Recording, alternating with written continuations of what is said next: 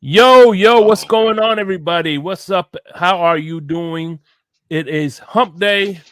That means we are in the Smoke Lounge. We have no more Vic Fangio. And we will be talking about his replacements and possibly why he left.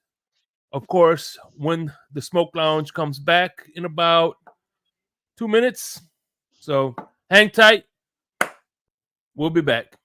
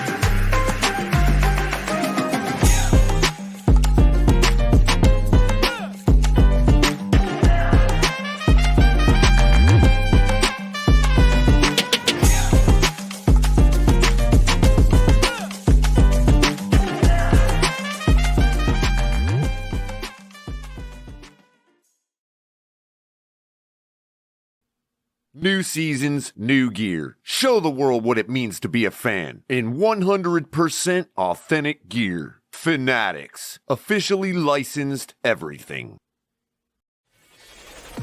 Get ready to dive into a new role of online shopping with the Fins Tailgate. Whether you're a die-hard sports fan or just looking for the latest fashion trends, we've got you covered.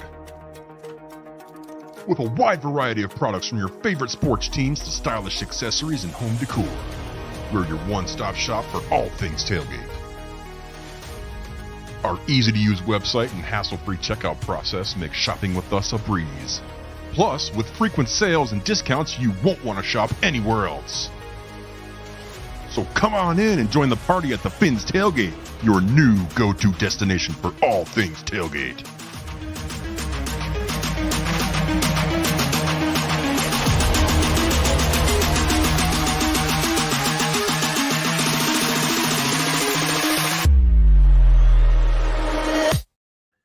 Yo, what's going on, man? Don't forget to find folks over at Dubby Energy as well.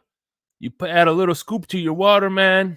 And energy. Here's a sampler pack. The link is in the description below. If you use the link, you get the 10% automatically taken off. Or if you want, go to the website and use hashtag TFTG for 10% off your first order. And of course, a great member of this community, Chef Jew.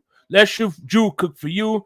If you want a good cater in the Tri-County area, Miami, Palm Beach, and Broward County, hit up my man Chef Drew at 786-804-8096, 804-8096. If you mention the Fins Tailgate, you'll get 10% off. Look at these homemade, mouth-watering desserts. Imagine the food he could cook for you. Hit up Chef Drew. That's the man.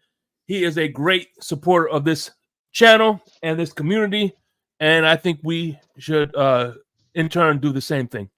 So, with that being said, let's give a shout out, Mark. Hey, man, hey, listen, I'm giving you shit, but hey, listen, seeing you here after the Bills took a L and not going into hiding, you know what? That says a lot. Hey, man, hats off to you, bro. Anyway, Dolphinaire, what's going on? Daniel Berry Sports. Joe Rist, what's up? I could see the light. Jamie Reichart and Molly Mall, what's going on, brother? So let's get into this real quick. Now, check this out. When Brian Flores first got hired, he hired a position coach from New England, which was Shadow Shea. And when McDaniels got hired, he hired a former position coach from New England, Brian Boyer. I'm just seeing the connections now. Kept him on board. Yeah. When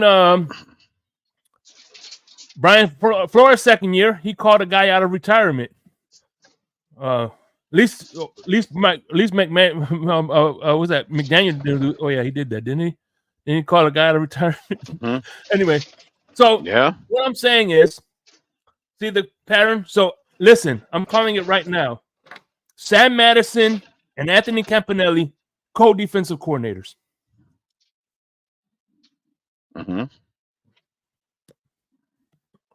For the replacement you talking about? Yeah, co-defensive coordinators. You got the run defensive coordinator, which would be Anthony Campanelli, and then you have the pass game defensive coordinator, which is why not? They've already tried offensive coordinators. Yeah. See, look, Anthony Campanelli. Why not do it on the McDaniel? Do co-defensive Anthony Campanelli for the that speech he did on Hard Knocks, right? And then and bring a little nostalgia factor with Sam Madison. Right. Yeah. Why not? One little tried everything else. Yeah. Co-defensive coordinators. Co-defensive coordinators. That would only be consistent with their history. Why not do that revolutionary thing and say, well, that's what we needed to throw the offenses off guard, right? Like the offensive coordinator is supposed to throw defenses off guard. Yeah. Since the Rams did it back under Dick Vermeil. Yeah, and then we could lie about who's calling it the defense when we all know who was. But anyway, there we go. Right. Can somebody just answer to me why Chris Greer just doesn't go down on the field, put the headset on, and be the head coach himself? I mean, we all know it's obvious that's what he wants to do. Well, Ross could do that too. Hey, Ross could be the defensive coordinator. Yeah. I've never seen a team give it so a shot. He owns the micromanaged team by its GM in all my life, man. It's just ridiculous. And listen, and if you are a and what he could do is for all the people that owns skyboxes, he could randomly select a person in the skybox to call a few plays for him. There you go. That's what I'm saying. Yeah, that's kind of how he runs the draft, right? I did want to jump. Shoehorn's the future coach with it. I did want to jump the line and put it down on voice because I already put it down in chat and on Miss Finn's channel. Shout out to Miss Finn's. But let me be the first to say I am team Steve Belichick for DC. Bring him home. Hey. He would love working with the Greers. I would. I'm gonna let everybody. I'm saying team blow it up. Hashtag blow it up. Yeah. That's where I'm at, Crypto. I'm gonna let everybody on this panel and everybody else in the community bring up who they want or what we need or whatever. What we need is to get rid of these soft ass players.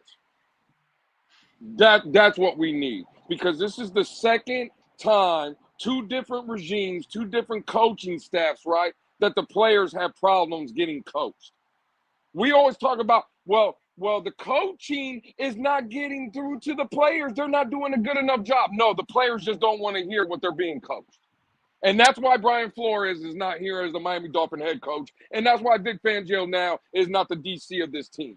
Because every time Flores was trying to tell a player, hey, you're playing like dog shit, pick it up, the player would go into Chris Greer's office and cry. And when Vic Fangio probably sat in those meeting rooms and told defensive players, hey, you're playing like dog shit, this is what I expect from you, they went and they cried. It's not a coach problem. It's not a general manager problem. It's a player. It's personnel problem. And you want to blame Chris Greer now for going and getting those soft players, now I'm willing to listen to that argument. But all this, well, they're the combination coaching, of players. we're not getting the coaching and stuff. No, it's that this soft-ass mindset from this football team don't want to be coached hard. And it just I started thinking, and I said it on Miss Finn's show. And Color, I think you would agree, Crypto and Shake Money, I think all of us would agree. Look at the last 4 teams standing in the NFL this season. When I say, what do you think about the San Francisco 49ers? The first probably word you think of is tough. The Detroit Lions, remember everybody making fun of Dan Campbell when Dan Campbell said, we're going to bite off a kneecap, and if that don't work, we're going to go at your neck, and if that don't work, we're going to go after your dick. And people were making fun of him. Mm-hmm. But what is Detroit? A tough-minded football team. What is the Baltimore Ravens? A tough football team. What is the Kansas City Chiefs? A tough-minded football team, right? What is the Miami Dolphins? They're the surf on turf. They're the finesse. They're the speed. They're the soft. Bro, it's a mindset problem here in Miami. We are just soft. That's the problem. So, hey, by the way, real quick, Lewis, but we're soft. Lewis, I want to add to your point. You know who's that defensive coordinator who dragged Tyreek Hill to the mud? What do you mean? You said the defensive coordinator? No, the defensive back that was pushing Tyreek Hill in the Chiefs game. Snead? Oh, Snead. Yep. Snead. I seen on Barry's show that they pointed out that Snead went over to the Dolphins locker room, stared them down, and they didn't do shit. No, they just stood there soft, looking, staring at him. Shake, after the Kansas City loss, it was reported that Chris Jones, the Kansas City DT, and other players went in the Dolphin locker room to celebrate. We didn't hear no punches getting thrown. We didn't hear people. Can you imagine if that was if that was Steve Smith Sr.? Well, my God! Well, that again, that's. Oh, can you imagine if that was Bill Belichick's locker room? Yeah. Could you imagine if that was Brian Flores' locker room? Oh, right. Somebody would have been fighting. They would have been. I guarantee it would have been Brian Flores that would have been throwing punches. The problem is, bro, we are just soft, man. I got again. We get the news, and the first thing that comes across my phone is an Instagram post by Javon Holland, a guy that wears a C on his chest, and he's talking about, "Oh, I'm in my parking lot. I'm kicking rocks." This is the same dude that 2 years ago was laying in a fetal position on his living room floors, laying on the carpet, right? Talking about, oh, fans, you're not real fans if you don't support this team. What do you think fans are? We're the ones that are pouring. Again. Wait a minute, though. What I don't see, this is why I have a problem with Javon Holland, man. He puts himself out there, and he doesn't realize he's committing a complete logical fallacy, right? Absolutely. The first time he put himself out there, he was talking up Tua last year when the Tuaneers were throwing him under the bus. Okay, first of all. And now he comes out saying he's kicking rocks. Well, isn't it the guy that is supposed to be leaving that's kicking the rocks? Like, what a dumbass. Mm-hmm. I'm sorry. It's just listen, I love Javon Holland on the field, but from a mental standpoint, the man's just weak. He's weak. And look, what I'm saying is, if I was telling Fangio to leave and saying he don't like the fire under nobody, it would be Fangio that need to be kicking the rocks, not me. I mean, what an idiot. Exactly. Yeah, exactly. But I'm just coming from a player perspective, right? And this is where I think Mike McDaniel, right? He deserves blame in a lot of things, right? But in this kind of situation, I'm not going to blame Mike McDaniel, and this is why. Because people sounds like he's a prisoner. No, Crypto. It's just the fact that, we're a team because Mike McDaniel is soft. I think two things can be true. I think Mike McDaniel is a little soft, right? But Mike McDaniel wasn't in the building 2 years ago when these same players were the ones saying, you can't talk to players like that. You can't talk to us like that. Sorry to interrupt, Lewis. We got breaking news. Huh? Hold on. All right. Hold on. Go ahead, Shake. Hold on, man. Before you do that, wait a minute.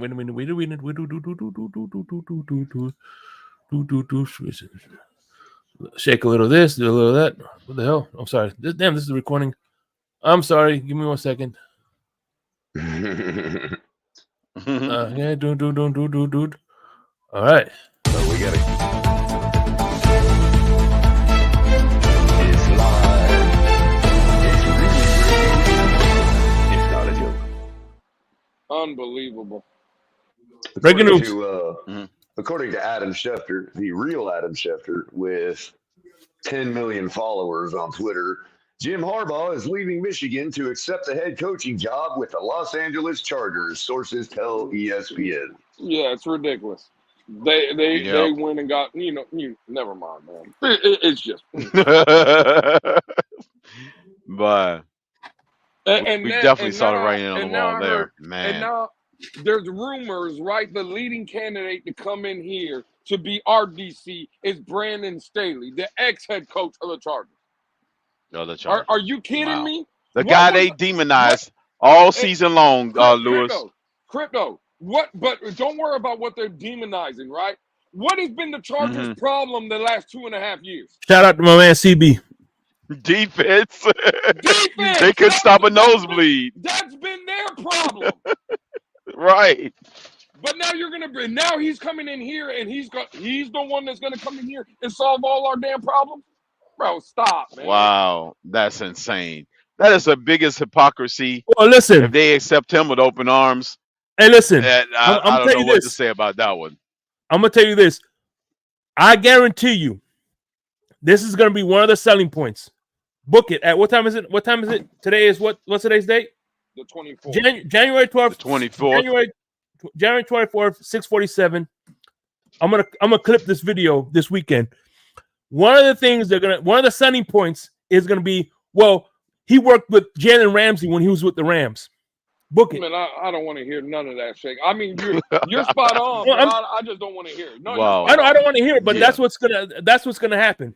That's what they're gonna say. Yeah, that's spot on. Yeah. They're gonna try to hoodwink us with that one. Yeah.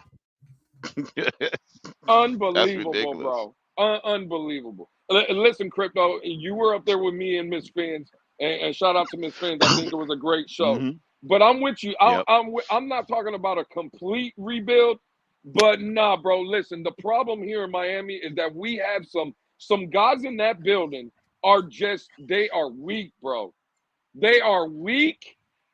Again, you can speculate who those players are. The guy kicking rocks is from the Pacific Northwest, dude. What did anybody expect, man? You see what they're doing out there these days? Yep. I agree, Color. This is what I'm saying, bro. By the way, no offense to Goose from Seattle. Watching. Well, no, you got to get those guys out of here. Identify the problem, right, in that building. Identify those guys. And again, if it's a complete rebuild, then fuck it, bro. You got to do it. Why do you think Mario left Oregon? He's like, I'm done with this nonsense. Yeah, they're soft. Get me out of here. They're soft.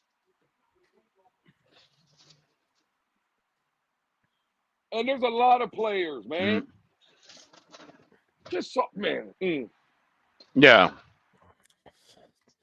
Again, now I think as fans, we're all starting to realize one of the biggest narratives that was going around this season was the Miami Dolphins. They can't compete with the upper echelon teams, right? The better teams. And why is that? Because the upper. And I agree now.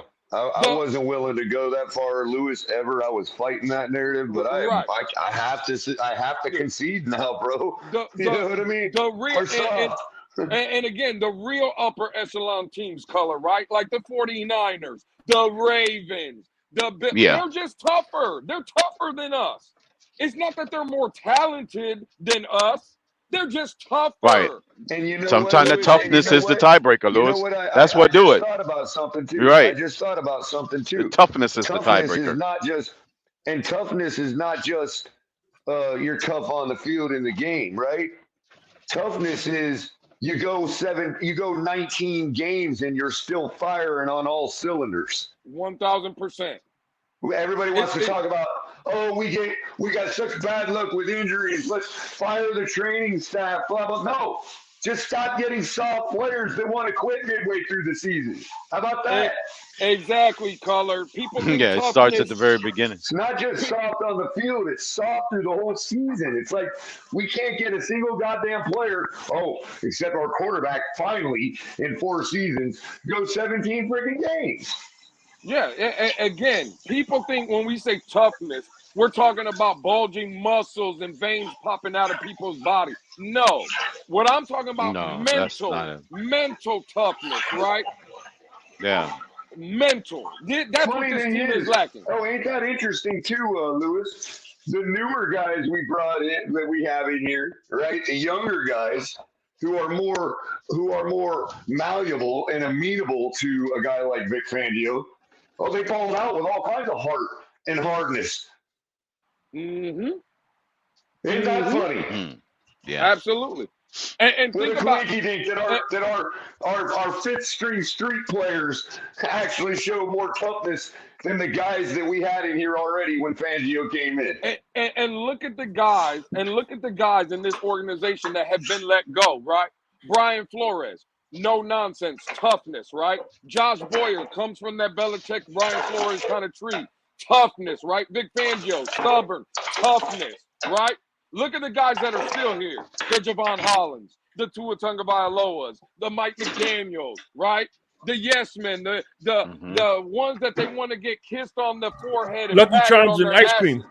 right? They want to eat the Lucky Charms shake and go Oh outside man, of Hard Rock Stadium. Lewis, I can say so much more than I do, but then this would turn into a political show, and I don't want to do that. And Color, I'm with you because I can do the same hit it on shit, the Color. head. When Miss Fins hit it on the head when she said this is a microcosm of our entire society right now. Absolutely, Color. Everybody wants credit.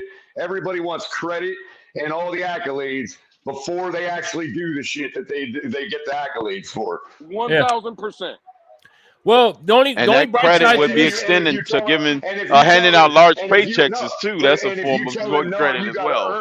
No, if you tell them, if you give pushback Yeah, and say, they no, got to you earn got it. to earn it, you're microaggressing against them and you're hurting them. You're being violent. Hey, listen, the only bright side I can see to this, I only see one bright side to this is that I might get cheap tickets next year. Right. Cheap tickets, you said?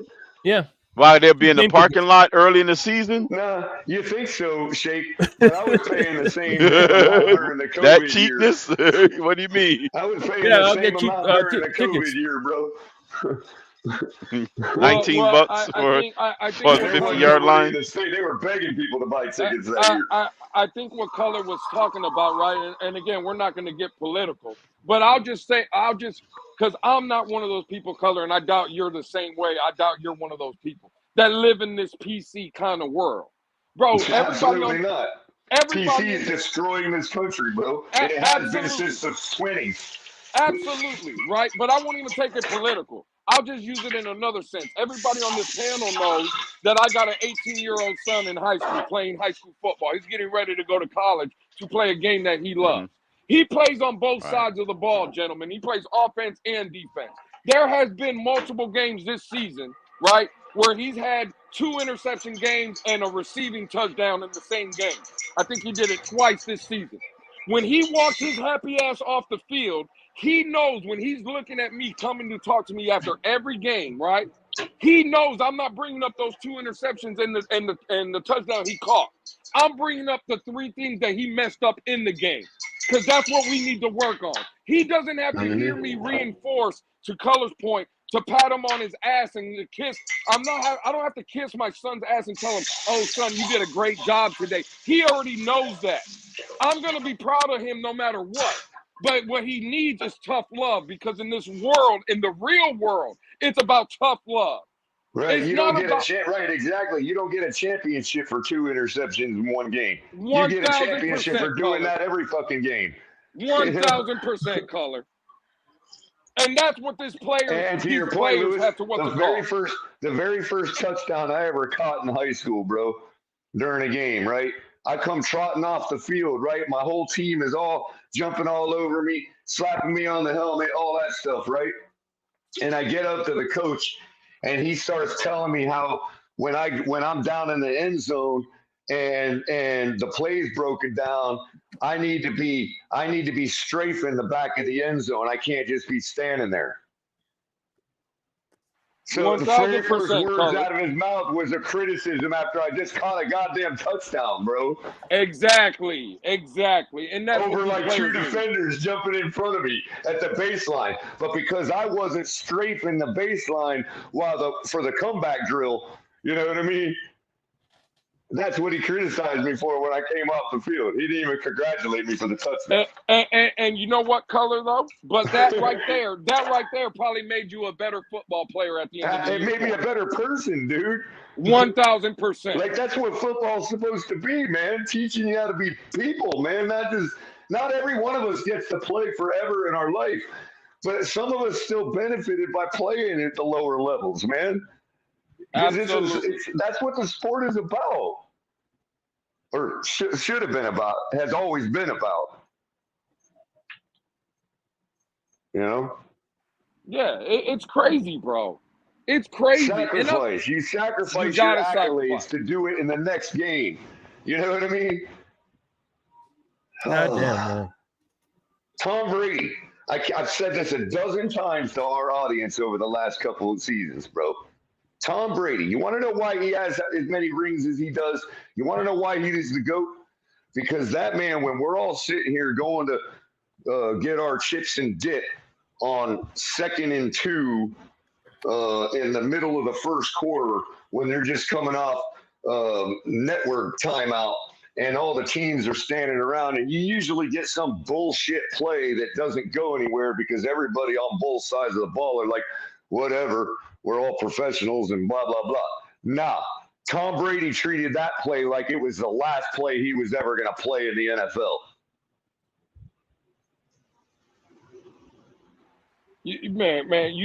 And see right here, and I'm not trying to come at nobody shaking the chat. Yeah, but for sure. Look at Alex Renee Diaz. And I said this the other morning when I was up there with just me and Miss Spins, right? Because we were talking about a situation. She brought me up for a couple of minutes. I had some time while I was at work. Yeah. I'm tired of the fan base, bro. I don't know why he's so hot lately all of a sudden, bro. But his point, look at it. No one should be bashing the Dolphins for this Fangio move. I'm bashing the players, and now I'm about to bash Alex. Because at the end of the day, when I say that these players are soft, you know why? Because they know that they have people in this community like Alex that will babysit them.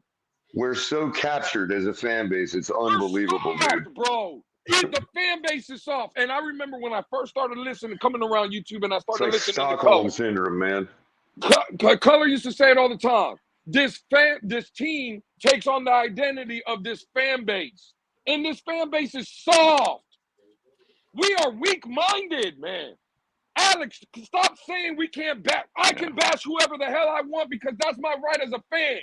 When I pay that $160-some, $200 to go to a game. Exactly, for that ticket. Exactly. When I pay for all the hats and jerseys and T-shirts. Hey, just like he had the right, to bash Tua after the Buffalo game. Oops. Absolutely. Like, what are we talking about here? We don't have the right to bash. I can bash whoever the hell I want. Right. Well, Alex has got selective amnesia. I have yet to receive a check from the Miami Dolphins reimbursing me $200 for the last time I went to a game for buying that ticket. They have never bought me. I have 11 Miami Dolphin hats sitting in my house right now. I haven't got one from the Miami Dolphins. And you know what? Jersey. To that point, I got to say something to that point really quick, Lewis. Okay. Oh, they've gone up. But yesterday on ESPN's site, it's probably because they're sold out now. But yesterday, the Detroit at San Francisco game had tickets as low as $80-something. So don't sit here and tell me that it is what it is and you got to pay. Because there's championship level teams that ain't charging their fan base that kind of money to watch them play. Why are we spending $300 freaking dollars to watch garbage? Yeah, man. By the way, shout out to Larry K in the chat. Let's not add the fact that those tickets are in San Francisco. Let's not forget about that too as well, so they can price accordingly.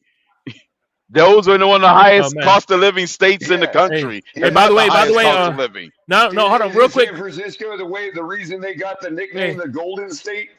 Hey, real quick. We got a special guest in the back. I invited him up here. Let's give a warm welcome to the man, the myth, the legend, my brother from another mother, Mr. Larry K. What's going on, Larry K? What up? Larry K. Oh, What up, man. fellas? What's going on? What up, Man, fellas, coming man? over in the What up, Larry? All right. What's going on, Larry? Kicking it, bro. What's good, Lou? What's Chilling, good, bro. Colin happening, Trisco? man? What's up, man? Gents. Larry's like, it's a safe house. How It's you a been, safe man? house. Get there. The safe Bro. house, yeah. I've been listening to Get the Lewis, mountains, man, in go the off on mountains. Miss Finn's here. I agree with him, bro. The team is soft, but to me, it starts with management, bro. It just is what it is. Like, whether they're mismanaging players, whether they're soft culturally, it's just the whole damn franchise right now, bro. I'm not even up here to say I got answers or to yell about it. It's just this whole damn franchise. I hope Campanelli gets the job just because he's a Jersey dude and I rock with him and he's Italian. But other than that, man, I got nothing. And I he's mean, it's Italian, just so you know. Hey, Larry, I predicted earlier today we're gonna get co-defensive coordinator, Campanelli and Sam Madison. yeah, bro. That's just like Flores did with offense. That's how this Yeah. franchise rolls, bro. Right. Might as well try that route, right? So stupid. Oh man. But what was your? I seen your video, by the way. What a day. Italian, so watch this. Yeah, I put out the video. What a day in Dolphin, man. Oh man.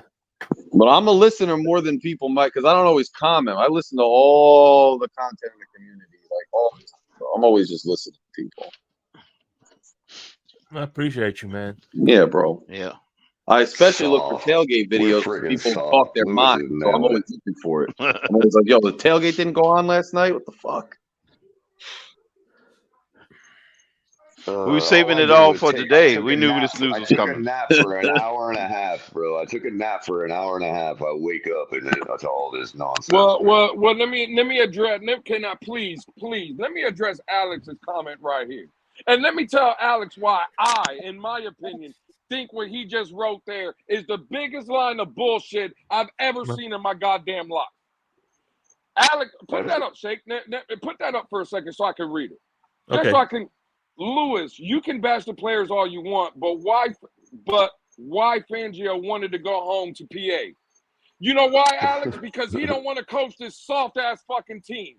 Because do you realize that a guy, right, just left sunny South Florida where you can coach 8 games of, and hopefully more if you make the playoffs on host games, but at least Making 8 home $10 games million. where you're going to play in sunny South Florida in 75 to 80 to 90 degree weather, right? Beautiful South Florida, right?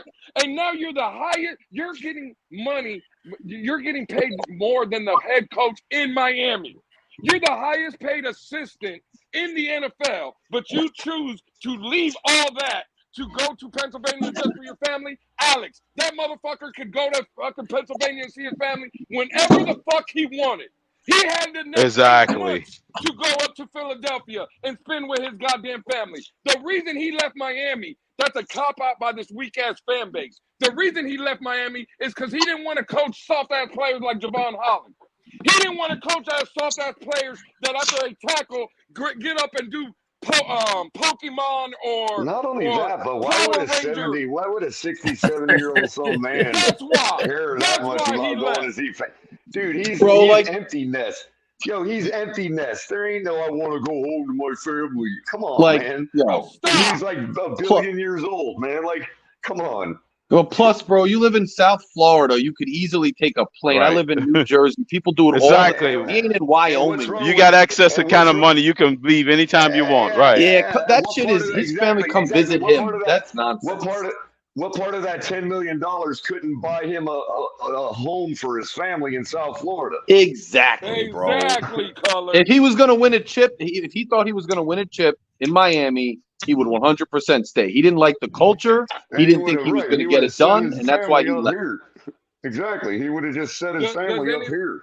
Does everybody remember? Does everybody remember Vic Fangio's introductory press conference last year? He Mhm. said, No, I want to be here in Miami as long as Miami is willing to have me. There you go.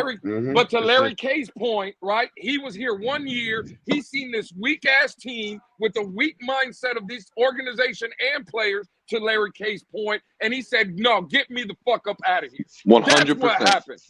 Yep. And the players are gonna act like they're happy because the players celebrate that, just like you were saying, bro. That weak ass shit. They're out here talking. And by the way, go back to a time when dudes, I don't care how old you are, you respect people in a business setting, and when they leave, you don't post kicking rocks and just dumbass shit like that. That's just silly shit overall, bro. And why is it only 2 players? Like, what do the rest of the players have to say? Right. Hey, what do you got? Point match. Yeah. Look at this. What do you say that? Bro, I don't want to hear this. Just stop. I don't Shake, don't even bring Alex up here no more. I don't want to do it. Bro, Alex, but these fans, they'll sink into anything, Lou. They're already saying, "Oh, he said kick rocks." Bro, I don't care. Like, it's bad. Period. Well, see, Larry, and this is what I don't like, Larry. Alex is the same guy last year that told me Josh Boyer was the problem and that he sucked. But now all of a sudden, Fangio's defense sucks and he was boring. Like, again, so it's not the organization, it's not the players, it's always coaching. Right? We're always going to blame the Brian Floreses. We're going to blame the Josh Boyers. We're going to blame the Vic Fangio. We want to fire Danny Crossman. But nobody wants to get rid of Tua, though, right?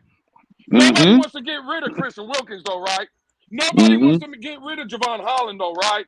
It's always the it's always the people that are not missing tackles. It's always the people that's not throwing interceptions.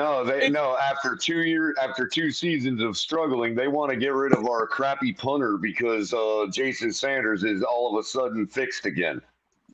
It's ridiculous, man. This fan bro, base that's is right. ridiculous. The punter thing's hilarious, color, bro. I forget where I heard that shit. Well, because they can't even grasp the possibility that we're willing to jeopardize a little bit of punting, given the supposed production of our offense. Right. We're willing to jeopardize a little bit of good quality punting for the fact that obviously he's holding the ball really well for Sanders. Right. You cannot argue the turnaround for Jason Sanders, and you can only point it to the correlation, the common denominator of 2 different holders over the last 3 seasons. That makes sense. You know, they found this guy. Sanders is booming him in camp. They said, you know what? Bailey ain't the greatest punter in the world, but we don't expect him to do much anyway. That's true. He's right for Sanders, and nobody can grasp that logic. But bro, this fan base is like 10-year-olds. Building and fire Crossman. You know, they just seem like 10-year-olds, bro. It's like they're fanboys of these players. They can't understand legitimate, critical, discussion. And there's always a scapegoat because there's always an excuse. And there's always hope for next year because the scapegoat is gone. So now they can look forward to some other bullshit next year. And I'm enjoying the ability to speak freely on this channel because I don't have to just like anything else, though, in this world. Ridiculous. It's no different in physics. Everybody wants to say, "Oh, this is the right answer," and we're going to just find the evidence to make it right. You know what I mean? Right. No, Instead bro, of it true. actually being tested and experimented on and falsified. You know what I mean? True. Yeah, that's this society too, bro. This is a microcosm of this society with that shit. Yeah, and they'll find a content creator or a media figure who give them what they want. We come to a conclusion first, and we work to make that true instead of just going with what's true and working with it. Yep. 100%. Even if we've got to convince ourselves of a lie. Yeah, that's what people do, bro. My head in the dirt. That's what Tua is the greatest quarterback ever. Yep. Yeah. And he's going to be the GOAT, bro, even if there's no evidence to that effect. By the way, it says, panel, this is Anthony. I'm going to read his comment real quick. Panel, I am sick and tired of the half measures, bullshits. This franchise, they don't clean house. They always fire parts of the coaching staff. So true story, bro. There's another Anthony that could be our DC because he's Italian. Anybody named Anthony, that's especially one that's Italian from Jersey. Show you right.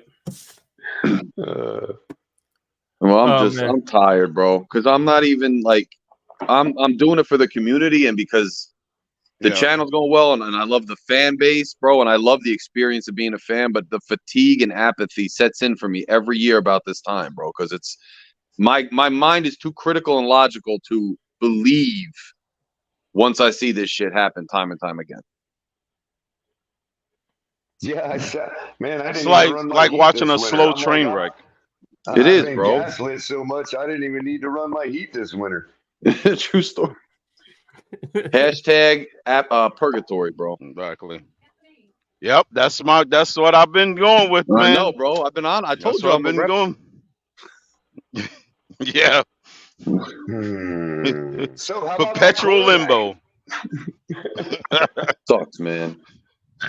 Who do you guys think, though? What do you think is actually going to happen? I guess that three-way trade for Denver and Chicago for Surtain is off the table. Oh, that bullshit. Remember that? Surtain. Yeah, that was only yesterday, Larry. Yeah, that made headlines everywhere because they also word the headlines. We wasn't a cornerback away. It happened already. Well, remember, Stephon Diggs dropped that pass, so that's wasn't the reason why we lost the Buffalo game. Well, when I posted that article that The Athletic wrote about them talking to an executive that said that the ideal plan for Miami is to trade Tua and bring in Cousins and whatever else, everybody ridiculed it. But the moment it became a three-way trade with Denver that included Surtain, it was like, oh, now we can talk about Justin Fields. Oh, now we can talk about trading Tua. Okay, whatever.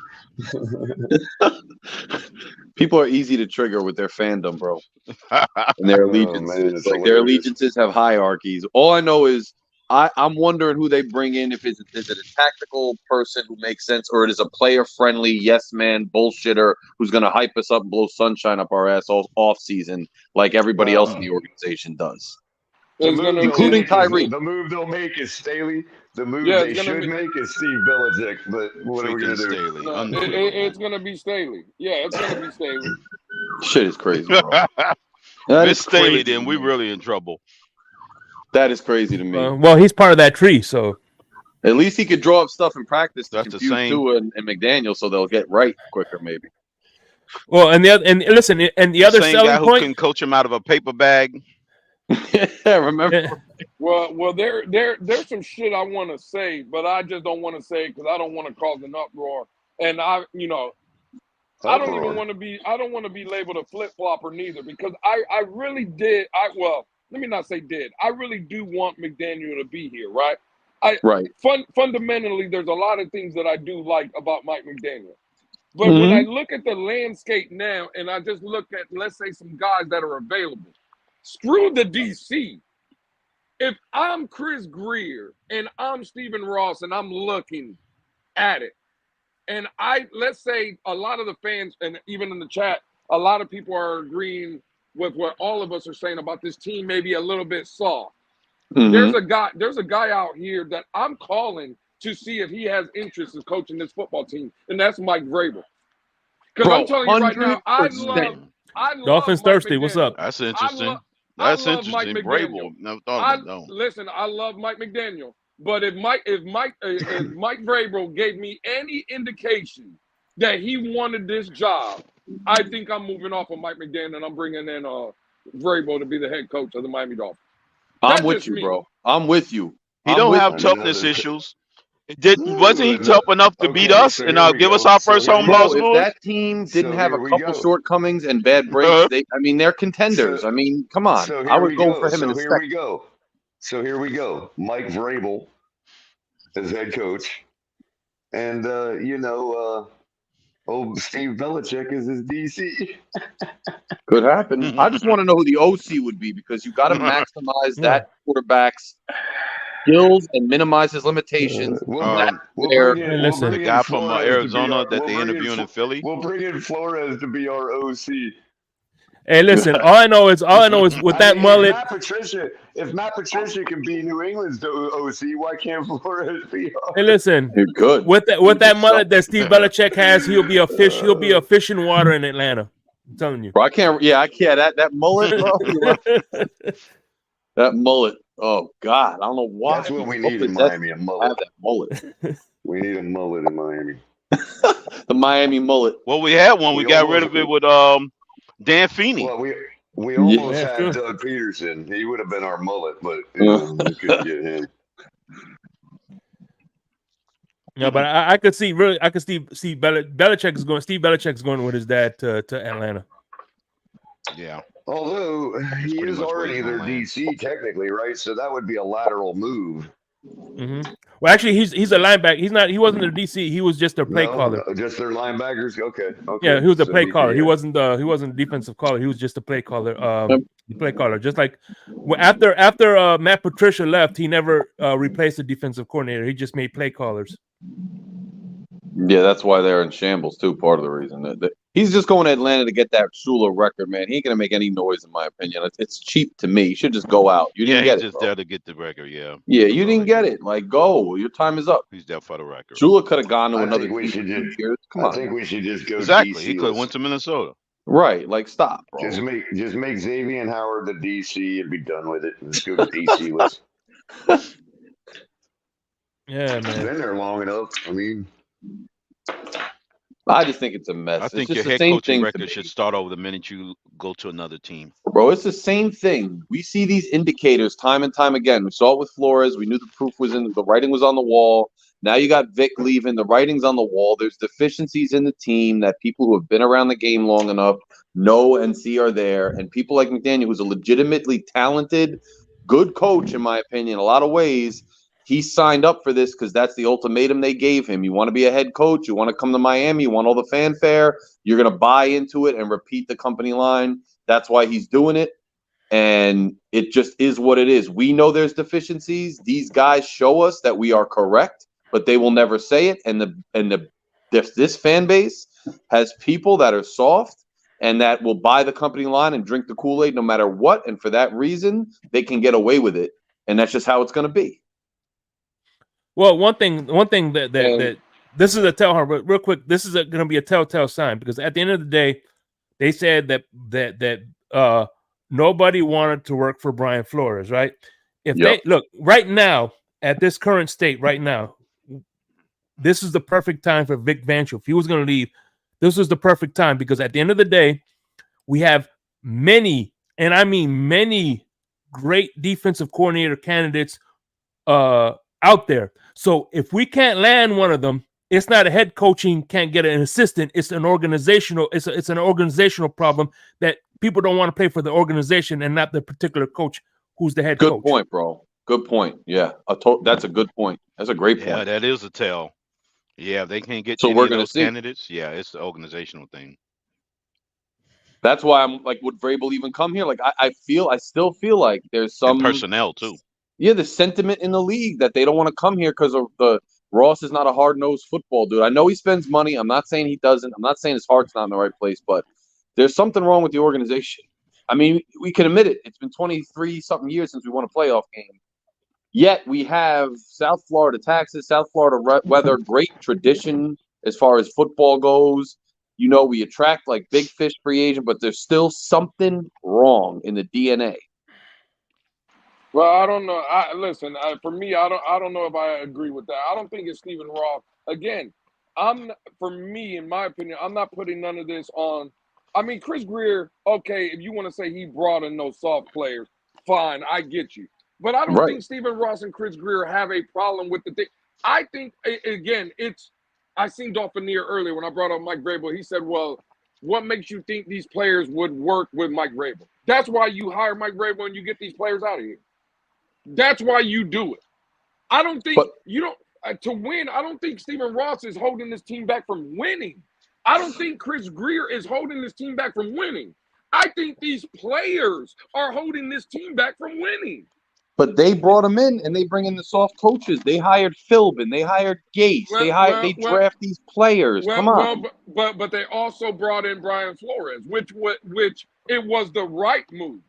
It was the players that got him up out of here. So if we want to blame Chris Greer for anything, I blame Chris Greer when players knocked on that door and said, "Chris Greer, Flores just yelled at me in the meeting room," and Chris Greer fired him, then blame him for that. Yes, but remember, his quarterback too, bro. I think the quarterback drove that bus more than any other player. I'm just saying, you can't you can. I'm just saying logically, if you're gonna say the whole team is constructed of soft players, that it starts with the dudes who buy the groceries. Like these dudes have set the tone.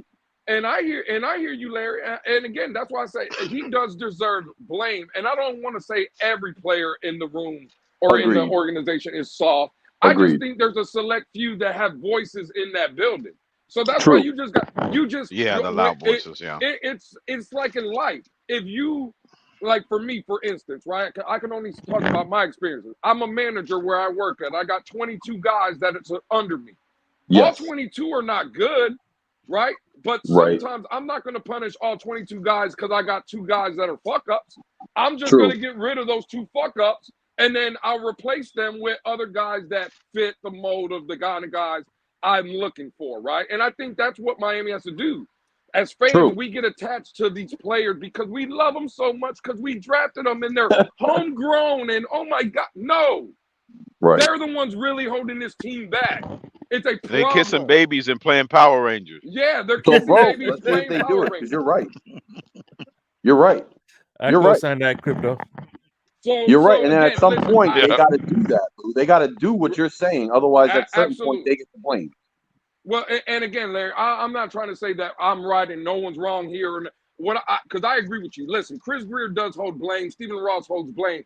But for me, in just my opinion, even with blaming them, I don't think those 2 gentlemen are the reason this team is failing.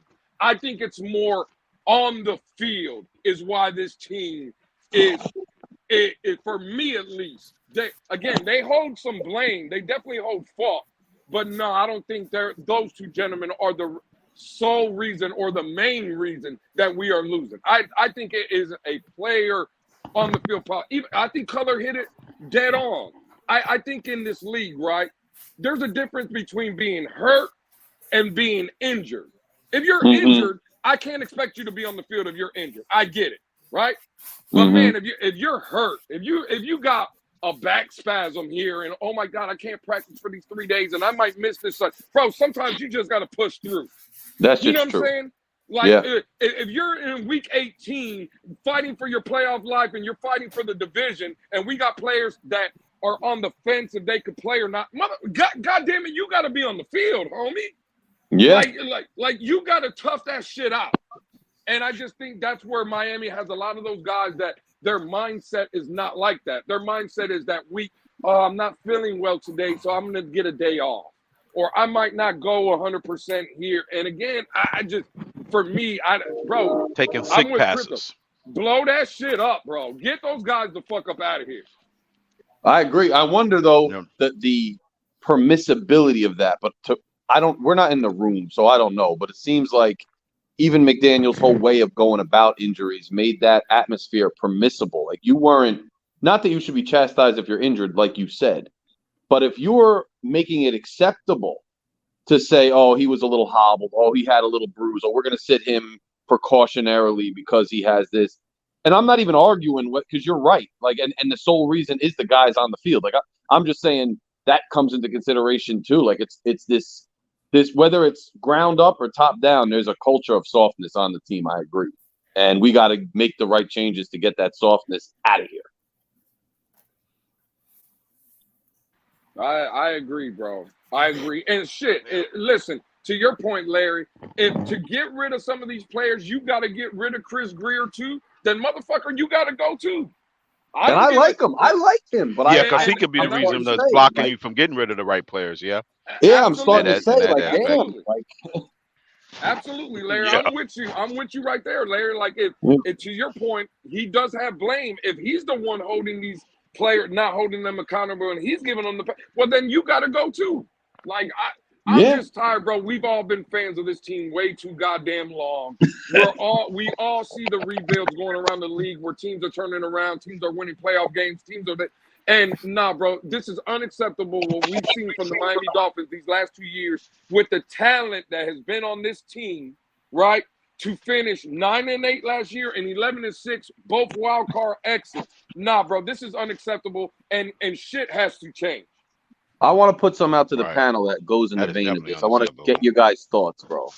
So when Ross first said that he was tearing it down to the studs.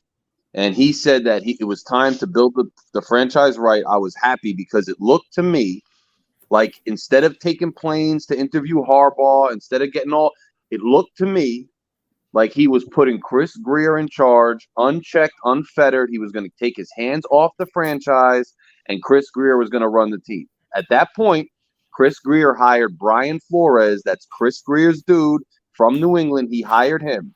Next thing you know, Ross is talking to Flores, making jokes about tanking, and he's trying to talk to Brady on a boat. Next thing you know, Flores is fired, can't get along with anybody.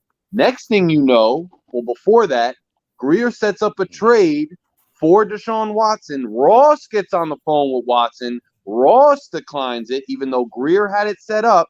Next thing you know, McDaniel is brought in to boost Tua, and McDaniel is preaching the company line. What are your thoughts about, did Ross take his hands off Grier, or with this whole fanfare Tua thing, was Grier pressured in some way to move off of his guy in Flores to stick with Tua because that was a Ross decision? I'm not putting forth necessarily like an assertion. I just want all of your thoughts because that's my recollection of what went down, and I'm just genuinely interested in people's thoughts because it's interesting to me. It seemed like Grier had control, and then it seemed like 2 years into the rebuild, we had to move off his pick for head coach. Oh, well, hey, Papa Paul, let's start with you. What do you think? Welcome, by the way, Papa Paul. How you doing? Oh, I'm doing pretty good. I appreciate it, brother. I think Ross has had his hand in it a little bit too much. He did not want to see Tua fail, I think, because Tua was his pick more than anything. And so he brought in a man that would boost Tua. Yeah, it makes sense. I don't know who did it, was Grier or him or who, but I think it's an interesting dynamic, bro, that we don't know.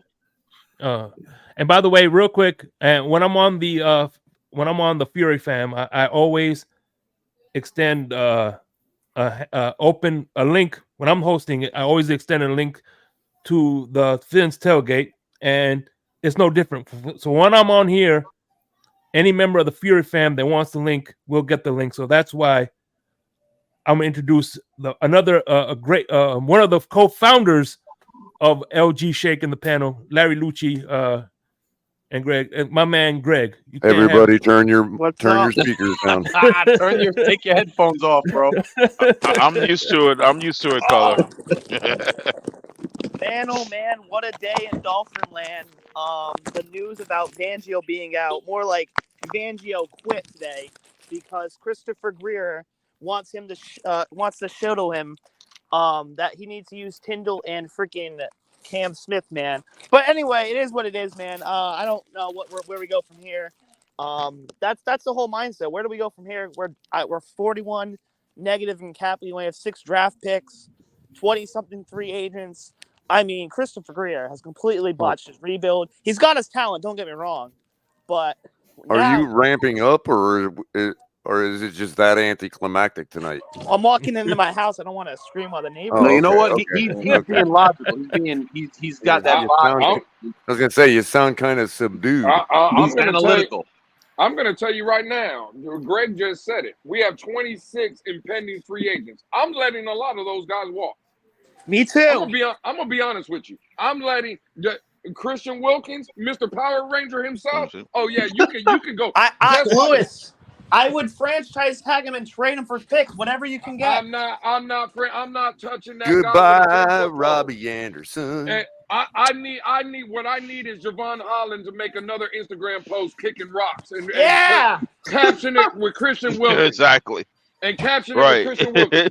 Get Christian Wilkins the fuck up out of here. That's one of the players that's soft as hell on this football team. Make him kick rocks. Exactly. Good evening to Mike Skalski. We haven't chopped it up in a while, but he says if you think a top-rated defensive coordinator just leaves every day after 1 year, you're a fucking moron. Right. Yeah, that's another thing I Something's wanted to boiling correct beneath the the record on. surface. Hold on. Oh, I got to do this because I literally saw. Now, we're not talking about your just average rando on Twitter. You're talking about a guy in the community that's got 1,000 or so followers putting out there that Vic Fangio saying basically good riddance. Vic Fangio hasn't ever accomplished anything anywhere he's been. Like that's the lie we're perpetrating now. So that's I don't know so who that's the the hell new that is. gaslighting tactic. Did I pull up? Because I did a show on this. I actually did a What? half-hour segment showing everybody what Vic Fangio's accomplishments were when he got hired. Wow.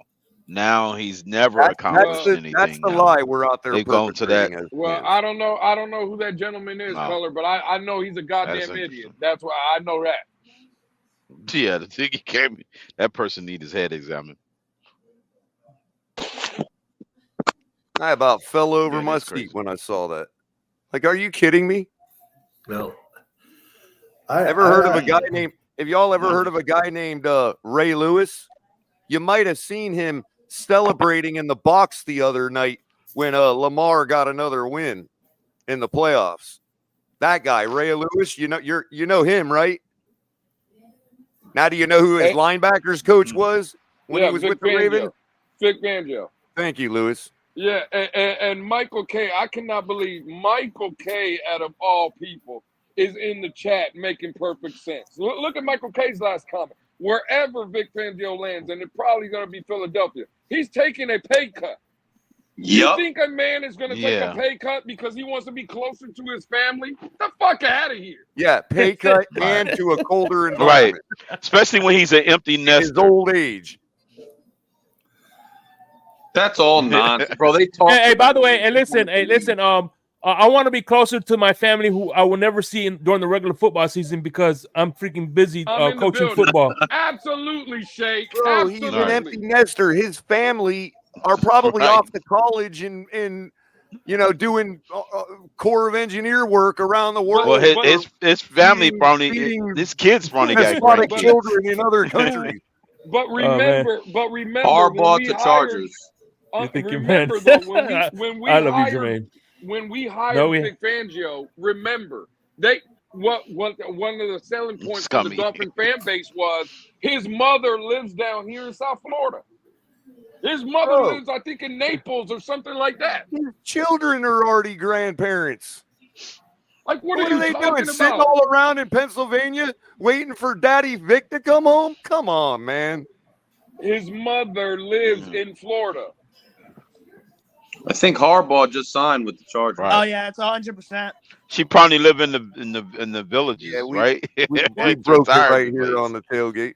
Once Schefter and Rappaport tweeted, I call it 100% official because Ian Rappaport and Adam Schefter are two guys. Man, F all them. They're not on YouTube. We broke it right here live on YouTube. Hell yeah.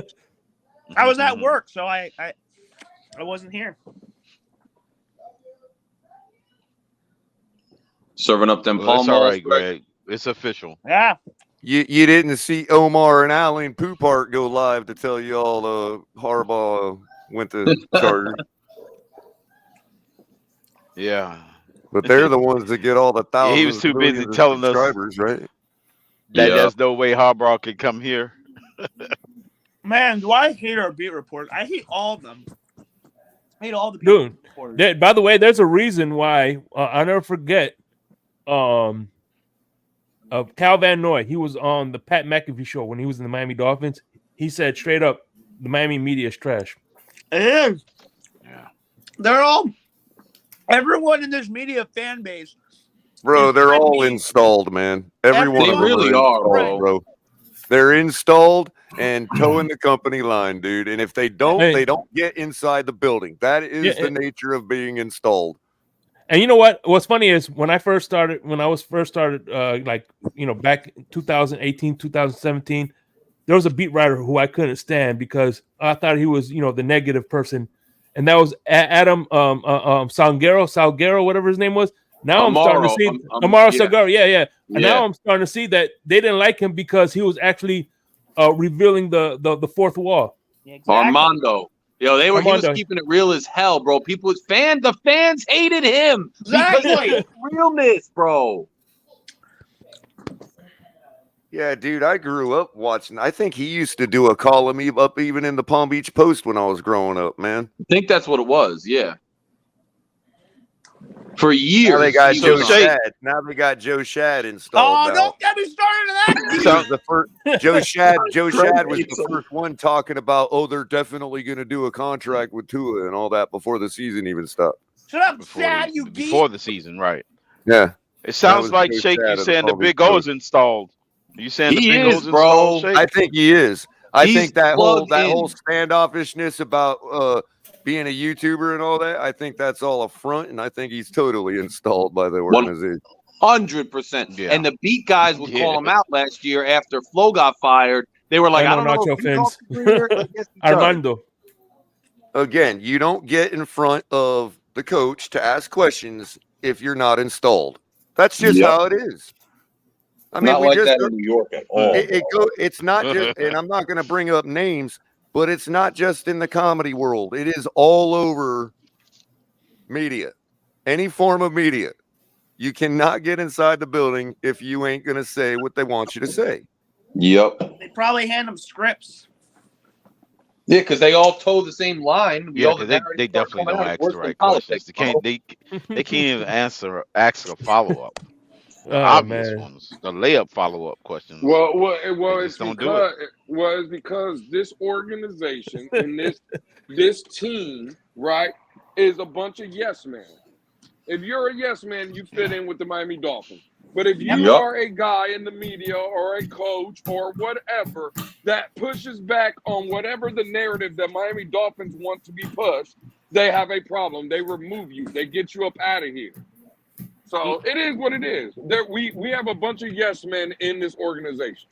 From the guys calling the shot, which Chris Greer, Stephen Ross, to the players, to the fans, to everybody. If you're a yes man, you're a Miami Dolphin. If you are not, you're not a Miami Dolphin. You see what I'm saying? That just it is what it is. And this is who Stephen Ross reminds me of. If you watch WWE, you know Stephen Ross reminds me of Vince McMahon these past couple of years. He surrounds himself with yes man, and they just do what he says. They don't care.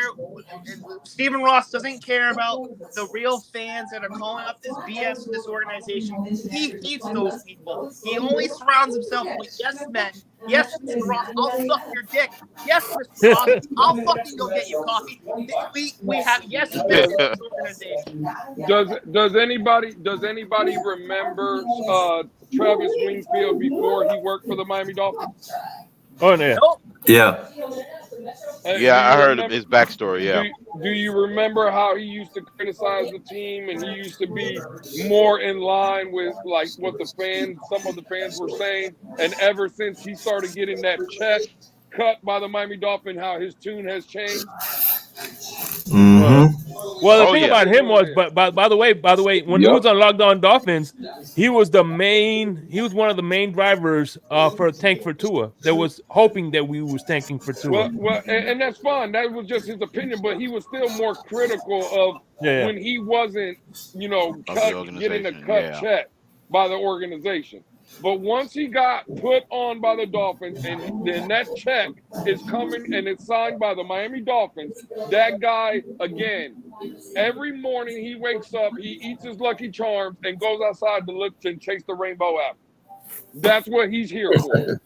That's exactly what he's there for, bro. Yeah. Yeah, he's definitely installed. What's up, KP? KP, waking up from a nightmare into an ongoing nightmare, man. I'm so fucking done with this team, you man. sound like you installed, KP. You sounds like you installed, KP. KP far from. Man, I am pissed off, man. If this isn't a full indictment on this team that the rebuild has failed, I don't know what kind of, you just talking about somebody eating fucking Lucky Charms. I don't know what kind of cannabis, cocaine infused goddamn honey nut Cheerios you still eating, you suckers. Man, this team sucks, man. And it's because of this sorry ass organization, which doesn't improve because the fan base puts no pressure on this team. There's always some damn heroin infused, goddamn Lucky Charms motherfuckers out here who are there to say, "Oh, this is going to work out for the best." Oh yeah, Fangio just wanted to go home to be close to family. Yeah, fuck his man. I'm so tired of this crap, man. We suck, man. Yeah, damn, I'm like Greg. Greg, we Heroin suck. infused Lucky Charms. Damn, that's a whole nother level right there. Some Man, crack they out there leaning and feeding for this goddamn sorry ass team, man. I'm a lifelong golf fan, man. I'm honestly thinking about giving this shit up, man. I hate to say that, but it's the truth, man. Sound like We somebody know how beating to screw up KP's a Lucky good thing. Charms. Yeah, I mean, pissed on Lucky Charms, man. Every damn year rooting for this sorry ass team. I'm right there with you. It's been 50 years I've been rooting for him. Hey man, hey listen, Papa Paul, you better tell him you want a use discount. You want a discount on your season tickets? No, shit. I not only want a discount if they're sending Miami down to Brazil for a home game. I want a whole fucking game tickets paid back to me. Or give me tickets. How much them tickets gonna I might be? go to that Brazil game. I'm not gonna lie. We don't have a real football team, though. We get a game in Brazil. Why would they want us represented in South America? Yeah, exactly. We're not a real team. We're a make believe team. We're supposed to look good enough to look like a team, but when it comes to putting together a real team, we don't do a good job of that. This is what I was telling my friends. It took the Detroit Lions 33 years to get to where they are now. So if the Miami Dolphins are going to be the Detroit Lions, add 33 years to your life. I'll be 54 when we're in the AFC title game. Hey, listen, Well, Jermaine. if you want to go there, I'll shit. probably be dead and buried by the time that comes around. Hey, listen, if Greg's gonna be that Jermaine. old, he's gonna be alive, bro. Hey, Jermaine, I'm blaming the fans. You're all out here showing to us we need offensive linemen. Who are we getting better? Who are we getting better than Armstead? Who are we getting better than Williams? Who are we getting better than Hunt? Who are we getting better than Austin Jackson? The only one we need better is that left guard. You people keep blaming the O-line duo was sacked 29 times last year. Who are we getting better with what money? Well, number one, I regret putting on headphones, right. And number two, not only are we blaming the fans, I also blame the person who got my McDonald's round for lunch today. So I'm blaming him too for this organizational. Yeah, that asshole. God damn it! You doggone right, we blaming the fans. God damn it! I'm blaming everybody. Uber driver, everybody. And take a shit the out that Uber field. driver. You That's all right. fucking applaud him. You all applaud. Let me tell you, the person I'm most disappointed in is myself, man. Myself for actually considering some of this bullshit tour narrative over the last 2 years, trying to be the Mr. Nice Guy, trying to be Mr. Reasonable, see it the other way, go along with the crowd. Listen, I was weak and stupid for that. So put blame on me for giving guys like Jermaine just 10 seconds of my day, because it was bullshit. It was total bullshit. I didn't believe in the guy, and ultimately I was proven right. And I think almost single-handedly, this guy is taking down now 2 regimes, because McDaniel's a lame duck as a head coach now. We're going to have less talent, less pieces to try to run a system that's already been figured out with a quarterback who's definitively limited now. The rebuild has failed. I'm all negative right now, dude. And if it sounds that way, you got it right. Goddamn it! Time to hit the reset button, Mike. By the way, Windows DOS program. Yes, I do. Control Alt Delete. I do agree with you, Jermaine. Yeah. I'm not gonna look. Every team does change coordinators from time to time, but the only way they change coordinators the reason they change defensive coordinators is if they take become a head coach or take an get upgrade to head coach, not to take a lateral move and a pay cut. Exactly. Right. And by the way, I want to speak to something Carrie said. Like, bro, KP said it. Like, we've been proven right about this quarterback and the deficiencies. We didn't want to be proven right. We wanted to be proven wrong, bro, every chance, to the point that TD was coming at me because I was being too complimentary of Tua. We wanted to be wrong. But at the end of the day, the nonsense that we saw 2 years ago has come to fruition. Yep. And what are we supposed to do? I don't want to be right. I wish I'm not right, but I am. And It's a nightmare. It's a 100%. nightmare. Well, hey, Shake. I just sent you something on your phone. I don't know if you could just put it on the screen. I'm not asking you to play it. All right, Right? listen. Go ahead. It's about a 25-second clip, right? Okay, I will. We don't need to play it, but if you could just Well, we could listen, like we could play the audio. But by the way, Matt, listen, Matt Patricia is a wrong example. Matt Patricia was a failed offensive coordinator. He sucks. And that collapse Right. that happened in Philadelphia was because of under Matt Patricia's watch. So Well, don't forget he was the head coach of the Detroit Lions before Yeah. Dan Campbell. exactly. Yep. all I wanted Right. to say, with this clip, right? Okay. It's Drew Rosenhaus. Drew Rosenhaus represents multiple players on this Dolphin team on the defensive side of the ball, right? This man went on a live interview and said that multiple players had a problem. Hold on. Vic Fangio. Didn't necessarily get along with Fangio. And so it wasn't a great relationship with many of the players. There were some guys that loved him, but there was quite a few that didn't. It definitely wasn't a unanimous positive relationship. There were quite a few players on the right there. team. Now, There you go. now right That there. tells Now, you the team is Now, soft. now hold on, Crypto. That exactly right, Crypto. What Did he that mean to say? wait? Hold on. Did he mean to say majority? Because nothing is ever unanimous. No. No manager is going to be liked by 100% of the people in the freaking room. Well, all I'm saying Right. is, what did this sound like?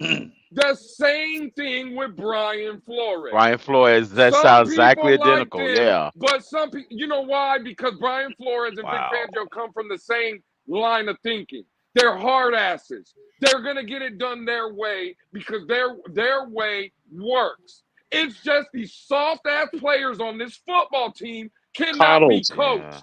That Right? They're tells- coddled that tells and it's a telltale spoiled. right there. They're enabled by these Holy bullshit shit. ass organizations. So when I hear this bullshit in this fan base that Mike McDaniel doesn't do a good job coaching. No, Mike McDaniel is handcuffed because he can't coach this goddamn team. Gahari, Just like Vic Fangio you know me. Right. could I've not called coach this goddamn team.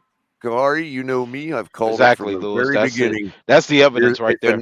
It's another person that's been pushed out of the building due to microaggressions. Absolutely. Yeah. That's what it is. This team doesn't want to do what's necessary to win. The hard shit that it takes to win, this team is unwilling to do that. Period. We'd rather play cosmetics. Man, we're We want stuck to in a look like a loop. football team rather than be a football team. We're going to go ahead and pay this. We're going to pay this guy $55 million a year for 4 years, and it's happening in the next couple of weeks. And at that point, I don't know if I could take it anymore.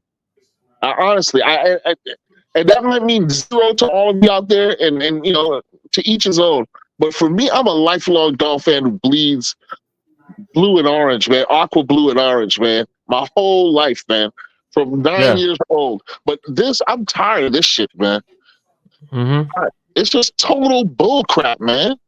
Year after year after year. And anybody who tries to make any sort of positive change and install football values that I learned as I played football, I see these motherfuckers get churned out of this organization. And who stays? The bullshit masters. Year after year after year.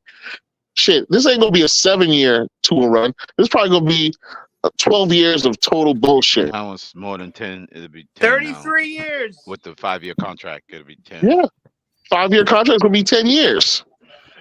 And it's crazy. And they'll sell enough tickets to keep the bullshit going.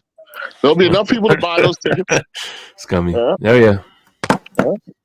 33 years. With that coming around. Well, to your with point, that audio, KP, Lewis, how would they sell us wolf tickets for the upcoming season? Well, to your how are they point, going to sell us wolf tickets? KP suggested that the deal was going to happen in the next couple of weeks, and guess what? Just so happens to be coming up in the next week or week and a half. KP, what's that? February.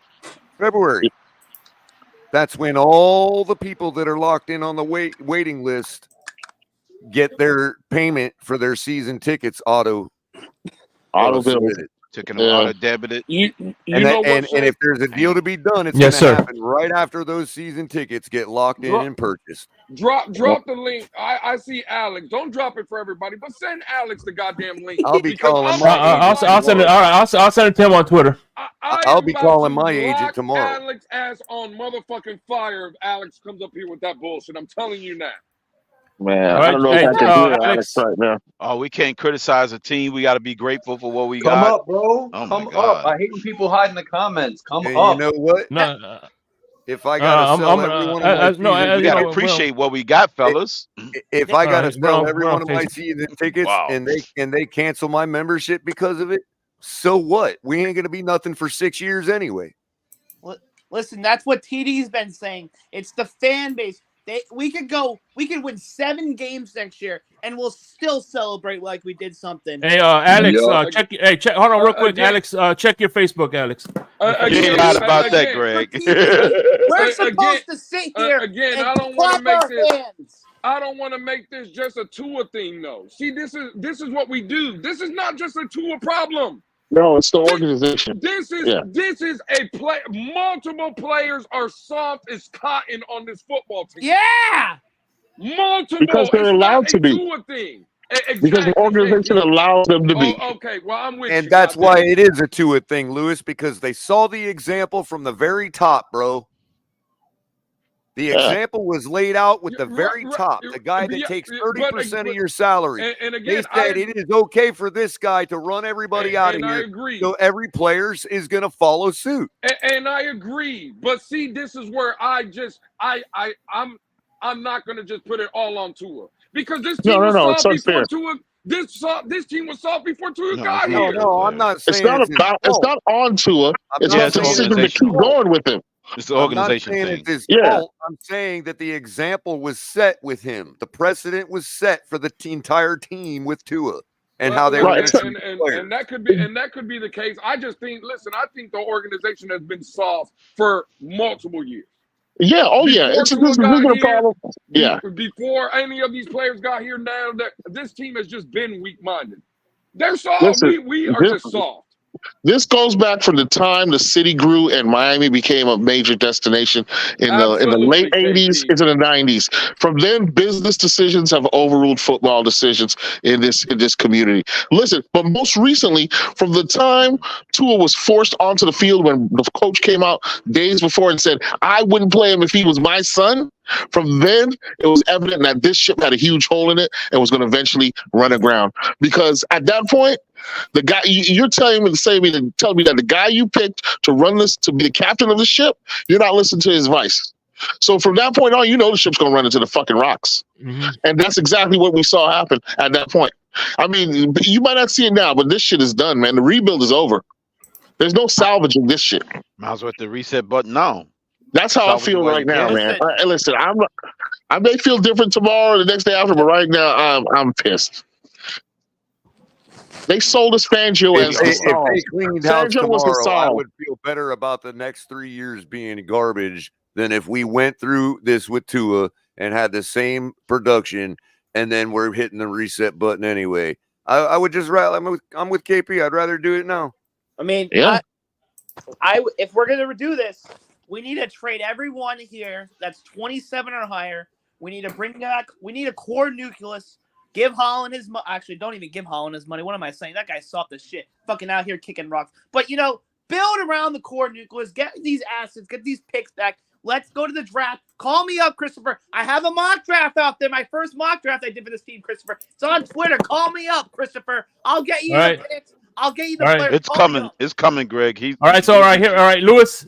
All right, let's this gotta be fun. I'm going on. Let's give the floor to Lewis. Let's give the floor to Lewis and this next gentleman right here. Go ahead. Sir. Go ahead, Alex. You got the floor. No, let Lewis go ahead first. I want to hear what he has to say, bro. No.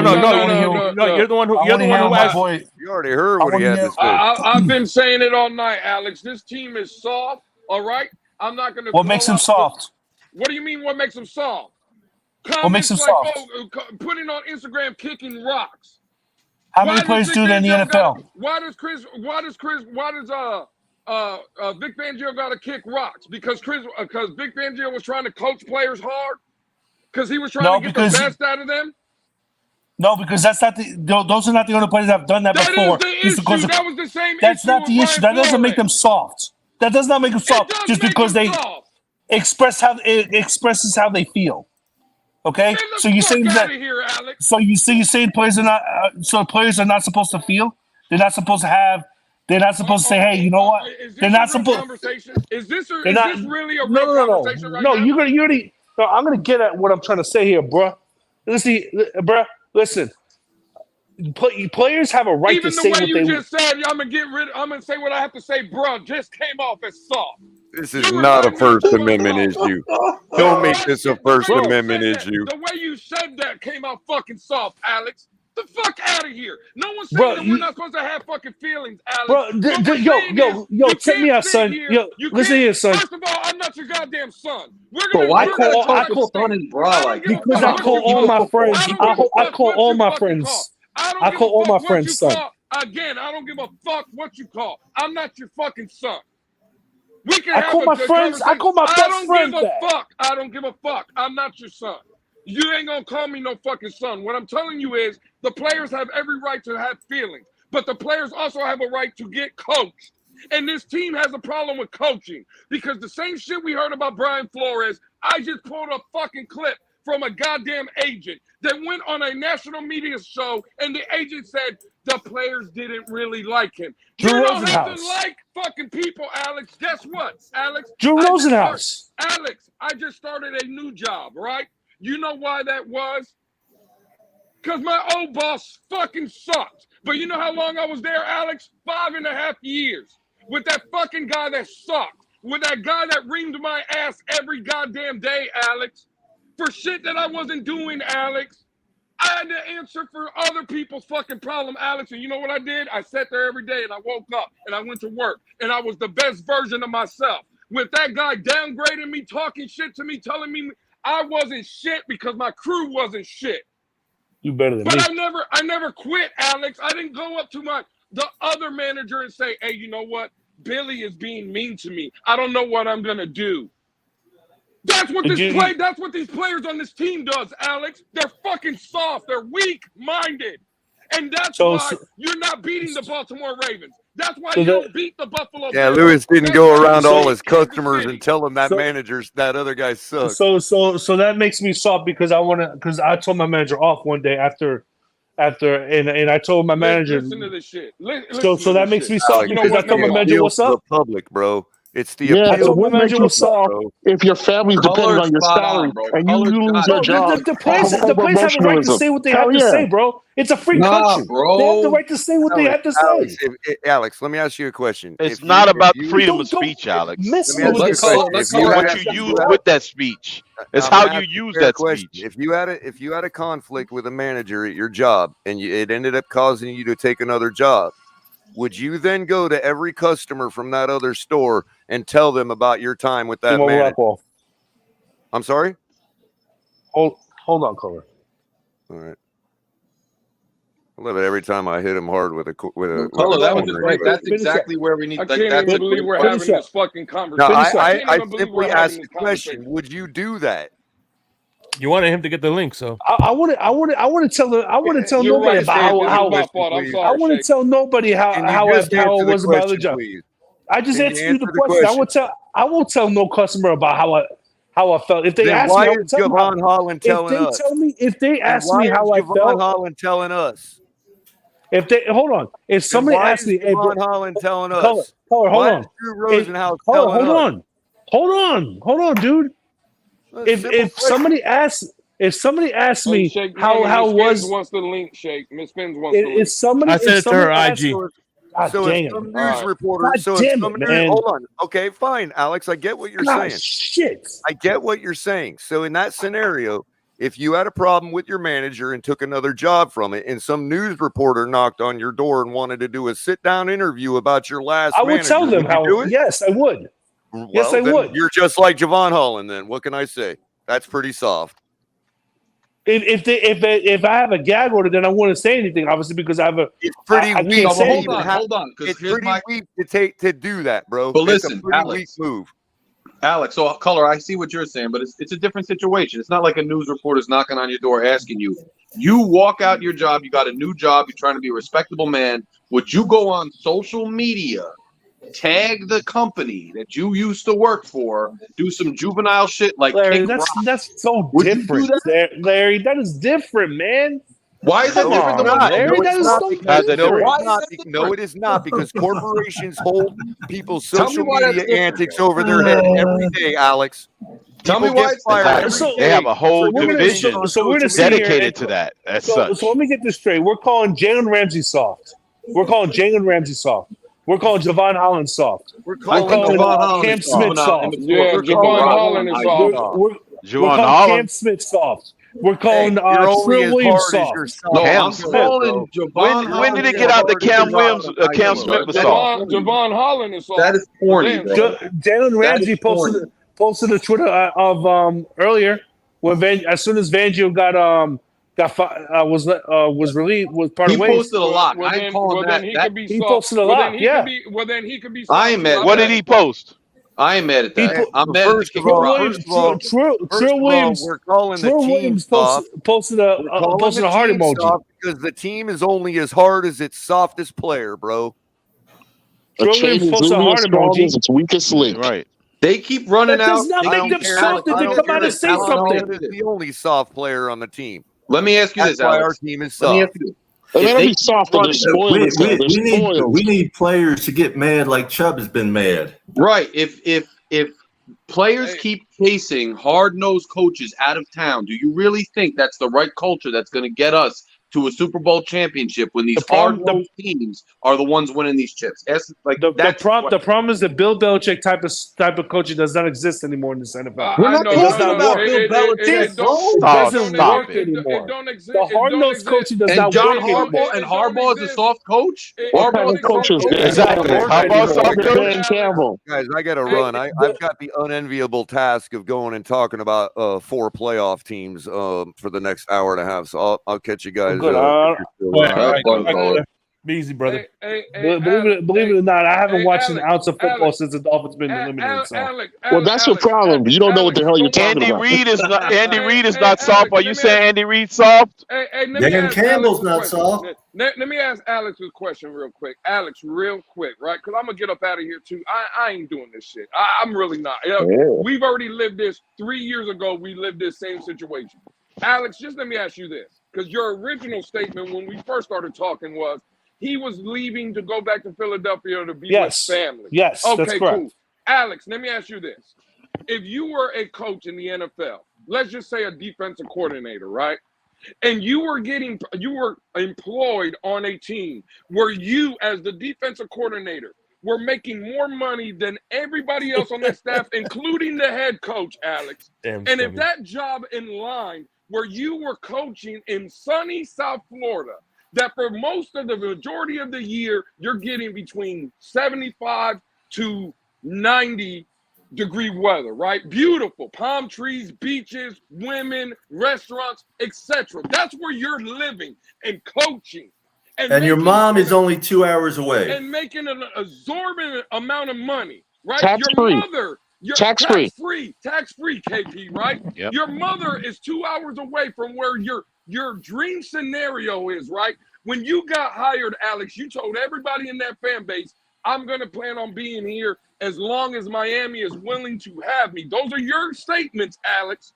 Are you leaving that job because you miss a couple people in your family that live in another state? Is that what you want me to believe, Alex? If I have a situation, if my family's in another state and I got a situation where I cannot be in South Florida anymore, okay, and I have to leave South Florida to go to another state to take care of somebody that is sick or ill, or God forbid, or I would leave the job. I would leave the job that I'm in South Florida, pack up my mom, and bring her with me to Pennsylvania.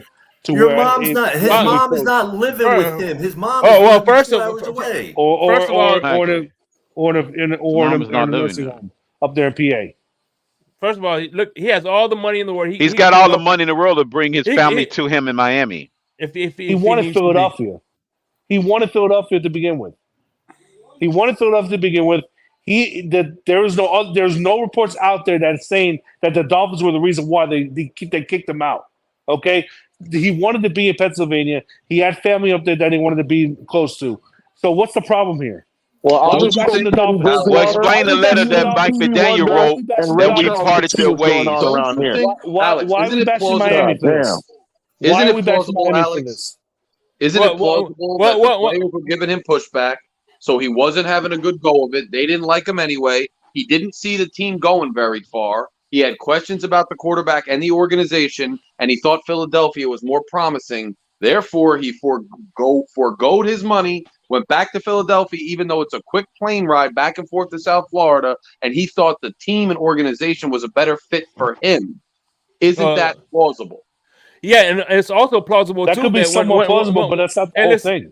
But here's the thing: if that was the case, they would have put that in the letter when he left, when he says that they're parting ways. It would have said, yeah, that could have been easily added. Vic Fangio wants to be closer to family, just like when exactly, just like when damn it, the guy from the Detroit Lions was our advisor for the offense. Jim Caldwell. Jim Caldwell. Just when Jim Caldwell left, he said he left because of health issues. Reasons. So they would have added that little caveat as well in there. They wouldn't have been making this state. They would have easily stated that caveat. That it was about family issues. Last thing I want to add is they would not have be having these guys come out saying that Vic Fangio wasn't a favorite in the locker room. They do this every time, bro. They throw which shade is part at of the people. propaganda to throw shade at somebody out the door. They throw backdoor shade. They did it to Flores. They do it to him. Right.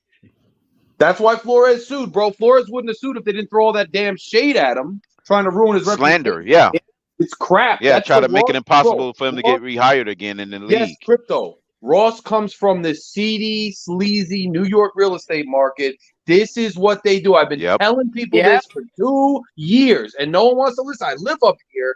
He's playing that game. They don't say it publicly. Publicly, they act nice, like, oh, we parted ways. And then through the back door, they leak that he's such a scumbag because that's what they do, and it's toxic, and it's indicative of the corrosive culture of this franchise, bro.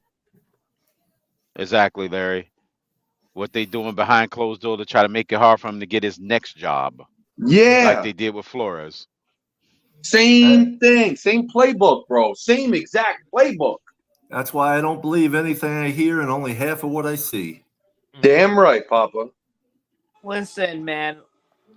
We the only thing we can do, guys, is this. I need a list of people. We need to all go on a very special trip this summer. We all need to go to Saudi Arabia, meet with the prince, and get him to buy the team and put us all in charge. That's the only way this is going to change. We ain't changing anything with Steven Ross and Christopher. And nothing is changing. It's going to be another year, 10 years of misery. We ain't winning nothing. We're the new Detroit Lions. This whole we actually might be in better care with the Saudi prince. This whole thing that this whole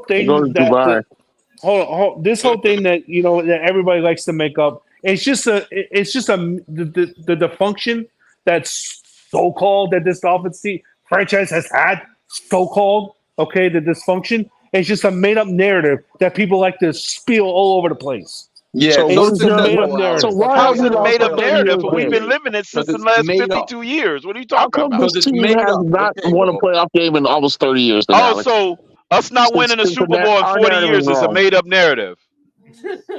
Which is evidence of dysfunction. So that's made up. So we made up that we lost 40 times in a row a Super Bowl. That's made up. Did players 10 years ago have feelings? 20 years ago? 30 years ago? Did they have feelings too? I wonder how they felt about Shula. Yeah. Yo, they told us that's a made up narrative. We haven't won a Super Bowl in 52 years. That's a made up narrative about dysfunction. You know when they started loving Shula?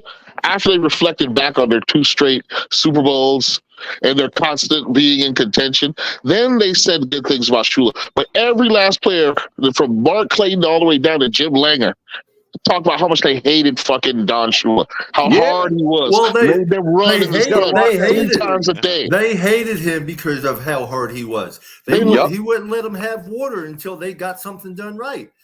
You know, Right, but we've forgotten that in this community. We've forgotten that in this community, though.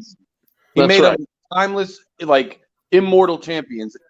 Bro, if you know your Dolphins history, you know this because this is well documented by Zonka, by Kick, by especially Zonka, man. If you know your history, you know they hated him, and you know they love him now. You know that. What are we talking about now? Who hated who? Bro, what we're talking about now, you're saying it's a made-up narrative that there's dysfunction. Don't worry, it's just a made-up narrative that we. This is a dysfunction. You could say the dysfunction was there with the Sperano years and the Ross years.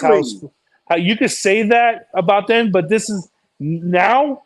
No. Whenever you have a revolving door at every coaching level, that's the definition and evidence of dysfunction.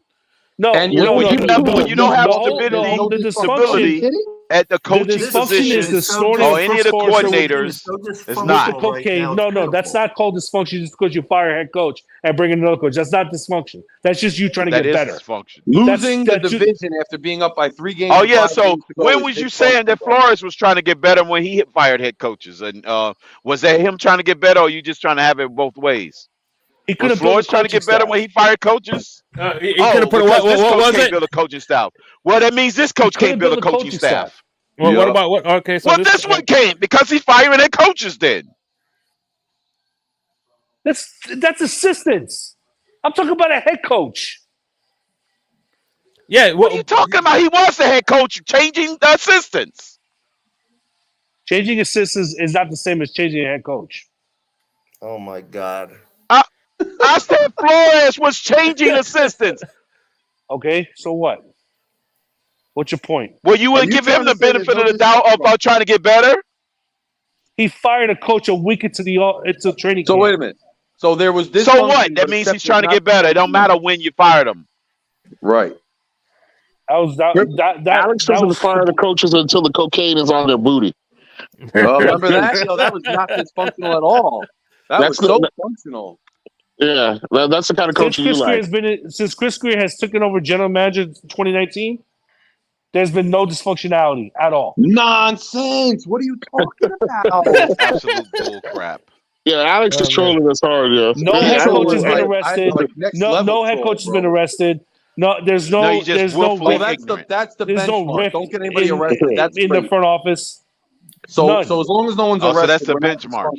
Losing a division when you got a revolving door at coaching position. How much does the organization pay you, Alex? How much do they pay you? Exactly.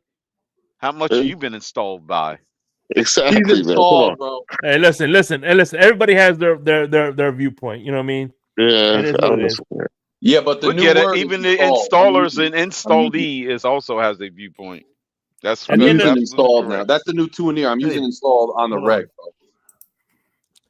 At the end of the day, I'm used to regurgitate talking points for prominent radio shock jocks or former radio shock jocks.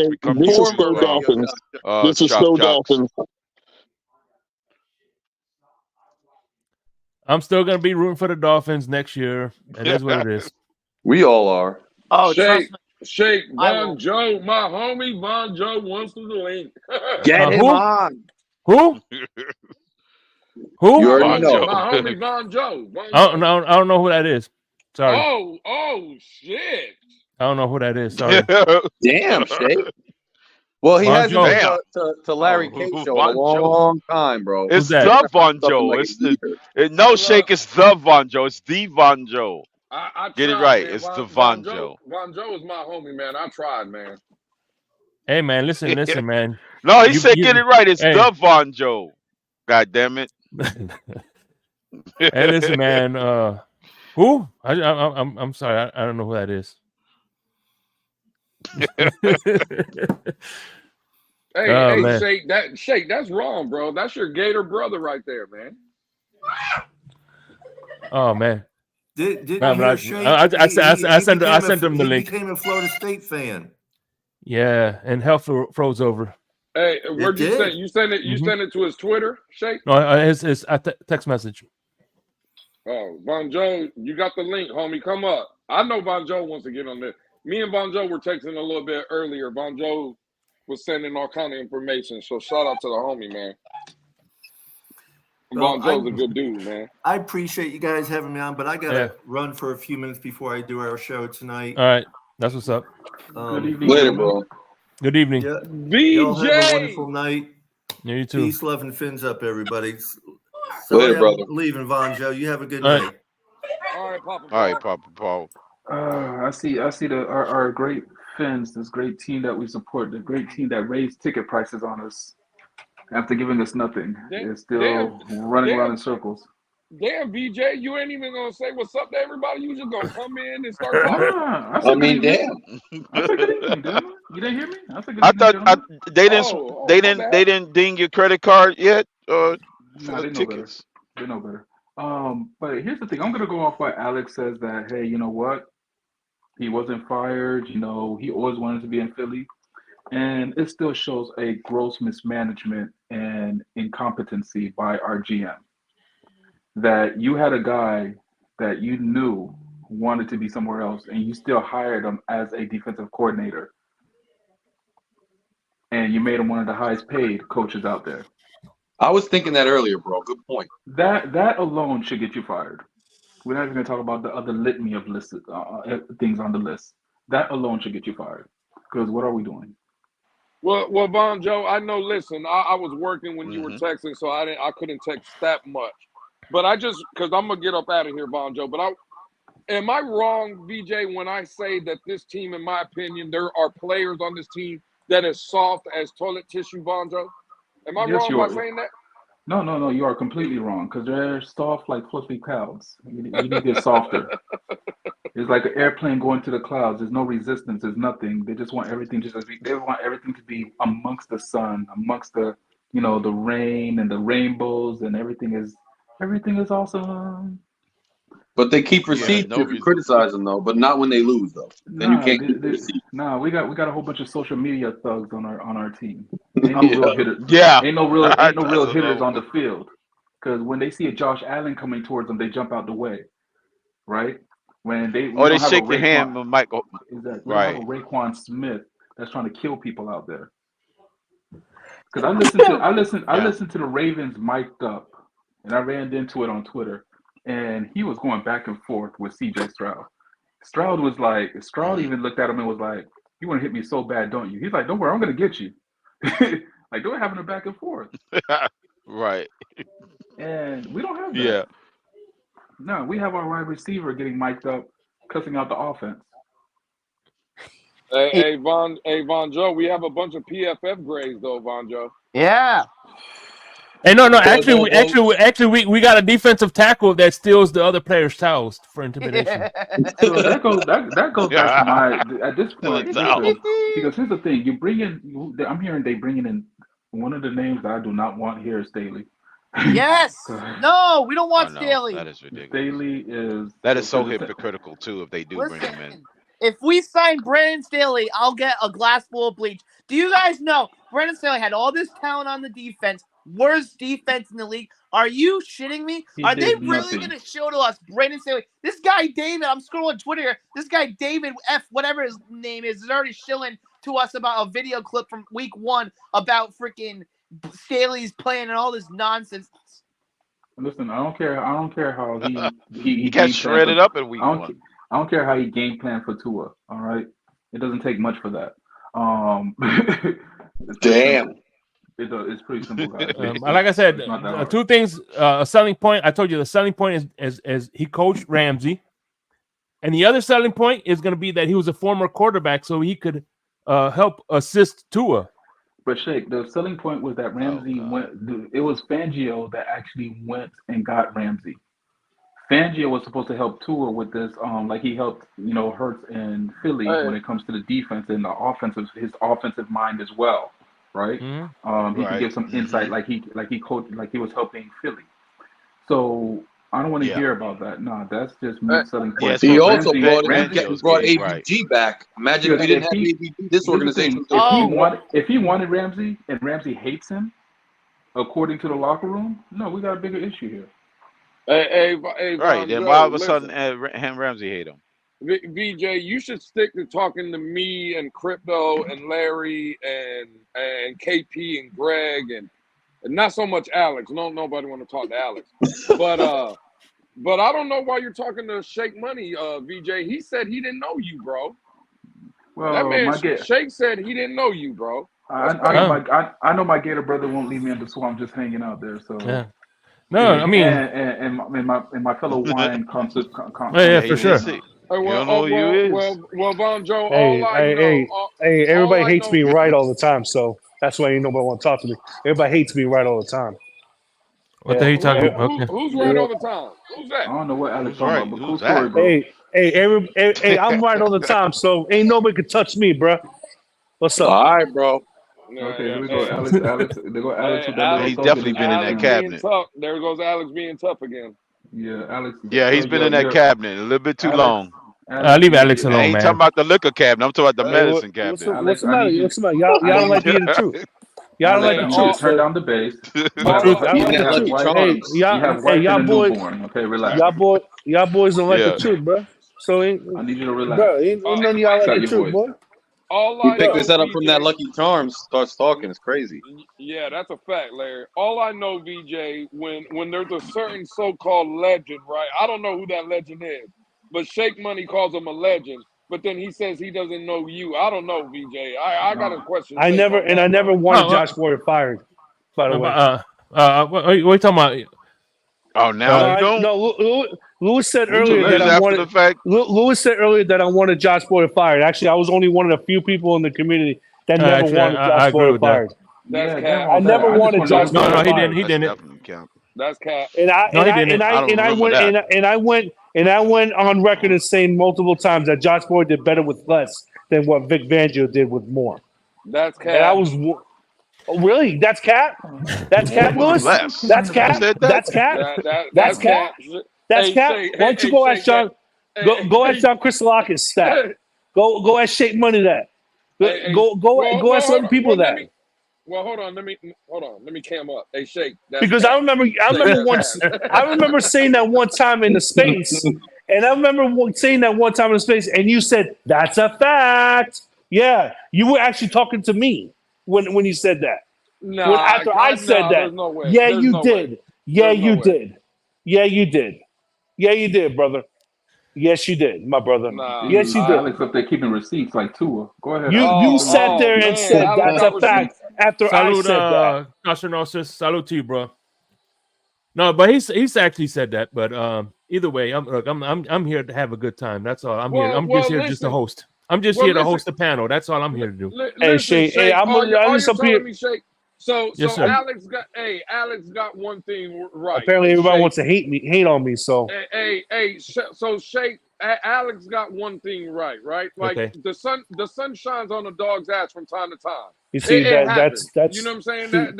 You see that's just freaking that's just Lewis saying how much of a scumbag I am.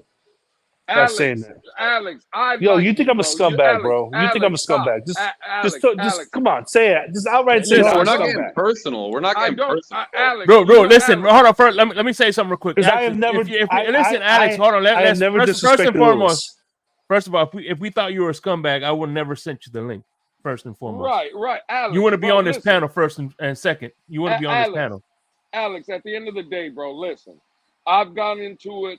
Not so much with Larry, right? Because I agree a lot with Larry. But listen, I scream at crypto all the time. Me and Shake have got into it. Me and Von Joe have got into it, just like me and you get into it, Alex. At the end of the day, bro, you know me. Bro, you have my personal number, Alex. I have yours. You're my guy. But in this scenario, for me, I believe you are wrong. But that doesn't mean I don't like you, Alex. That doesn't mean I'm disrespecting you. But I will. Just like, again, people that I don't even engage with, those are the people I don't like. Yeah, I'm scummy. Like Von Joe is my guy. Von Joe's my brother. But if I have to tell Von Joe's dead fucking wrong, I'll tell Von Joe he's dead fucking wrong. Just like he would tell me I'm dead fucking wrong. That doesn't mean Von Joe don't like me or I don't like Von Joe. or Shake or Crypto or Larry or Greg or anybody, bro. Listen, we're fans of this team. We all see this team in different ways. That's why YouTube, Twitter, when we get to interact with each other, it's great, right? Like You're definitely wrong for liking the Gators, goddammit. Well, yeah. Bonjo and Shake are definitely Yeah, damn right, Cap. But Alex, don't think, Alex, that nobody don't like you up here now like that. But no, we will tell you you're dead ass wrong. You know what I'm saying? It is what it is. That's understandable. That's understandable. And you know what, Lewis? The thing of the big long story short, Crypto, Lewis, and everybody up here. If I came off a certain amount of way, I'm sorry. You know, now, everybody. Alex, real quick, I'm not trying to cut you off, Alex. Now, I do see one scumbag in the chat. That guy, Kelvin Smith, that guy from Twitter. Now, he's a fucking scumbag. Kelvin is Alex, bro, don't apologize. I'm You just came up you just messing with you. Like, you stood your ground, you still up here, bro. Like, no hate. Shout out to my guy Kelvin, man. That's my guy. I was gonna say Kelvin of Arizona. I know he ain't got a clue at times. I've been on that one. What's called been the hit out on him? The Arizona LP. Larry, I've been on these shows a couple times. You know, with Shake. So, and you know, I have all the respect in the world for you. You know, Shake and Lewis and Vonjo. You know, you guys are my guys, and you know, if I ever go out, whenever I go out to a game and everything, I better see y'all over there at the tailgate so I can have a beer with you. Hell yeah, bro. Same thing. Hell yeah. This is all just love. No, fuck that. This team ain't getting me out there next year. Fuck all that. They're not getting a pity for me. I'm gonna be out there. I'm gonna be out there multiple times. Here's the thing: if you in them tickets, guys need to make it. You guys really need to come out to Houston because I think. By the way, Batman. Go ahead, Shake. I'm sorry. No, I gotta go see the homie EM one time at least. But no, I gotta get out there. I've been dying to go to Houston, bro. Who? EM, the legend. Who's the that? legend, baby. Who? EM, the legend. Who's that? I listen. Shout out to whoever that is. I don't know who that is, but shout out to that man. You mean EM the promoter? The fight promoter? No, but hey, by the way, next month, you know, next month I'm gonna be doing a lot more wine shows. So Vonjo, I'm gonna be hitting you up. So if you're available, if you come on, then yeah. Oh, for sure. You already know. I'm always good to Hey, pour it up. there's another guy in the chat real quick before I get up out of here. My homie Dame. I got to reach out to Dame, man. I haven't talked to him in a while. I know I talked to him a couple of days ago on Twitter, but Dame, if you're listening, homie, I'm gonna shoot you a little call here in a little bit. We gotta chop it up, bro. But that's another good dude. Shout out to Dame in the for sure, chat, man. I see Dame. So see, we got so many good people up in this community, like Shake, Lewis, Color, Vonjo. You know, and Larry, you know, I get it. You know, we all have different opinions and we argue and stuff like that. But you know, in my opinion, I think it's just ridiculous. You know, when people start taking it to the next level, calling each other names, calling each other, you know, attacking each other's families just because of one opinion. Those are the kind of people we need to eliminate out of this community. You know. Yeah, I agree, bro. We all, in my opinion, we all love the same team, and we even in the off season find time to hang out with each other and talk about stuff all the time. That's a dope community. Real quick. I'm about to jump off. All right, Vonjo. Have a good night. I gotta get this end of shift report out because I'm trying to be out of here at 9 on the dot. And by the way, you know, I was joking with you. You know, Vonjo, I got you always family. get. Come on, man. Your face always key with me, Shake. Yeah, that's what's up. But definitely, when you get in those wine spaces, man, and you start getting the wine shows, you already know I'm quick to pour it up with you. That's what's up, bro. Yeah, for sure. Y'all need to really come out to Houston later. Hey, I know. Hey, Vonjo, before you leave, you know another guy that drinks wine is Javon Holland. Oh, Jesus Christ! Damn. Oh, by the way, y'all, that's my new car right there. So I bought a car a couple weeks ago. Oh, nice. Congratulations. 2017 Nissan Sentra, 47,000 miles on it. I like it, bro. And I'm about to get up out of here too. Yeah, for sure, man. Listen, later, Larry. No problem. Listen, love you guys. First and foremost, I appreciate you for number one helping me, get into this a little more deeper in the weeds, and you know what I'm saying, I have nothing but love and respect for you, bro. You like family to me, so much love, and thank you for coming on here, man. Yeah, we're building. Make sure you check out my channel. Shake on that channel. Alex, man, nice meeting you. Come chill on the channel, bro. Louis, bro, I love you. I listen to you all day, every day on every platform. No joke, bro. So you know I already love. I've been on your spaces. I've been on your panels a couple times, Larry, with Shake.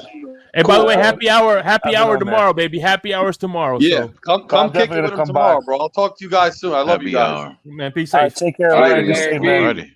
Later, bro. Thursday night happy hour. All right, man. Hey, so listen, I'm gonna drop the link. I'm gonna get Have a night. I'm gonna give people one at a time.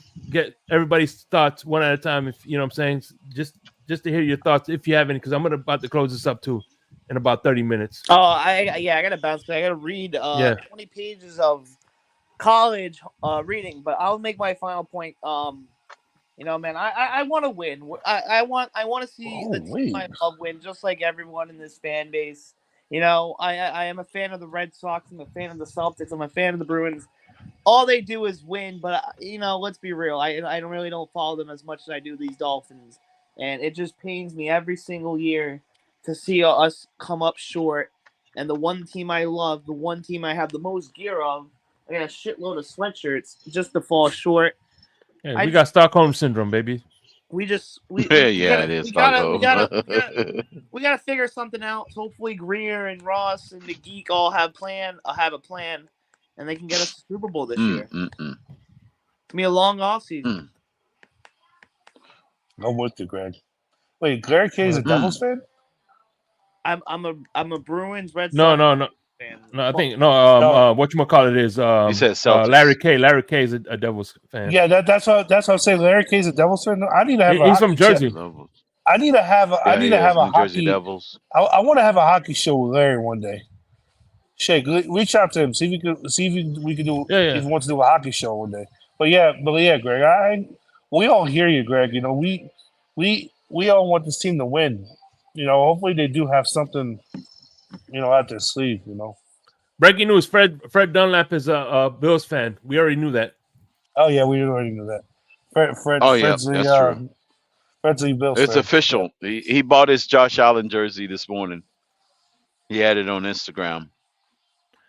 All right, first and foremost, my Steelers homie, my favorite Oos man.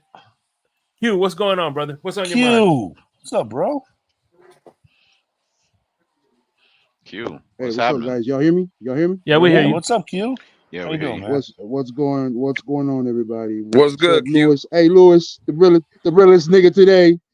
That's what's up. We need more of that, bro. I appreciate that, Q. I appreciate that, homie. Hey, what up, Crypto? What up, Alex? What up, everybody? Man, I'm hearing you guys today, man, and I heard a lot. And I think I agree. I agree with everything y'all said. But my question is, right? This is regarding the Fangio leaving. I know people want to, and before I say anything else, I want to preface, right?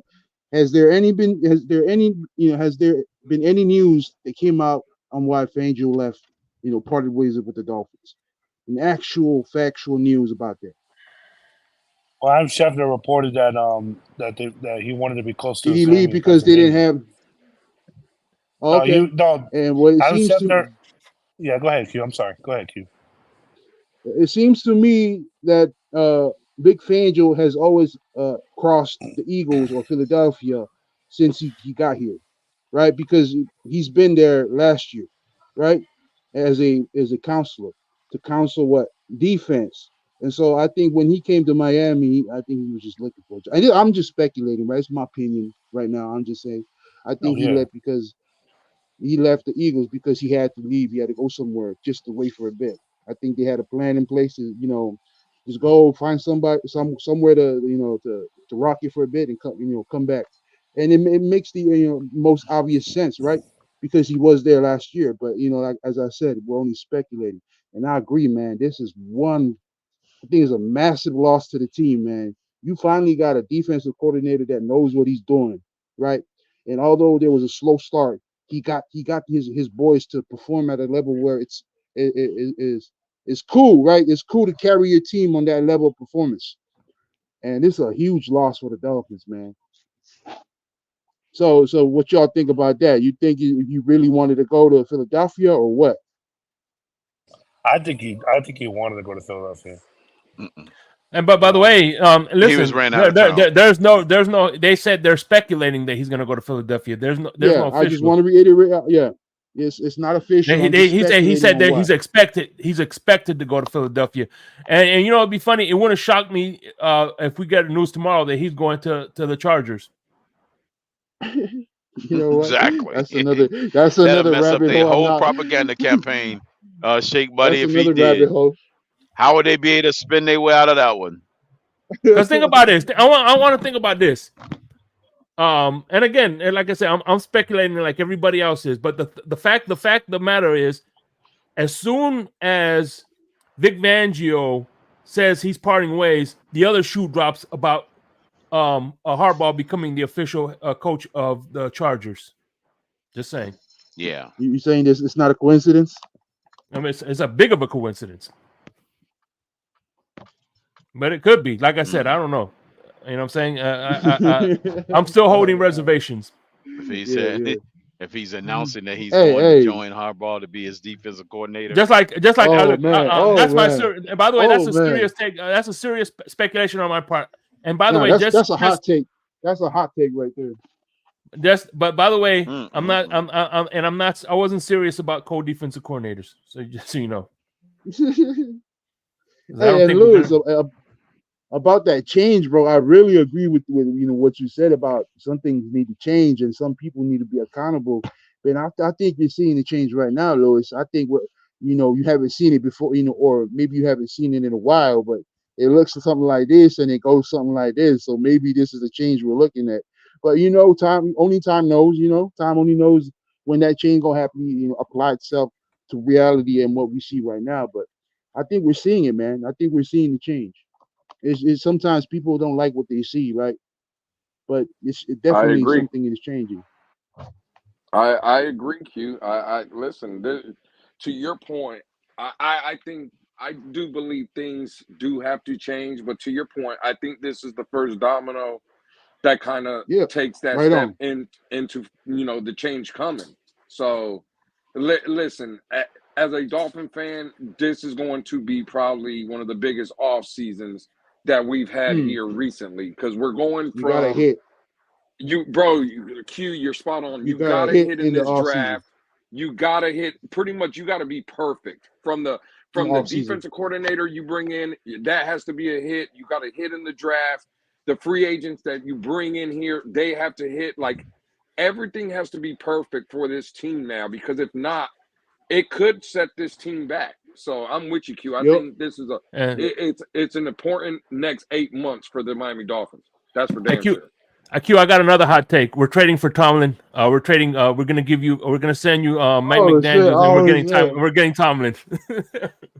Hey, I know if you heard Shake, but Tomlin said he stayed. Tomlin said he's staying another year. So I don't know what you're talking about, Shake. We're gonna get he's trade. changing his mind. We just got trading. It's gonna be traded. Yeah, he only says so he could do a sign and trade. And Ross changed his mind. Ross changed his mind. He says he's not too hip hop after all. Right. Hey, I appreciate y'all boys, man. Thank you for having me up here, man. No problem, man. Hey, listen, we always appreciate you coming up, man. All right, Q. Hey, much love, boys. Be easy, man. Yeah, same here, man. We have here's the next caller, Josh Allen. What's going on? Josh Allen is the next Carson Wentz. I mean, Tony Romo. What's up, guys? Hey, you see that so-called legend in the chat, Shake Money? Yes, sir. Of course. Who's in the chat? I can't see it. I don't know who that is. That's the Texas Tornado. I have no idea. I definitely don't know who that is. That's a Texas Tornado, baby. What do you guys think about who that is? Because I thought he did an outstanding job. Josh, I think was it Josh Boyer? Would he come back to Miami, or do you think? I don't think so. No, he's done. That bread has been buttered already. Yeah. I think what happened is toasted. Shake Money was giving out hot takes. Here's my hot take. The Buffalo Bills fire Sean McDermott, and we bring in Sean McDermott as our DC. That's what happens. Hey, there's always Damn, that is a hot take. Jesus. we didn't force the punt for 3 quarters. The So ownership of Baltimore, right? Oh man. No, you know what? We go get Hey. the ex That would be Buffalo something. Bills. We go get the ex Buffalo Bill DC in Leslie Frazier, and we bring. I was thinking that, Lewis. I was thinking about that. That's the first thing going in my mind too. I'm like, man, what if they hire Frazier? There's a legend amongst us, man. There's a legend amongst us. What's going Yep. on? But hey, let me welcome the Texas Tornado himself. that The is. Texas Tornado. Hey, business has just picked up, baby. I don't know who that is. Hey, you know what? Hey, you know what? Shake. Hey, you might want to go get Pete up here to bring some stability now. Hey, Shake. You know what? You know what, Shake? You're dead ass right. You said there's a legend in the building, and I see my homie Damien in the building. Shout out to Damien. You know what? You ain't gonna get no pushback from that from me. Dame, salute, y'all. Dame, What's up, y'all? salute. What's going on? It was good, y'all. What's good, fellas? What's up, man? Chilling, bro. Chilling, man. Just still trying to process this whole Vic Fangio situation. Yeah, I was I kind of touched on this earlier, bro. Me and the reason we're live earlier, Neil. Yeah, man, it's just not a place I wanted to be in, man. It's not a conversation I was looking forward to having. Today, bro. I've been on the record. I'm a big Vic Fangio fan. Been following him for years, and I thought once we acquired him last offseason, I thought, man, we had our head coach DC, for years to come, man. I thought they were going to be the Andy Reid, Steve Spagnuolo, Mike Tomlin, Dick LeBeau. I thought we had that. I thought we had that set up for years, but it's not the case, bro. And now we're in a position that we got to find a solution not only for the short term, but definitely the long term. It's got to be a home run hit for Mike McDaniel. It's got to be, because when we acquired him, when we signed him as our head coach, and 2 names that came out of his mouth that he said were must-haves for him, Tua and Vic Fangio. Now, one part that obviously Vic Fangio was not here. He was here for a year. And, you're seeing the reports come out now about, there being a disconnect between he and McDaniel, him and the players. But I think for the most part, McDaniel just, again, I know Vic Fangio is his own guy, his own man. And, he can pick and choose wherever he wants to go, wherever he wants to coach. But at the end of the day, that responsibility, that generally falls on the head coach, and it could be unfair, but you had to, bro, this is the guy that you banged the table for when we hired you, and it didn't work out. And that's a negative reflection on the head coach, no matter how you spin it. And that part of the equation is gone. That's out the door. You failed on that. And then now, there's still some level of uncertainty long-term with Tua at that position. And man, it looks bad. It's a bad reflection on Mike McDaniel, no matter how you spin it. And he's got to hit a home run, because, you got issues with special teams, right? Obviously, that's been an issue since he's been here, Danny Crossman, right? Now you don't have a defensive court. You got to find a defensive coordinator, and that's just a bad position for him to be in at this point, considering the status of the team. We've been in win now mode for the last 2 years. We've pushed majority of our chips in the middle of the table, and we're gonna ride with it. And however you want to spin it, Mike McDaniel has fallen short, right? So you got all of that to deal with, and then now this Vic Fangio bombshell drops, and it's just not a comfortable situation to be in if you're Mike McDaniel. In my opinion, I know a lot of people, this might be an uncomfortable conversation to have, but I think that the heat has turned up dramatically on his seat right now, because if you don't get a home run here, if you miss, right, Mike McDaniel, this will be in my opinion, it'll be his last year as the head coach of the Miami Dolphins. Yeah. So at the end of the day, bro, for me as a fan, it's an uncomfortable position to be in, considering the expectations that's been levied against this team based off everything. The coaching staff you've assembled, initially, the personnel that's been given to you, And on top of that, his shortcomings as a head coach, as a play caller, right? He's fallen short in several areas. He has underperformed in several areas. And then now this. You got to hit a home run, Mike McDaniel. So for me, the heat is on, bro. The heat is on him, and he got to get it right. He's got to get it correct. And real quick, I want to address something that EM said, and I thought of this question while you were talking. And one of the things I want to talk about, you talk about how people, Vic Fangio wasn't, cared for, unanimously, and he kind of rocked the apple cart, if you will. Now that Danny Crossman has been on this year, this is gonna be fifth year, I believe. Yeah, fifth year. Is it safe to say that one of the reasons why he's still here is because he followed the script that this organization gave him, and he didn't really rock the apple cart? Maybe he's more of a company man, so he goes, "Hey, listen, I know we're last in special teams, but you do everything we tell you to do, and you follow the guidelines. So we're going to keep you on here because you don't rock the apple cart." You know what I mean, if you will. I mean, I don't know why Danny Crossman is here, bro. I mean, I have no clue. He should have been fired last year. He shouldn't have been given another year, in my opinion. Who knows what exactly the reason is, but the situation is where we are now. If you're Mike McDaniel, because see, if now that you have to find a defensive, you're scrambling, you're looking for a solution at defensive coordinator. If you're Mike McDaniel, do you really want to create another massive hole if you go ahead and push the button and fire Danny Crossman? That's compounding a problem that you already have right now.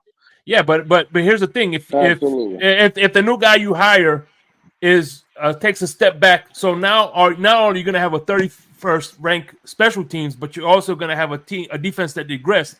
So that's just going to compound and add to the failure that goes on his plate. 100%. So you might as well just change the special teams coach now to at least alleviate some of that pressure. Well, I think if you fire your coordinator, that's making. And again, he could hit a home run if he could find a solution he could find another coordinator that can come in and be, could be competent, right? He might, but it's a gamble. But I'm just saying from his perspective, where he is now, where you have all of the expectation that's been levied on his head, right? Without Vic Fangio walking out the door, without you having to find another special teams coordinator, he is already under immense pressure. Now Fangio's gone, right? I agree. Then on top of that, you fire your coordinator. That is compounding the issue, in my opinion. And I just don't think Mike McDaniel is in the situation right now to where I don't think he's trying to add to this issue. Well, real quick. Let me just jump in here real quick. Yeah, he wouldn't do that. Just let me jump in here real quick. But Shake, can you do me one favor? Yes, if sir. It's too much, just tell me no. I got you, man. Could you play before I go? Can you play that clip for me one more time? The clip I sent you. Oh yeah, of course. I got you, brother. There's nothing for not too much for you. I man. appreciate it. And then I'll address what I have to say to what EM kind of going against what EM just said. But play that for me, Shake, please. Yes, sir. Players on the team that didn't necessarily get along with Fangio. And so it wasn't a great relationship with many of the players. There were some guys that loved him, but there was quite a few that didn't. It definitely wasn't a unanimous positive relationship. There were quite a few players. So right there, right? I agree with EM. A lot of what he said about Mike McDaniel being on the hot seat, he has to get things right. Ultimately, it falls on him. He's the head coach. But for me, gentlemen, right, it's a bigger issue than what Mike McDaniel here. It's players on this team, bro. They're soft as toilet tissue out here, bro. It just is what it is. Again, it reminds me eerily similar of Brian Flores' situation. There was some players that liked him, but there was other players that said in the building, you can't talk to us like that.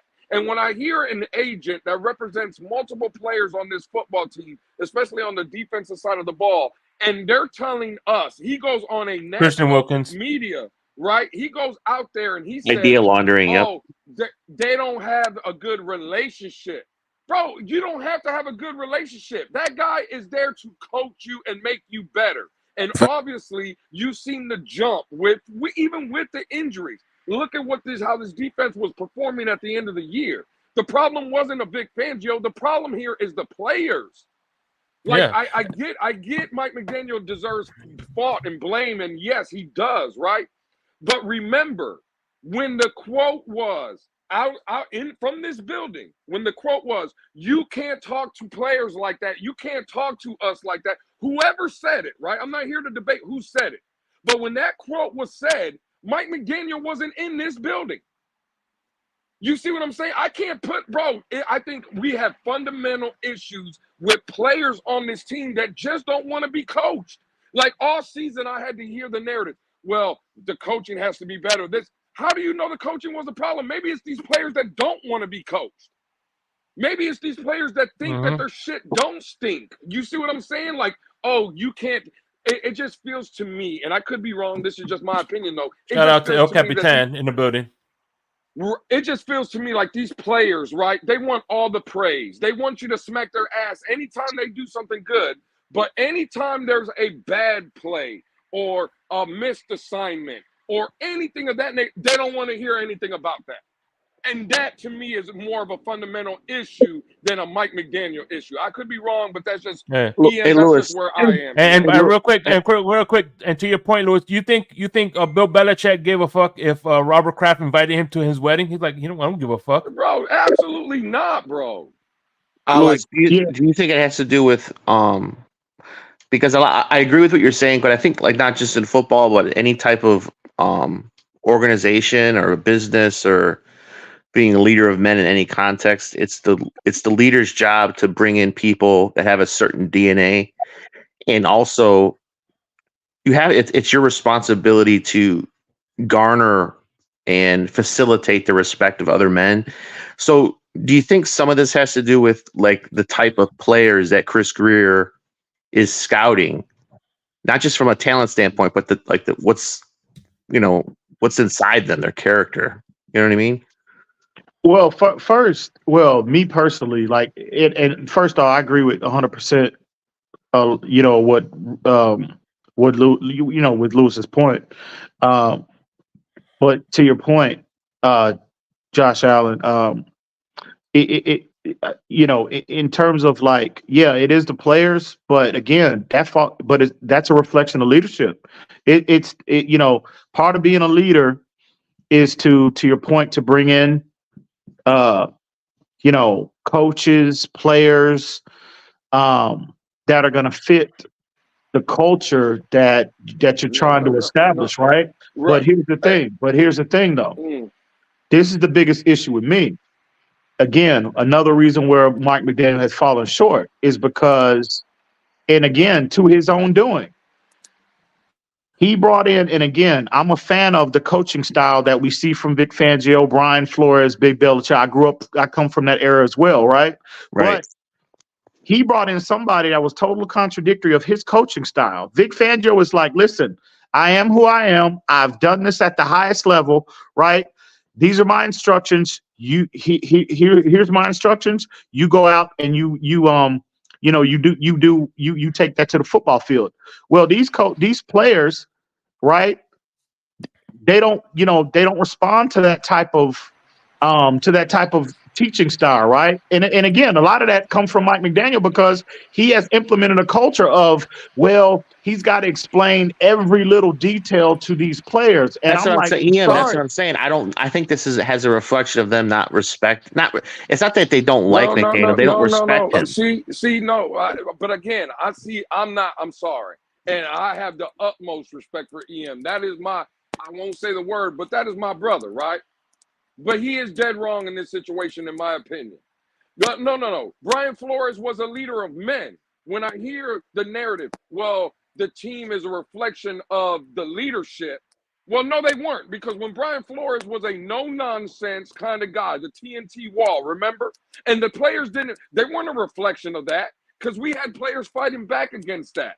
So it's not a coaching issue. It's a in the building with these players Well, that no, are weak. Lewis, They're Lewis, hold soft. on, hold on. You know why though? I agree with you, Lewis. It's because in the Flores situation, right? If Flores is being undermined, right, the players can see that. And a lot of times, any context of leadership, if there's vultures at that leader and he's not supported to give it full authority, people will disrespect that. That's just the nature of human beings. I think y'all missing the true common denominator with all of them. With the situation about the players bitching about the soft culture with our team, because that is a glaring issue. The common denominator is Chris Greer, the one who hired, who bumped heads with Flo, the one who hired McDaniel, the one that it all boils down to the hirer, and that's Chris Greer. That's the general manager. That's the one who drafted these players. That's the one who we saw the pushback with Flo that the players see. It all boils down to that one common denominator, and that's Chris Greer. And that is fair. That's a fair point to make. Game. I mean, you can make a legitimate argument, but to Lewis's point, no. The issue again, you are correct that this particular perceived issue, it kind of was created under the Brian Flores era. I get that, but as a coach, as new leadership, right, is your job to whatever issues do you have in your organization, on your team, personnel wise, it could be personality wise, whatever. It is your job to is to remedy that situation. And he has not done that. All he did was just carry it over and emphasize that culture, right? But again, where he fucked up yet again is what type of guy, what type of coaching style, what type of personality Vic Fangio has. But this is the guy that you was banging on the table for, one of the two names that came out of your mouth when you became the head coach that you had to have. So you knew what you were getting. So you knew what you were getting when you signed up for him. And again, and I agree, EM. But all I'm saying is, right, what do you think Mike McDaniel, when he was hired, right? The thing with Flores was the narrative, right? Was he's too hard on the players, he's too hard on the coaches, he's running a tight ship. Nobody in the organization wanted that. We hired McDaniel, and everybody knew it was going to be fun-loving. It was going to be more of a teaching style. It was going to Mike McDaniel can't come in here. Mike McDaniel can't come in here and change. Like, what do you think he was going to be hired to be a Brian Flores clone? He came in here like the things we're complaining about what he's not doing now. He was brought in to do what he's doing now. You see what I'm saying? Like, right, and I agree with that. But we can't have it both ways, bro. I agree with that. And bro, I'm not disagreeing with what you're saying. What I'm saying is where he fucked up even more was bringing in a coach like Vic Fangio with it. Again, the coaching, it sounds to me when you're hearing like what Drew Rosenhaus said, players coming out saying this, beat writers, Omar Kelly is highlighting this. It's a similar situation of why they got rid of Flo. I agree with that, but Mike McDaniel compounded the situation, right? He was supposed to come in and again resolve the situation. He did nothing but make it worse because now you're a year removed. One of the 10 most accomplished defensive coordinator the league has ever seen is now not a member of your staff. And now you're in a situation where you got to find another solution. He fucked it up even worse. He made let me ask you this. Let me ask you this. As crazy as this may sound, do you think it would have been, if you rewind it back, do you think it would have been better if he would have kept Josh Boyer? No. I thought Josh Boyer was an up and coming, very talented defensive mind. I don't know about that. What I would say is what they should have did was try to do everything to keep Fangio around and solve the real damn problem. Because again, we're going back. These are the same. It's eerily similar. It feels like we're about to lose. We already lost Fangio. So I agree with what EM's saying. That hot seat is burning under Mike McDaniel's ass right now. It just seems like we're going moving forward where we're about to lose all these coaches now again, right? But the problem still remains in the building. Like for me, I'm doing everything in my power to keep. I'm doing everything in my power to keep a guy like Vic Fangio around, right? And I'm removing the couple bad apples that I feel are the weak links of this team. Because Well, in my opinion, coaching is not holding this team back, bro. It's Lewis, players, let me bro. ask well, we you. need Lewis, let me ask you a we question. need to identify who those players are because all of those Let me players. ask you a question. Hey, hang Man, on no real one quick. of them. Hang on He's real got a big quick. Instagram account. Hang Javon on real Holland is quick. one of those players for me. Javon Hang on. Holland is definitely one of those players for me. Hang on real quick because all of them players didn't reject Flo. Brian Flores had a lot of they were a lot of Brian Flores fans on this football team. So it wasn't every player that revolted and No, turned no, against him. No. That's Well, EM. then no, it again, EM. I wasn't bet every you a lot of these are player. gonna players they No. be haven't forgotten that. You know. these are gonna be tough conversations, EM, that a lot of people ain't gonna want to hold. But I think the majority of us, right, that are realists or whatever, and it's not taking shots at like certain players, right? But let's just call it for what it is, bro. There is a weak EM. We were talking about it earlier today, right? And we both agreed. Bro, look at the final four teams left standing in the NFL. Absolutely. Detroit, tough-minded football team. San Francisco, tough-minded. Kansas City, tough-minded. Baltimore, tough-minded. When we talk about our beloved Miami Dolphins, we're talking about the fastest show on turf. We're talking about finesse. We're talking about speed. That, bro, like, what am I supposed to do with that? It's not a coaching issue anymore. It's a mental issue with this team. You're not lining up in a 60-minute game, and you're not lining up, and you don't have the mental capacity, the strength to match up with a Baltimore Raven team, with a Buffalo Bill team, with a San Francisco 49er team. We just ain't built like that, dog. Lewis, can I ask you a question, homie? Yeah, Lewis, go ahead, Dane. Yeah, go ahead, Dane. Question that I pose to you and everybody on this panel, because you brought up about the final four teams. Mm-hmm.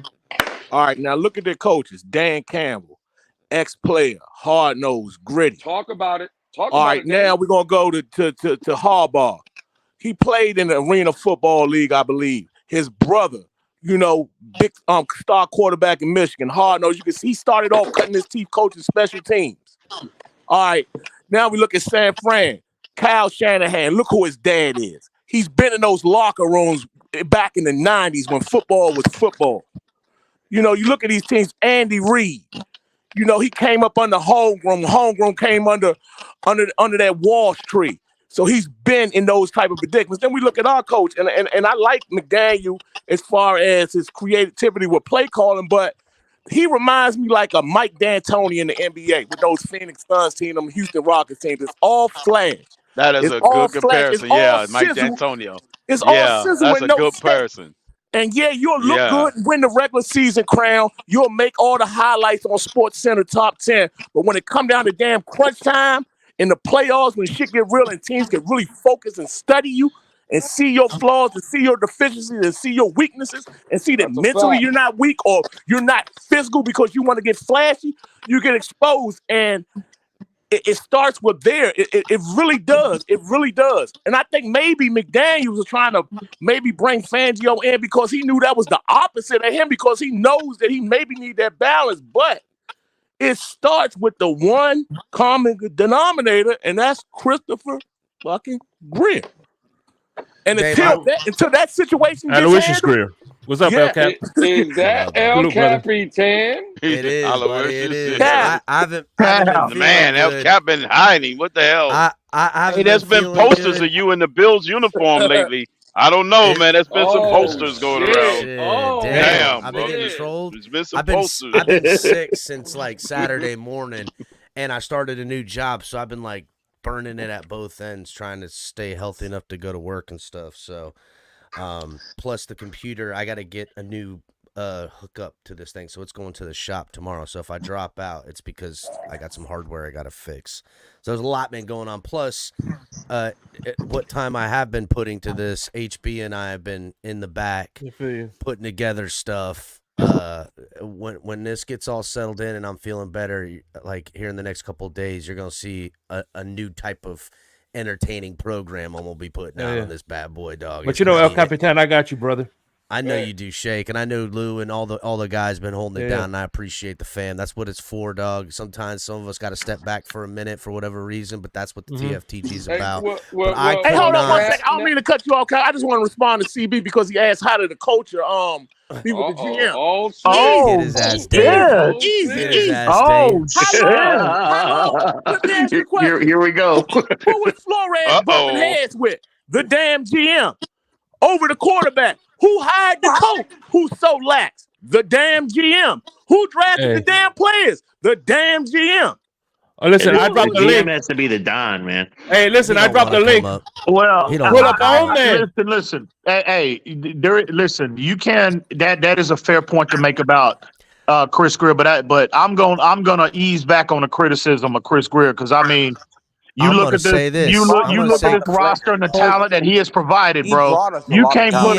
You cannot assign a lot of the blame on Chris Greer. In my opinion. Chris Greer smoke. Hold on, Damien. This Chris Greer smoke, because that's kind of where the conversation is going to turn. First of all, everybody knows Chris Greer ain't going nowhere until everybody's going somewhere. So that's just, we might as well just stop with all that nonsense. Not that I don't think we could do whatever, but who are you going to get? You get a new GM, the whole thing turns around anyhow. It's a problem. So that's just the facts. I'm not saying he ain't got his blame, but to me, it's another smokescreen that's coming in here to hide the real problems with this organization. Now, you guys were touching on it a little bit about like playing tougher teams and getting punked out. Like we got to let's call it what it is. We got a bitch mentality running around on this fucking football team right now. And that ain't no bullshit. I'm not fucking, listen, Capitan has been gone, hadn't been feeling well, but I'm coming in with the facts and the knowledge right now. God damn it, turn up. What you waiting on? This is bullshit.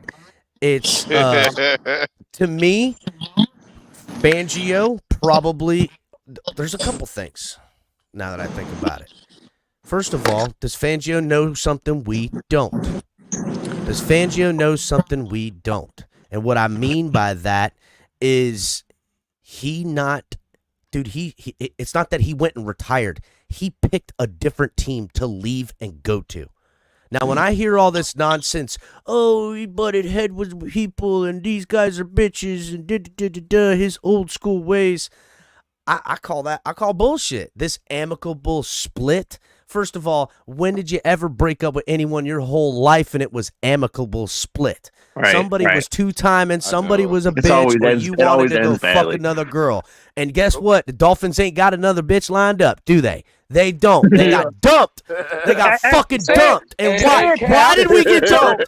Why did we get dumped? Because he don't believe. So what's the problem?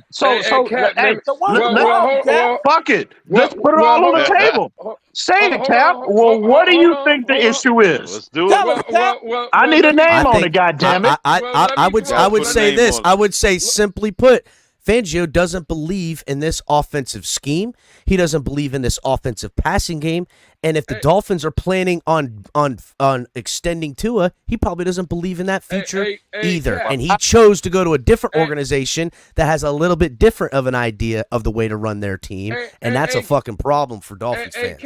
Hey, Cap, what's listen, up?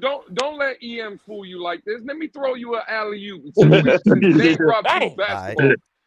Since Dame brought up basketball, I'm gonna throw you an alley-oop, Cap, and all you need to do is dunk it. I'm coming up hot from the top of the key right now. Go.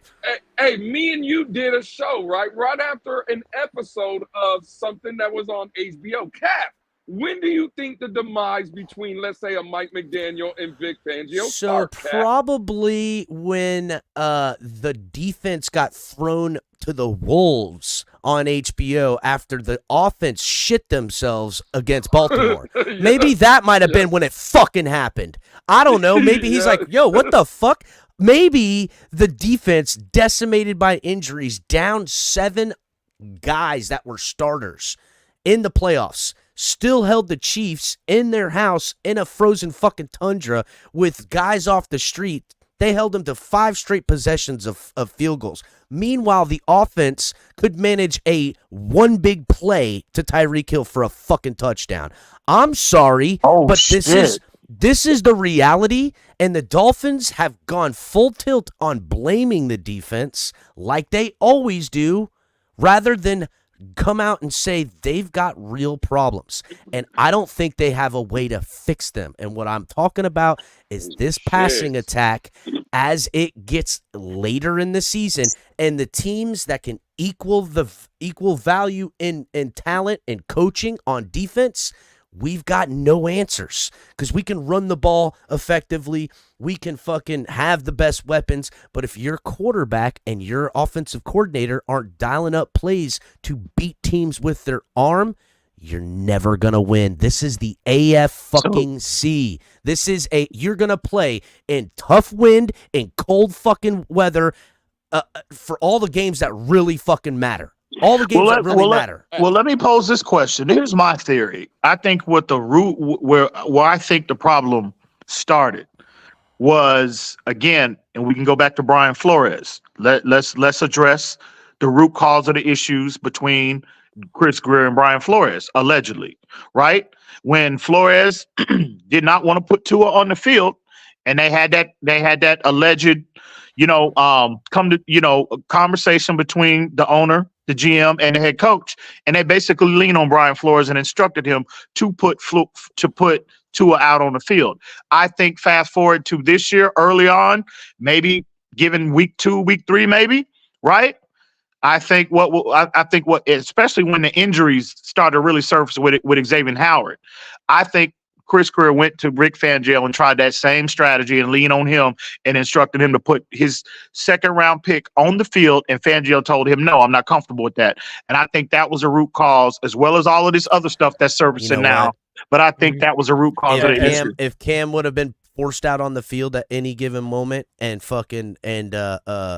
we would have saw him out there failing, then maybe I would think so. But that's just hearsay, and at least, don't get me wrong, I'm sure there's plenty of that. But listen, Vic Fangio ain't the end-all, be-all. He's had bosses his whole fucking life, even when he's a head coach, and typically it is the general manager. So, and I don't think Mike McDaniel's swinging his dick around telling people what to do like that. Matter of fact, we know he's not. He's holding everybody's fucking hand.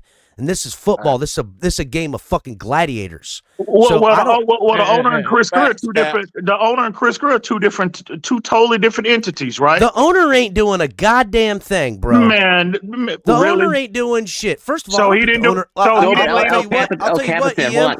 I don't think the owner gives 2 fucks about this team. I gotta be real, dog. I've come to the conclusion he don't give 2 fucking fucks. You know what he likes? He likes to watch himself fucking in his box do the waddle and slap fives when someone tells him somebody scored and get to sit next to Dan Marino. I'm sure he wants to win, but more importantly, that takes a back seat to the money because that's what that guy gives a fuck about. That's how you become a goddamn You're saying the owner is oblivious. But don't sit up here and say he don't give a fuck about this team, bro. Come on, man.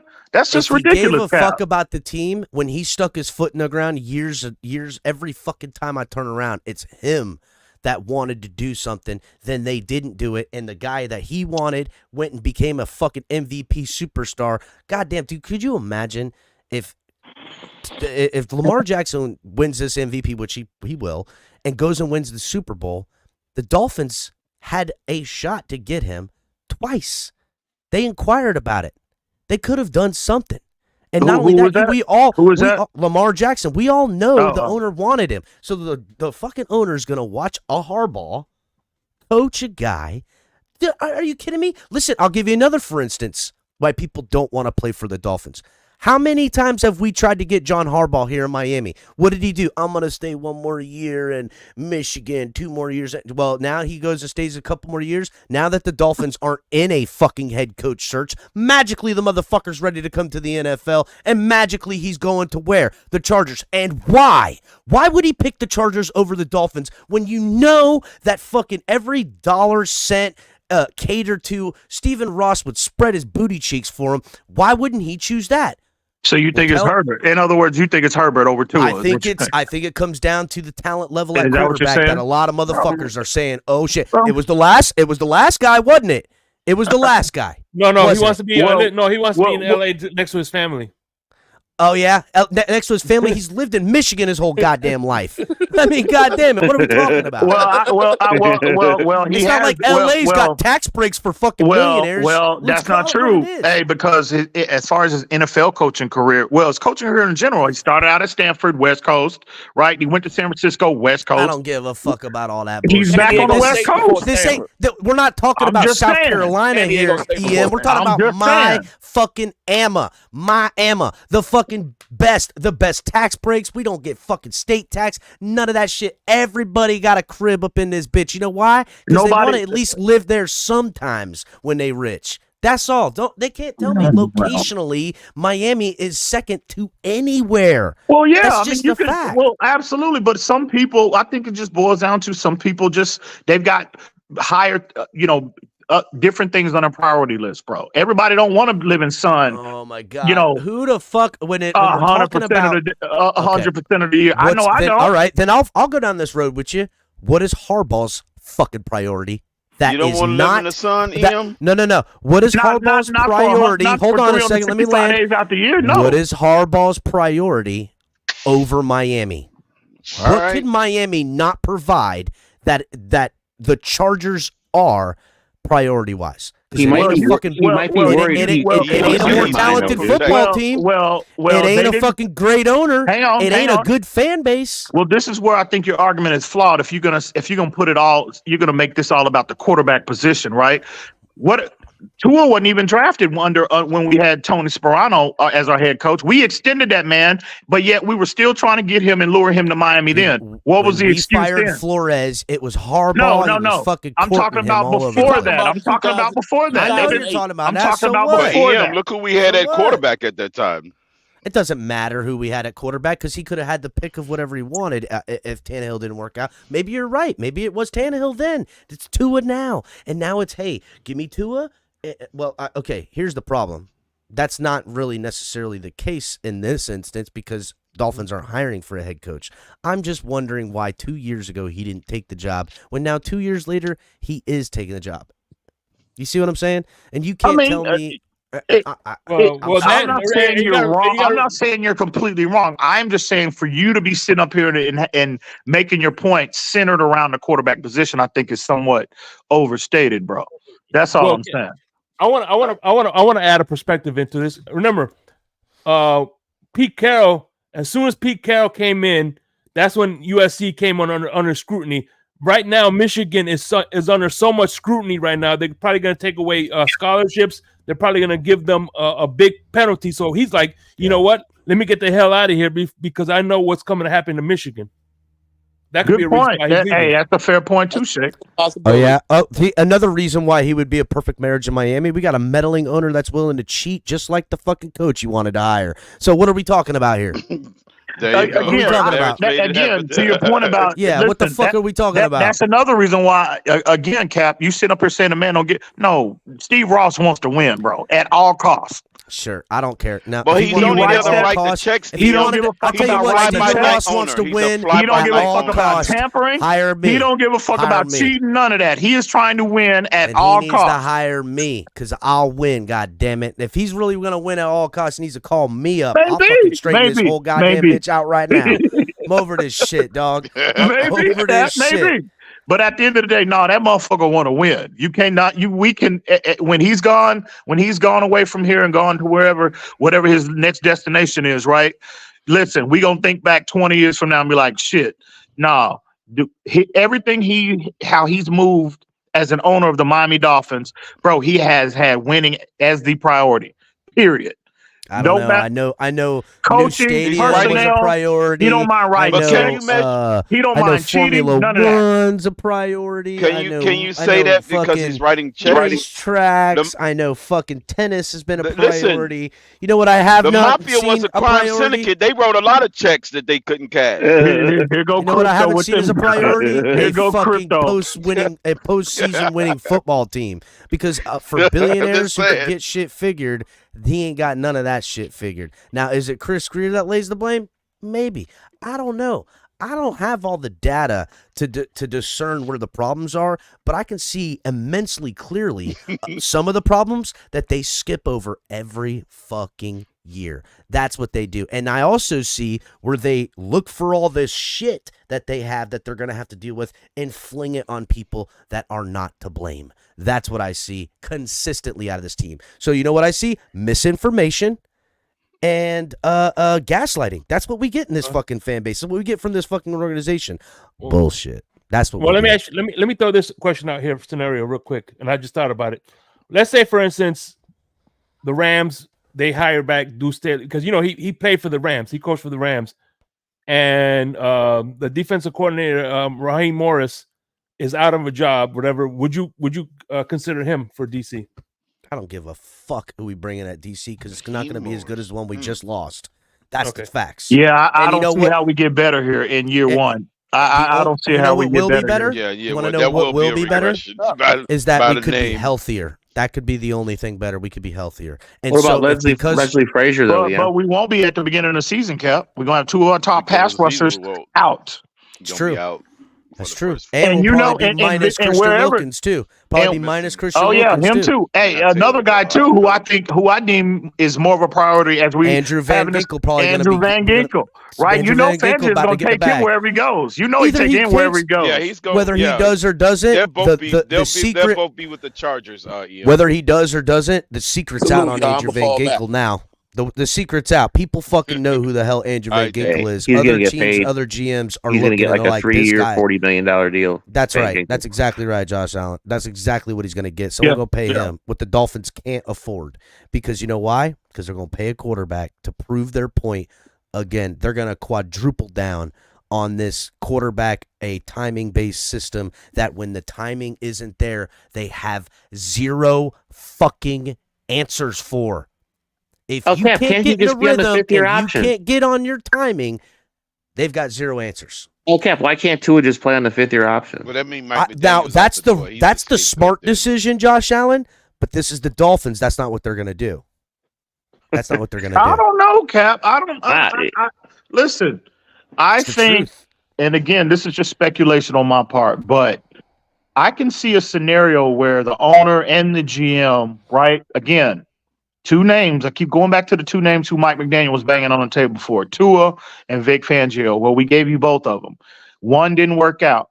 I can see a scenario where we're looking at Tua's contract situation. And again, if there is some concern about Tua long term, right? And especially if they can't come to a common ground in terms of the number, I can see them hitting that pause button saying, you know what? We're looking at the head coach here, and let's give him an opportunity to right this ship, to get this hire corrected, and we'll see how this season goes. And we'll come back to this conversation if things go well. But if not, because if you lock Tua up long term, right, that's a bit of a gamble, because if things don't go well after you lock him up and you have to fire and get rid of the coach, well, you locked into Tua as well. You're gonna be in a situation where you're forcing Tua.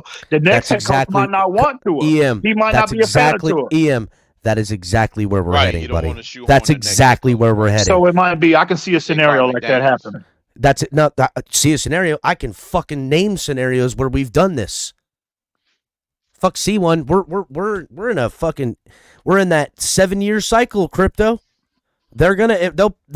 Chances are. The plan is in full effect now. And it'll be Chris Greer's fault, and then we'll look back and we'll be $80 million in debt the second or third year of Tua when they're trying to get rid of him and nobody wants him and they're getting a new coach and the whole fucking thing's blown up and they fired Greer, and we're going to go, man, Chris Greer was just like Tannenbaum. He didn't know how to do shit. And that's what we'll do. We'll blame Chris Greer. We'll blame fucking McDaniel. We'll blame Tua. And then we'll reinstill hope in a bunch of other fucking douchebags that really shouldn't deserve it, because that's what this franchise is really about, selling lies. That's what it's about, because it ain't about winning fucking football games that matter.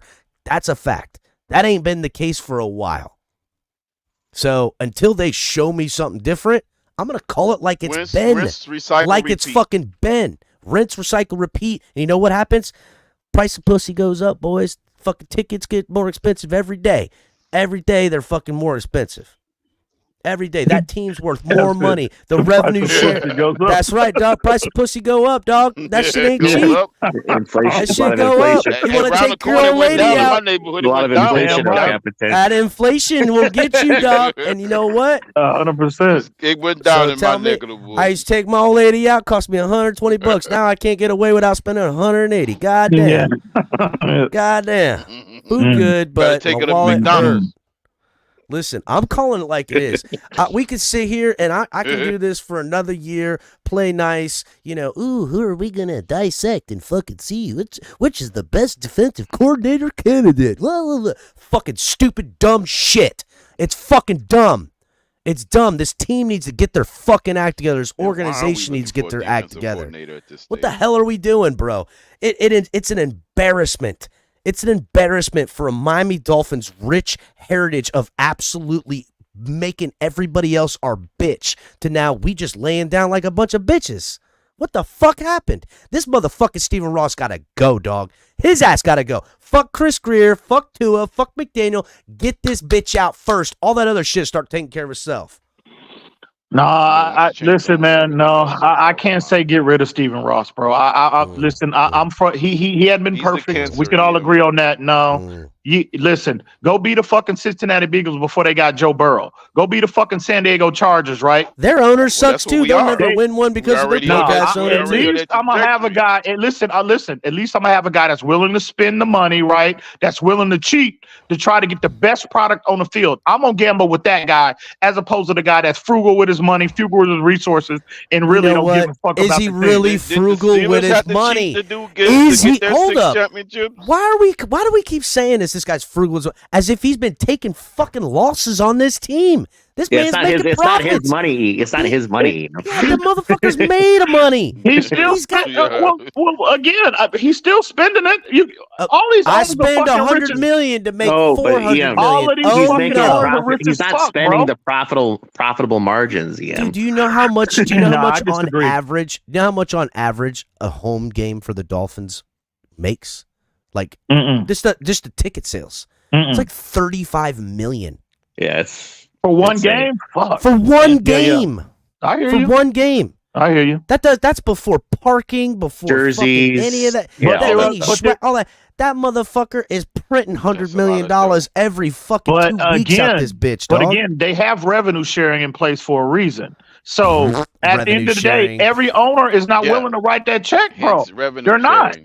Yeah, he's sharing his revenue all right. That motherfucker got a fucking island just like you know who, motherfucker. I'm tired of this shit, dog. Redskins, Daniel Snyder did it. I'm over it, bro. I'm over it. I'm over this motherfucker. I'm over all these greedy pricks trying to fucking sell me some pipe dream shit. Who the fuck do I look like? Some ignorant fuck? Nah. I know what time it is, dog. It's time for fucking pitchforks and torches. We're burning this bitch to the goddamn ground. I'm over it. Get it organized, Cap. Hey, we had 6 large, dog. We gonna get there soon enough. Hey, go get a hold of Dog Freaky. Go get a hold of Dog Freaky. Go get a hold of a lot of these people in the community, bro. And y'all start that. I love Dog Freaky, and there's plenty more just like get it up great and poppin', fans baby. and stuff. But they ain't gonna what be makes about. You think Dog Freaky is a good candidate, EM? Listen, yeah. That's my point, dog. Like, what are we talking about here, dog? They ain't gonna be about the game. I'm ready to fucking pull, dog. They ain't gonna be about the shit. I'm getting ready to do, dog. Crypto. Hell Listen to nah. that fucking crypto. What? Hey, I'm just saying, she always on Twitter and Facebook organizing all of these drives and Dolphin-related representative events. I just asked the question. She's a great representative of South Florida. I'm just asking the question, EM. Great representative of South Florida female fans of the Dolphins. I love it. She's perfect for that. We ain't talking about fandom here. We're talking about the motherfucking reckoning. That's what we're talking about. And I'm sorry, but this gonna take some. It's gonna take some dirt, and that's where Capitan comes in. Listen, that's what it is. And by the way, just because you spend money doesn't make you a good owner. That just makes you a sugar daddy. Damn, I just came back so I could say, oh, shit. I'm over this shit, dog. Over this shit. You guys are sitting here name dropping people. I can't be affiliated with this right here. Affiliated. Listen, there's a lot of people M's that is are obsessed with Dog Freaky No. now. No, Hey, we were talking about there's a pitchforks lot of and people torches. that's active in the community down there in Florida, right? Look, That's reach out right. to Tony. Reach out to Tony. Don't he do a lot of the tailgating stuff and all of that? He got Yeah, connections. Tony. Lou, your boy Tony, right? Yeah, Tony good, Again, dog. Dog Listen, Freaky, Miami 3. What's that chick's name? 305 Sports Babe, I think. Her. It's a lot of people. Big E. we could Take your pick. Dolphin Cowgirl. spoke Damn, to and met. you naming a lot of females, Ian. What's going on with you? Hey man, I'm just listen. I'm just trying to get the I'm trying to formulate a plan that could get Cap's his plan implemented, bro. They need to get that started, that picketing started. Whatever plan he got going on, they need to do it like yesterday. They need to start that process. So again, I'm sure. Well, never mind. But yeah. Well, but whatever. yeah, I'm just trying to help out. It sounds like someone's trying to make a call at like 2 a.m., man. What's going on? What? So yeah, man. Yeah, I'm just trying to help out. Listen, I want to win. I'm willing. I'm open to any suggestions, any type of plans that somebody might have in their mind, bro, that to get this team on a winning track, bro. I'm open to anything. I know Brandon Staley ain't it. I know that. Ain't no bull. Yeah, because that Chargers defense was really good. No, it was terrible. Christ. That Chargers Of course it defense was had fucking a lot terrible. of talent That on shit- it too, man. That shit got worse every year that motherfucker was there. They were like, here's more talent, and then it gets worse. Well, Cap, but Cap, you know what makes Brandon Staley a perfect candidate for the Miami Dolphins, though, Cap? So they can bring in the same system that everyone's complaining that they didn't know how to learn and didn't like when they fired Fangio. I wasn't even going to go there. I was going to say he's a yes man, right? He's a player's guy. He's the rah-rah guy, right? You could say he's booty cheeks. It's okay. Yeah, He'll fit right in then. He'll fit right in. Yeah, basically he's a booty clapper for the players. That's right. That's it. It don't matter. He's not going to hold nobody accountable. Gonna like him? He'll John fit Von right Holland in. gonna be making Instagram videos. You know what, dog? It's a sad thing when a competitor and an athlete values money more than winning. Now I understand valuing money, but you got to value winning, and that's really become the problem on this team, where guys are more worried about making that next contract. And I'm not saying you shouldn't, but winning should be the most important thing. And if that ain't, if you can't be a facilitator as a fucking leader of anything, and recognize people who don't put winning first, then you got to go on a sport. El Capitan, that's why I was saying, do you think Chris Greer, in his scouting process about building the character and DNA of a team, do you think he's doing a full evaluation of the type of players he's bringing into the organization? No. So Chris Greer's number one job before anything and everything is making the boss happy. That's number one. And how do you make the boss happy? You put a winning product on the field. Listen, the Chris Greer hate needs to stop. No, not a winning product. A product that sells great and makes money. Well, how else do you do that? You generally the winning teams are the ones that are most profitable. We can win games. That umbrella. I don't know. Super Bowl hasn't the Dallas Cowboys. Dallas Cowboys ain't won shit in a long time. Yeah, no, they're Cowboys not. You know what? No, they're not, because I can point to another team that's just like it. It's called the Dolphins. Well, you look at the Kansas City Chiefs, right? The Chiefs before Andy Reid got there, and they went on the winning streak that they the dynasty that they've been establishing for the last 5 years now. They were a wasteland in Kansas City. They come there, Andy Reid comes there, they start winning. Well, now they're in the top 5, 6. Were they a wasteland? Because I remember them before. I remember them in the playoffs every fucking year before Andy Reid got there. No.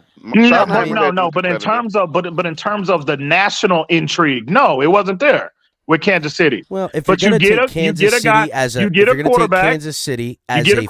base, you get a quarterback that's at the face of the NFL, and you start winning. That's how you become more profitable. Well, think about it in money and marketability. But they want a total wasteland. Yeah. Miami was the only football team in Florida for a long time. Now their market has shrunk to being a South Florida team. Yeah. Yes, we got fans all over the place. Kansas City has 2 states that have the same city in it. So you got Missouri and Kansas. So there's, that's a fact. And then where's the next closest fucking team around there? St. Louis lost their team. So all these people who are football fans all root. There's like 7 states that root for it. So there's a huge marketability to the entirety of the middle of the St. Louis country. was there for a long time. When did they bring the team out from St. Louis never really made any money, even when they won the Super Bowl. Other than when Kurt Warner won it, they didn't make money before it. They didn't make money after it. They didn't. That's why the team left. They moved to like 3 different cities. That's fair. That's fair to make. Kansas City's been there since the jump, dog. Since the jump. Listen, that is fair. But again, I'll use look at the Cincinnati Bengals for a reason. Go ahead. I said the only thing when I thought of Kansas City was Priest Holmes and Gonzalez. That's it. Other than that, you really couldn't really name nobody else in Kansas City. No, they became one of the most profitable NFL franchises when Andy Reid got there, and they were lucky enough to draft Patrick Mahomes, who turned out to be arguably he's the face of the NFL, A, and in B, he might be the best player ever at his position, and they have created a dynasty up there. That is the number one reason why they're one of the most profitable teams. Though. That's just of recent. But Ian, hold on. But that's what we're talking about. They've never been in this position before. I wonder why. Why weren't they ever in this position before? EM. When the Dolphins, they had Alex Smith. EM. Hold on. When the Dolphins when the Dolphins drafted Tua, he wasn't allowed to sit the whole year. Patrick Mahomes was allowed to sit his whole rookie year. And by the way, thanks to the Buffalo Bills. Thanks to the Buffalo Bills, the Kansas City Chiefs got Patrick Mahomes. I don't give a fuck about all that shit. Though. Listen, Kansas City's won how many goddamn Super Bowls these last couple of years? How many they've been to? You know 2 what? Super Bowls. Again, here's the deal. Kansas City, well-respected owners since the beginning, since back when it was the Lamar AFL and the Lamar Hunt Trophy. Right. That's a reputable franchise who has ingrained itself into the blood that is the NFL. Well, yeah, I agree with that. To say any different now, if you're going to point at Cincinnati, yeah, you're kind of on the nose a little bit there. But it's the Chargers, you got the Chargers. They bro. were up and down. You got listen. I get it, bro. I think both things can be true. I think both points can be true at the same time. But I just think, again, how your franchise, no matter, it could be the NBA, it could be any sport, NFL, etc. The best way to turn a profit, the biggest profit margin, is to put a winning product on the field. If you suck, right? If the team is not winning, nobody's investing their hard-earned money, purchasing tickets, purchasing jewelry. Jerseys and everything that comes with that. Nobody's making that investment. Look at the San Antonio Spurs. Dynastic team, dynastic organization, right? They've been tanking the last 2 years. Bro, their ticket sales have been in the dump. But guess what? Why is there now you've seen a kind of their ticket sales and all that has increased because of Wembanyama. But at the end of the day, bro, the Spurs are one of the most celebrated franchises in the history of the NFL in the NBA. Why is there the turnout? Why is the ticket sales and everything been down the last 2 to 3 years? Because they haven't been winning, bro. Man, I guarantee you. Once they start winning, I guarantee you they'll be at the top of the league like they were 10 years ago. Chris Greer, I guarantee you. But they still gonna sell jerseys. Chris Greer earns his salary because he figured out the thing that owners and football organizations would love to figure out, and that's make a profitable business without winning games that matter. That's what they've done.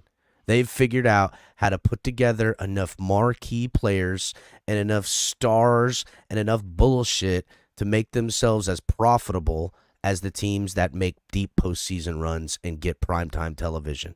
That's what they've done, dude. That's what they've done. That's why they like us, because we don't have to win shit and we're still making them all the money. Well, I can't push back. Those have been the results, but I don't think it was intentional. I don't think it's intentional. I think, they're trying to do it, but they're also with contingency plans, because goal number 1 is fucking profitability, marketability, selling it. Well, tickets, when you're in business, when you're in business, that should be the priority, right? Yeah, all businesses engage in propaganda. Mm-hmm. Your ideology is the right ideology. Your ideology is what it should be, EM. It should be about winning. Everything else be damned, because all that other shit will take care of itself if you're winning. The Patriots prove that. They made their own superstars in a market that, you know, I mean, listen, they're the New England Patriots, a team that forever was just basically the Boston Patriots. Now they claim the whole fucking Northeast. You can't go anywhere up in that shithole without running some fucking Crowder head. You know, Yeah, Chatterhead pretty fucking much. asshole. Yeah. You know what I'm saying? Fuck, I can't get away from here in Florida. So my point is that And you ain't lying there, boy. you can fucking do it without having to assemble the fucking Avengers. And when you do assemble the Avengers, top to bottom, you got the fucking coaching staff, top to bottom, and this is the type of results you get. That's why Vic Fangio's leaving. He's like, I don't know what more a fucking team could do. These guys suck. That's why he's leaving. We're going to get Fangio light. Fangio didn't go back to retiring. He left for another team, dude. He's dating. He went back to his ex. Mm-hmm. He went back to his ex. That should piss every Dolphin fan off right now. Well, it means he doesn't respect McDaniel or Chris Greer. He went to the ex with a tongue ring. Yeah, well, no, we were the bitch with the tongue ring. We were the bitch with the tongue ring, all the flash, got our titty pierced, we're drinking all night, having a good time, you know, but you know what? When it's time to raise a fucking family and get to living and doing it right, he's like, listen, this ain't really going. It was fun. Glad we got to go to the club, and that thing you did to me that one time, that was pretty fucking awesome, sweet.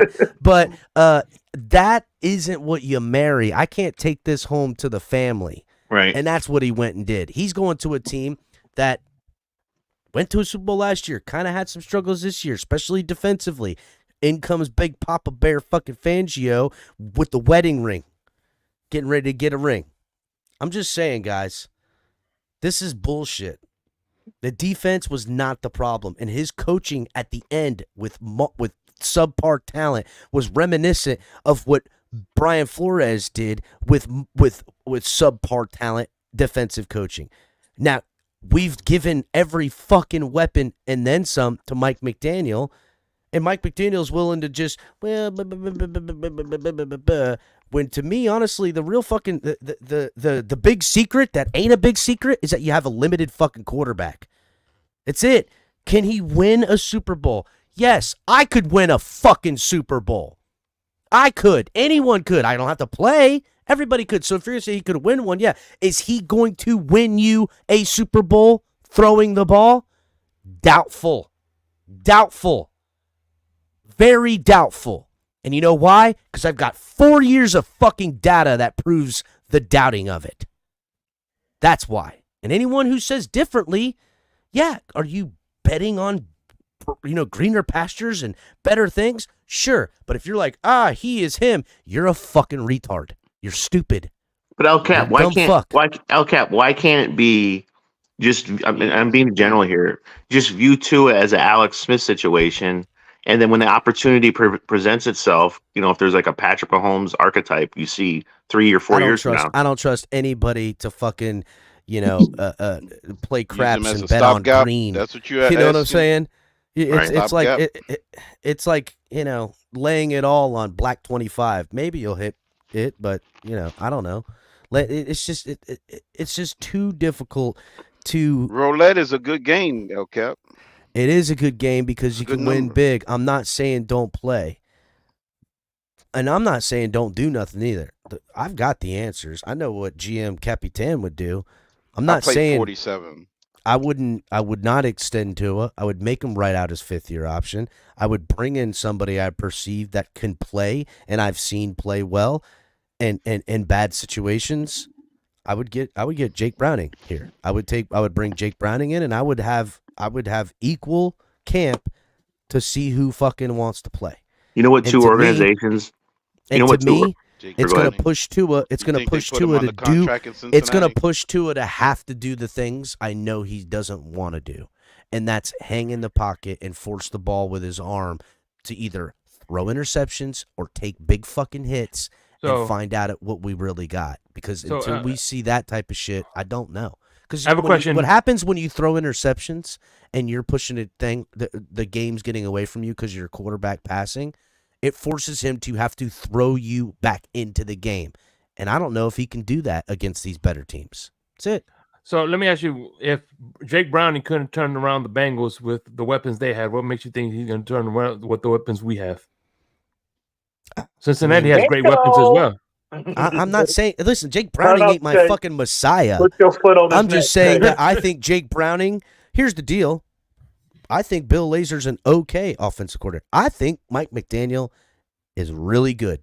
I think he's able to explain, work with quarterbacks, and devise offensive schemes to accentuate their talents and coach up their deficiencies. How much better could Jake Browning be under a Mike McDaniel's tutelage? I think significantly better, and I think the baseline of where he's at is good enough to compete to push Tua. Whether he'll take Tua's job or not, that's not my agenda. I'm not saying bring him in to take Tua's job. I don't know if that can happen. Could it? Maybe. But I think it would push Tua to have to play balls to the wall. That's it. That's it. And if he doesn't, if he doesn't, and he's faltering, then you put the other guy in. If he plays balls to the wall and it's interceptions all over the place because he can't do it, then get him the fuck out of there. If he gets himself injured because he's holding the ball because he's trying to do some shit, then get the fuck out of there. I don't give a fuck if he's injured. I don't give a shit if he's losing me games. I need fucking answers. I've needed the same goddamn answer the last 3 years. Is Tua a franchise tagging, keeping fucking quarterback? I don't know. I don't know. And nobody does. Just because they pay him doesn't mean he is. Because if that was the case, then Tannehill's been a franchise quarterback fucking since the Dolphins let him go. Since before then, because we paid him first.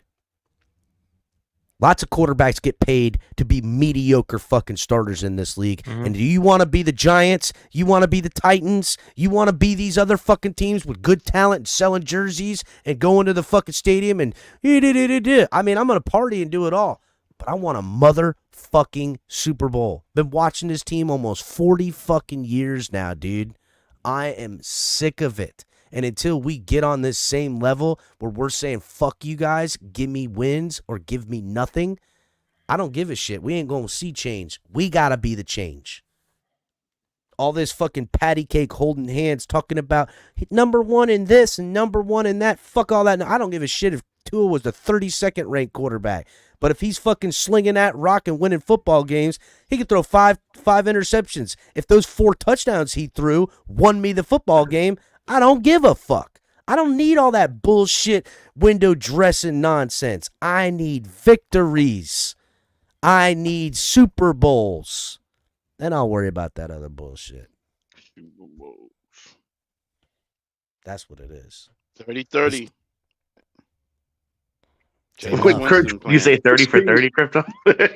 Speaking of Victor Wembanyama, let me get up out of here. The Spurs are playing right now. Goddamn it, Spurs up. I done got my fill of Cap's bullshit tonight. So I'm out, gentlemen. Salute, Cap. Wait, Victor's giving up another 70. EM. Hey, we'll tap in, bro. Y'all be good. Be safe, man. Yeah, man. See that? You start coming in here and speaking the truth, run EM's ass right up out of here. Look at that. Done ran away. EM got to watch Victor give up another 70. Yep, he got scared. Oh man, nah, man, I've been pent up wanting to roasted. talk about stuff. I've been fucking sick as a dog. I'm like on the back end of it. But this Fangio shit is just bullshit. Then I'm scrolling through fucking Twitter and I'm like, oh, top candidate Staley, blah blah blah. I'm like, oh my fucking god, dude. Oh my god, this is such. Staley dude, is it a takes top the wind. Again, I said it I don't want to today. hear not one to or near bring up Staley's name. I said it today. I said it today. About the Chargers. If they do hire Staley, I booked it. I forgot. I'm gonna clip it. I'm gonna save it. If they do hire Staley, the first thing they're gonna do is say how Jalen Ramsey, whatchamacallit, he played with Jalen Ramsey. Yeah. And I guarantee you They're gonna play that angle. They're gonna get sound bites from Jalen Ramsey and all that shit. Oh yeah, he was a good defensive Are you kidding coordinator. me? Yeah, we're gonna see sound bites back when he was with the You're the right, Shake Rams, Buddy. It's sucking coming. them The all. I mean, propaganda it's just. machine is fired up on all cylinders. I mean, we might as well just hire. Listen, just do what the Dolphins are gonna do. Hire Staley, extend Tua, and then reconvene this time next year to find how we're gonna sucker this fan base for one more season. That's what it is. Right. I've been That's busy. what's That's happening. what. That's the goal. That's pretty much the plan. Listen, I played Yeah, Nice Capitan that's the all plan. fucking year, dog. I'm over it. I'm over Nice Capitan. Hey, El Nice Capitan, I'm sorry to cut What's you up, off, man. Alex? I hope No, go ahead, all buddy. is well, bro. I hope That's you're what I was doing well. asking. How many Hope wolf the tickets family are is they gonna great. sell us this You know, season? God bless Thanks, you and buddy. the family Appreciate you, as dog. well. And bro, I think the only reason why Evangel left because he wanted to be close to the family. That's just my opinion. But everybody has their own opinion on Alex, don't you think that's kind of naive, though, man? Yeah. why. If he Because wants to you close to don't the think family, he should have just because retired. you don't think Mike McDaniel, when he talked to Fangio and hired him, said, "Hey, you're going to be here for the next 3-4 years, right?" I mean, that conversation had to happen. It's not that, Alex. If he wanted to spend time with family, he would have fucking retired. Right. That's just a nice answer to put a bow on it. Yeah, He's going to be a defensive coordinator. These coaches don't have time for fucking family during the season. Right. That's it. I think he wanted Philadelphia. He wanted Philadelphia, but the opposite wasn't there last year with Sarny. That's there. And he used Miami for leverage.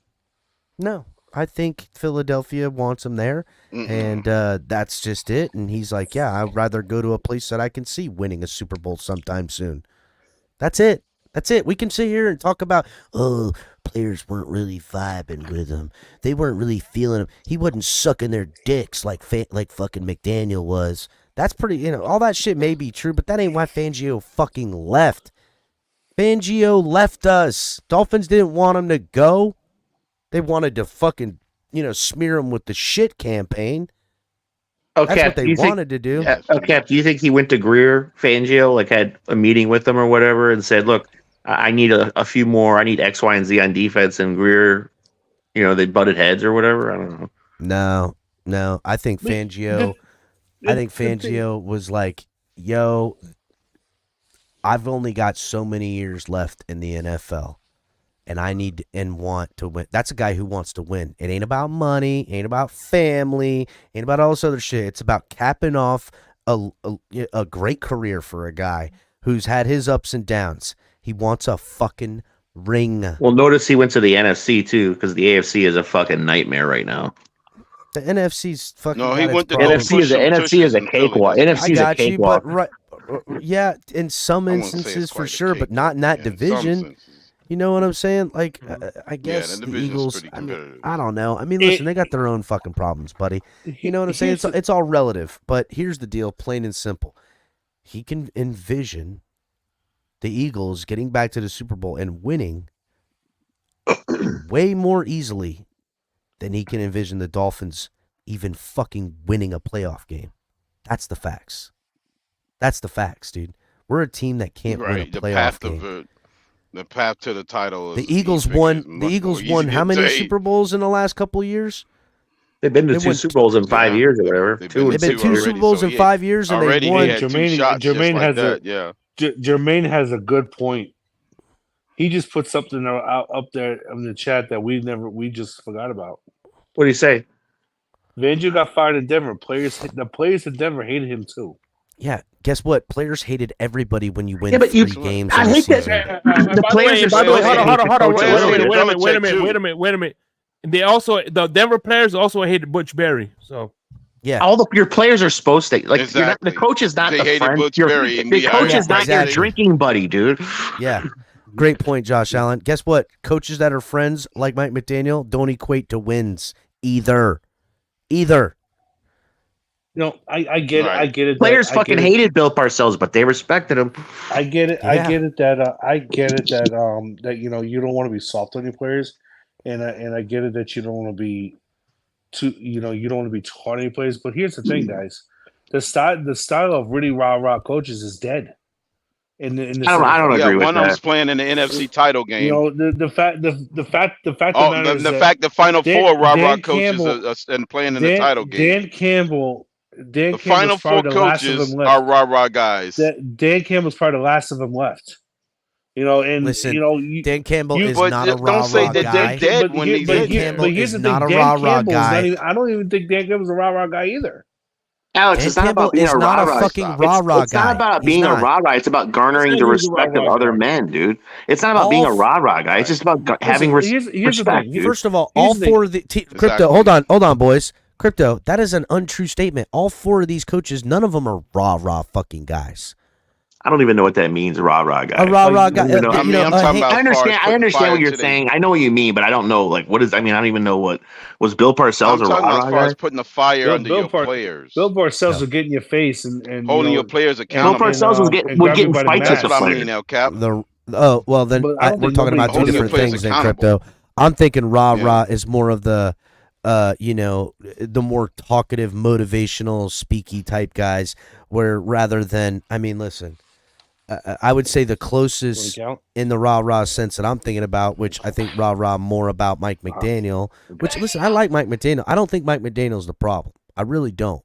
I think Mike McDaniel is having problems with executing his offense. And I think he's too proud to say it. I think he's too proud to and I think what's going to do him in is he's too smart for his own fucking good, just like any other coach that's like this eccentric type thing, where he's going to think he can fine-tune out and iron out all the deficiencies into his game to have a perfect pitching game. And you're gonna throw no hitters, right? But you're also gonna fucking get some dingers on you against good hitters, and that's it. It's all great. It's super highs and immense lows, and that's exactly what we got last year and this fucking year. That's it. We got super highs and super lows the last 2 years on him, and it's not because of the coach. It's because of the fucking quarterback. That's it, guys. That's it. Okay, you don't think there's anything to the injuries at the end of the season? Like you don't? Not on the offensive side, no. No, I don't. And I don't think it has shit to do with the injuries on defense because the defense still held us to our average. In fact, they got better as the year went on. The average was upheld. Our offensive points per average for the year was somewhere around 30. Our offensive points against winning teams was somewhere around 14 fucking points. Yeah, it's like half 14 fucking points. Yeah, it's a big drop off. It's not like it's 5 points. That's a big drop off. You have to understand something though. It's cut in fucking half. Yeah. So, but I mean, it is our defense on the other side.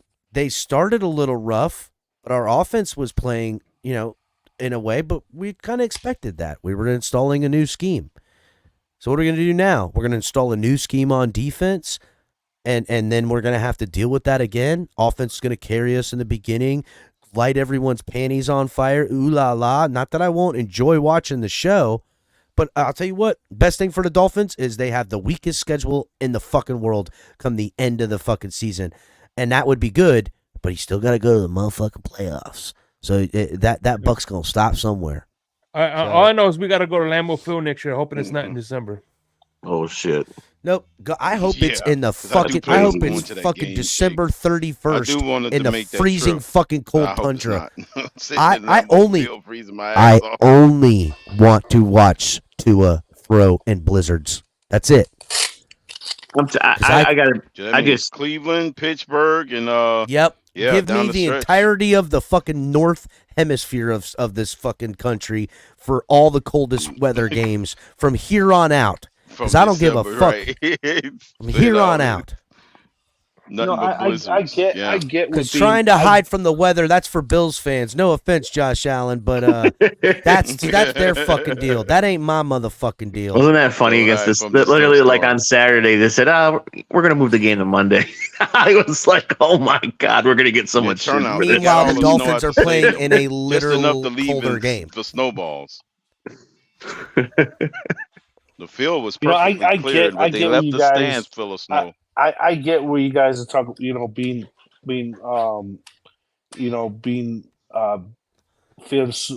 terrible about this upcoming season. how everybody thinks we're going to suck this season. I totally understand where everybody's I going. don't think the Dolphins are going to that. suck. The Dolphins I aren't don't going to think suck, that. dude. Dude, this team is fucking straight. If they stacked suck, with they talent. better suck and do it right. This team Don't mess has around so and win much 5 talent. games when you shouldn't This have won team one. has so This much team is not talent what people that we're better going do to it turn right. over. We're going to turn over 22 players somewhere right around that, and we're still going to be just as good as we were this year.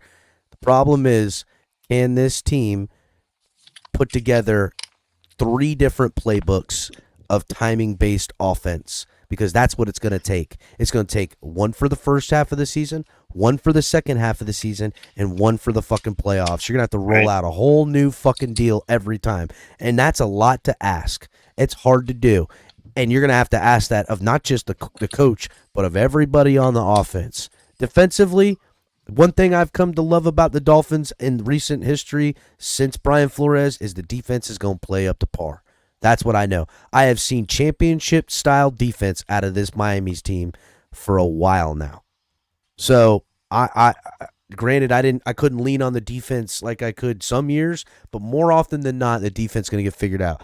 I'm not too happy that I got to probably have – it's going to be Staley, guys. That's probably what's going to happen. Brandon Staley, Brandon Staley, you guys may actually not like the hiring of Brandon Staley, but – Look back at when it was the defense coordinator for the Rams. You'll see Jesus Christ, Alex. God damn You know it, how many Alex. years removed that is? But he was the head coach. And It doesn't matter. defensive play caller for the Alex is Chargers. right and wrong at the same time. I love you to death, Alex. But you can't tell me that the student is better than the teacher. It's just not. Unless we're gonna go in a full different direction and find the next Mike McDaniel a la fucking defensive coordinator. It's just stupid. This whole fucking thing is bad news. And not to say every defensive player hated Fangio. I don't think so. I'm pretty sure I remember watching Hard Knocks where all the safeties were sitting at the table gushing about the defense. Well, who's saying that he was hated? I mean, you know what I mean? That's the narrative. That's that Josh sports. Allen. That's people put that sports agent bullshit. That's the narrative. The memes that's are what coming that's what out they're where he saying. played prevent defense against the Bills and they scored on us. Like, this is why he lost his job. This is how Dolphins fans do it. They cuck them fucking selves, bro. They cuck themselves. They literally print dogpile on the shit where the organization's like, oh, look it, we can just play into their stupidity, and that's what they do. We cuck ourselves, bro. It's fucking bullshit. Dolphins fans should be united and going, I can't fucking believe Fangio left us. I can't believe Fangio left us. But they're not. They don't play football. They don't know football. You know what they know? They know how to suck each other's dumbass fucking stupid statements and bullshit, bro. That's what. By the way, this is a Chargers fan right here. Oh. Yeah, no shit. NFL is lit. No, we're gonna hire him because that's the move, dog. That's the easy so lateral Dolphin-like. move. It's the Dolphin-like move, Crypto. That's so I'm gonna go ahead and make a video titled. That's a Fangio coaching tree. Actually, Brandon Staley. We know this, Alex. We know that. We already know this. He but the used problem Fangio's is- scheme Alex, to can I help ask you a the question? fucking Smallest Chargers branch. to help the He's Rams like a win. twig off that Alex, tree. when you look at Brandon Staley, do you think, like, if he got like in a bar fight, do you think he would win? No, he wouldn't. All right. Listen, You understand what I'm getting at, dude? Like, do you Yes, think yes, I people do. respect? Do you think players Josh- that this is a gladiator sport? Do you think people respect him? Jay, listen to me, and I want everybody on the. I want to go on the record by saying this, okay? I don't want Brandon Staley to be hired. All right, do not get me wrong. I don't want him as the next defensive coordinator. Okay, I don't want him there. But if he's going to be the hire, then unfortunately, what are we going to do? We can't. We're gonna stop buying. We're not gonna go to Dolphin games no more. We're just gonna. No, of course not. No, that's a false dichotomy. No, That's I'm a just false- gonna. everyone's gonna root for him when he was. I'll tell you what I'm gonna do, Alex. We're just not gonna root for him. So that's what, No, that's I'm gonna root. I'm gonna do what I do. I'm gonna call the games. I'm gonna be like, hell yeah, all that shit. But when We- the bottom we just hope for the drops best. out, you know what I'm not gonna do? I'm not gonna let myself be put in the letdown phase that continues to happen. And I'm not gonna let Dolphins We gotta fans. hope for the best. No, Now- I don't. No, I fucking don't, Alex. I don't have to hope for the best. I can want the best, But I can look at what this organization has presented to me and how they solve their problems by creating problems and not fixing the ones that are obvious and continue to say, yeah, look, this is what we're going to get. Cucked. Fucked. Screwed over. That's what we're getting. Because that's what is that's profitable. It has made them money. We're expected to drink the Kool-Aid. Okay, if you really think, okay, hold on. You really think that Ross and Greer, like when they're talking, they look at Tua as a money ticket rather than like a. So I have worked for myself. I've worked for family. I've worked for family or privately owned businesses, and then I've worked for publicly traded businesses. And when you're working for a big publicly traded business, right? The only fucking they don't care about the customers. They don't give a fuck about the employees. They don't give a fuck about nothing other than that bottom line stock price. And when you're talking about a fucking billion upon billion dollar organization like the NFL and the businesses that are broken into 32 of them, some of them are family run, that are small, that are tight knit, that they continue to fucking the Packers are a Pittsburgh fucking Steelers Pittsburgh, are a good example. perfect fucking examples that continue to pump out. They create coaches, they create players, they create their cultures. They're football programs. They're not programs. Yeah. What are the Dolphins? We purchase their goods and fucking put and markups the sticker on it and fucking sell it out of our warehouse. That's what we've done. Well, I mean, We've that's done it since fucking Joe Robbie's dead. That's all this organization has been. That's it. That's all it's fucking been. So you're saying that the franchise died with Joe Robbie? Yes. A lot of the NFL died with some of the older. They did because Joe Robbie. You got to understand what Joe Robbie used. That's to why do. all the rules shake. That's why a lot of it's not really football anymore. It's Josh Allen. You know exactly what I'm getting at then. Because they want to protect assets. That's why the quarterbacks can't get hit. It is now WWE, not NFL. And Joe Robbie did everything in his power to keep it not just the sport, because let's call it for what it is. The sport wasn't just a button-up thing. They needed to go ahead and get flashy and play into all these things and, have MVPs and all this stuff. That's great. I like all this shit. But if you're not, the goal has to be for per business what it is. And the Dolphins' goal, owner to owner to owner, they're all making guala. That's it. And we're paying for it. We're getting fucked, boys. That's it. We're getting fucked. I don't think Ross gives a fuck. That's why he loves Chris Greer, because Chris Greer knows how to spend the money, but knows how to turn his $280 million in fucking cap hit into fucking a 500% profit.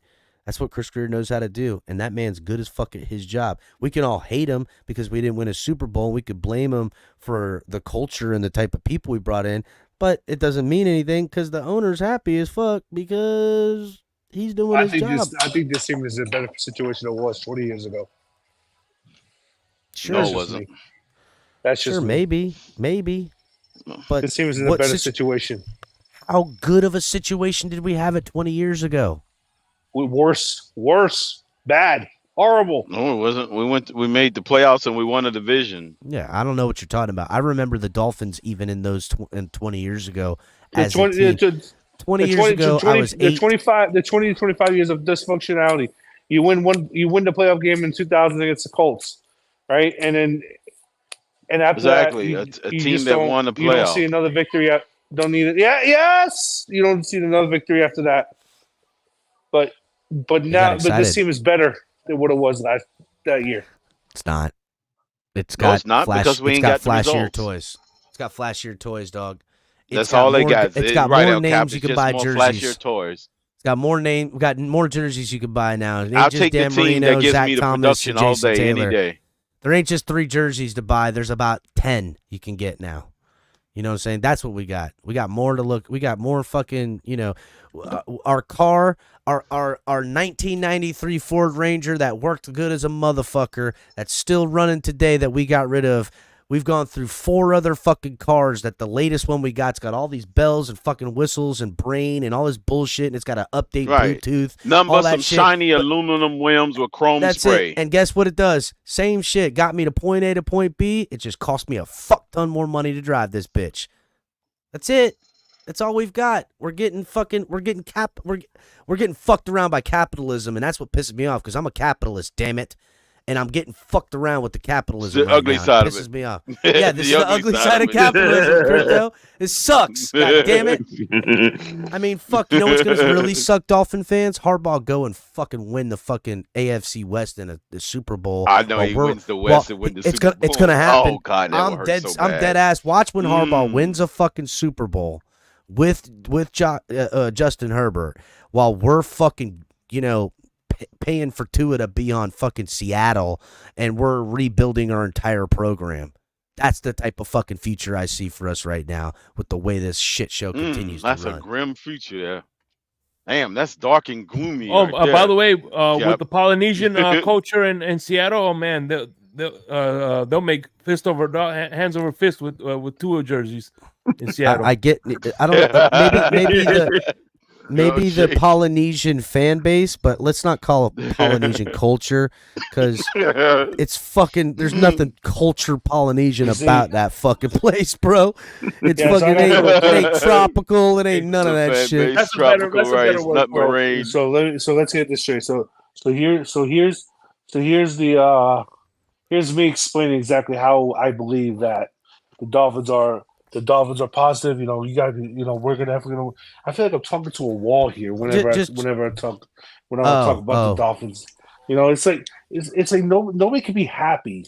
If this team wins the Super Bowl, Alex, nobody will be happy. If Alex, this team wins the Super Bowl, nobody will be happy about that, because they'll find someone to complain. You don't know that because you don't know how it felt in 1984. If they win a playoff game and go to the NFC Championship game lose by a field goal, somebody will be. Everybody. God damn it, like, Alex! Oh my God. Now you're just now. Do you have a time machine? Have you went back to 1972? You're swinging the cuck around. You're fucking literally, because you're not happy with what you got, you won't be happy with when you have more. Back to the future. They went 11-6. Dead ass, dog. Right. Now, give the result. Don't George Orwell me, motherfucker. I get the result wasn't where we wanted to be. I totally understand that. And this is a result-based business, Alex. But here's the thing. You improved from a 9-win team to 11-6. Oh no, you didn't. God, Alex. You got lucky by default. You won 9 wins because of the Cowboy and Charger game. We could have been easily the same record. What part you don't get? They won the Charger game and the Cowboy game. We scraped out the Chargers win, and we scraped out the Dallas win. They're basically the same. The only difference, we didn't eke out those wins last year. So what we do? How ugly. It doesn't matter how ugly. But that doesn't mean no accomplishment. Well, I'll say this, Alex. In the playoffs. Alex, I'll say I'm this. not happy with that. No. Hold on, 11 Crypto. wins is I'll not say enough. this, Alex. By calculations in the metric in which you're using right now, we're 1 win behind. Because we were at 10 wins, then went to 9, now we're at 11. We should be at fucking 12. Exactly. We were at 10. Exactly. If I'm going to use your logic to feel better about myself, we had 10 wins with Flores, then got McDaniel and only got 9. But hey, we had a lot looking up for us. Now we get 11. Flores went 9-8 his final year. Did he? I can't remember. Yeah, he did. He went 9-8 his final year. Whatever. He's right. It All was right. 10. Yeah, but it's a winning record. I was pretty certain it was 10, but I don't know why I'm thinking that. It was 10 the year before. 1 year, And 1 loss. So you're telling me the head coach, the new head coach with brand new shiny pieces, right? And a $30 million wide receiver. Miss Finns, we got to feel good about it. Exact same. One was born on third base, and the other one was born in the dugout.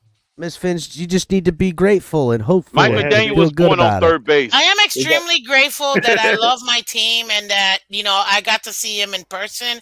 I got to You know experience what? I wish. the 70 You know what? point I'm not. game. I'm not grateful. I wish I was a fucking Kansas City fan. That's what. And you know what's funny? Can you Is imagine being a Kansas City. Chiefs fan right now? The Chiefs Kansas fans are probably City. going nuts right now.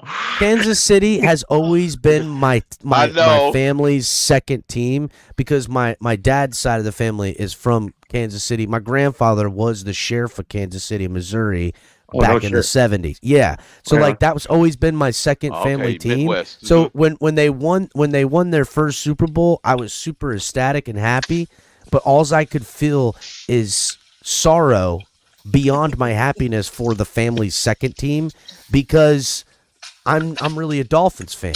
So now I got to look at I could have had a better life path if I fucking was a Chiefs fan.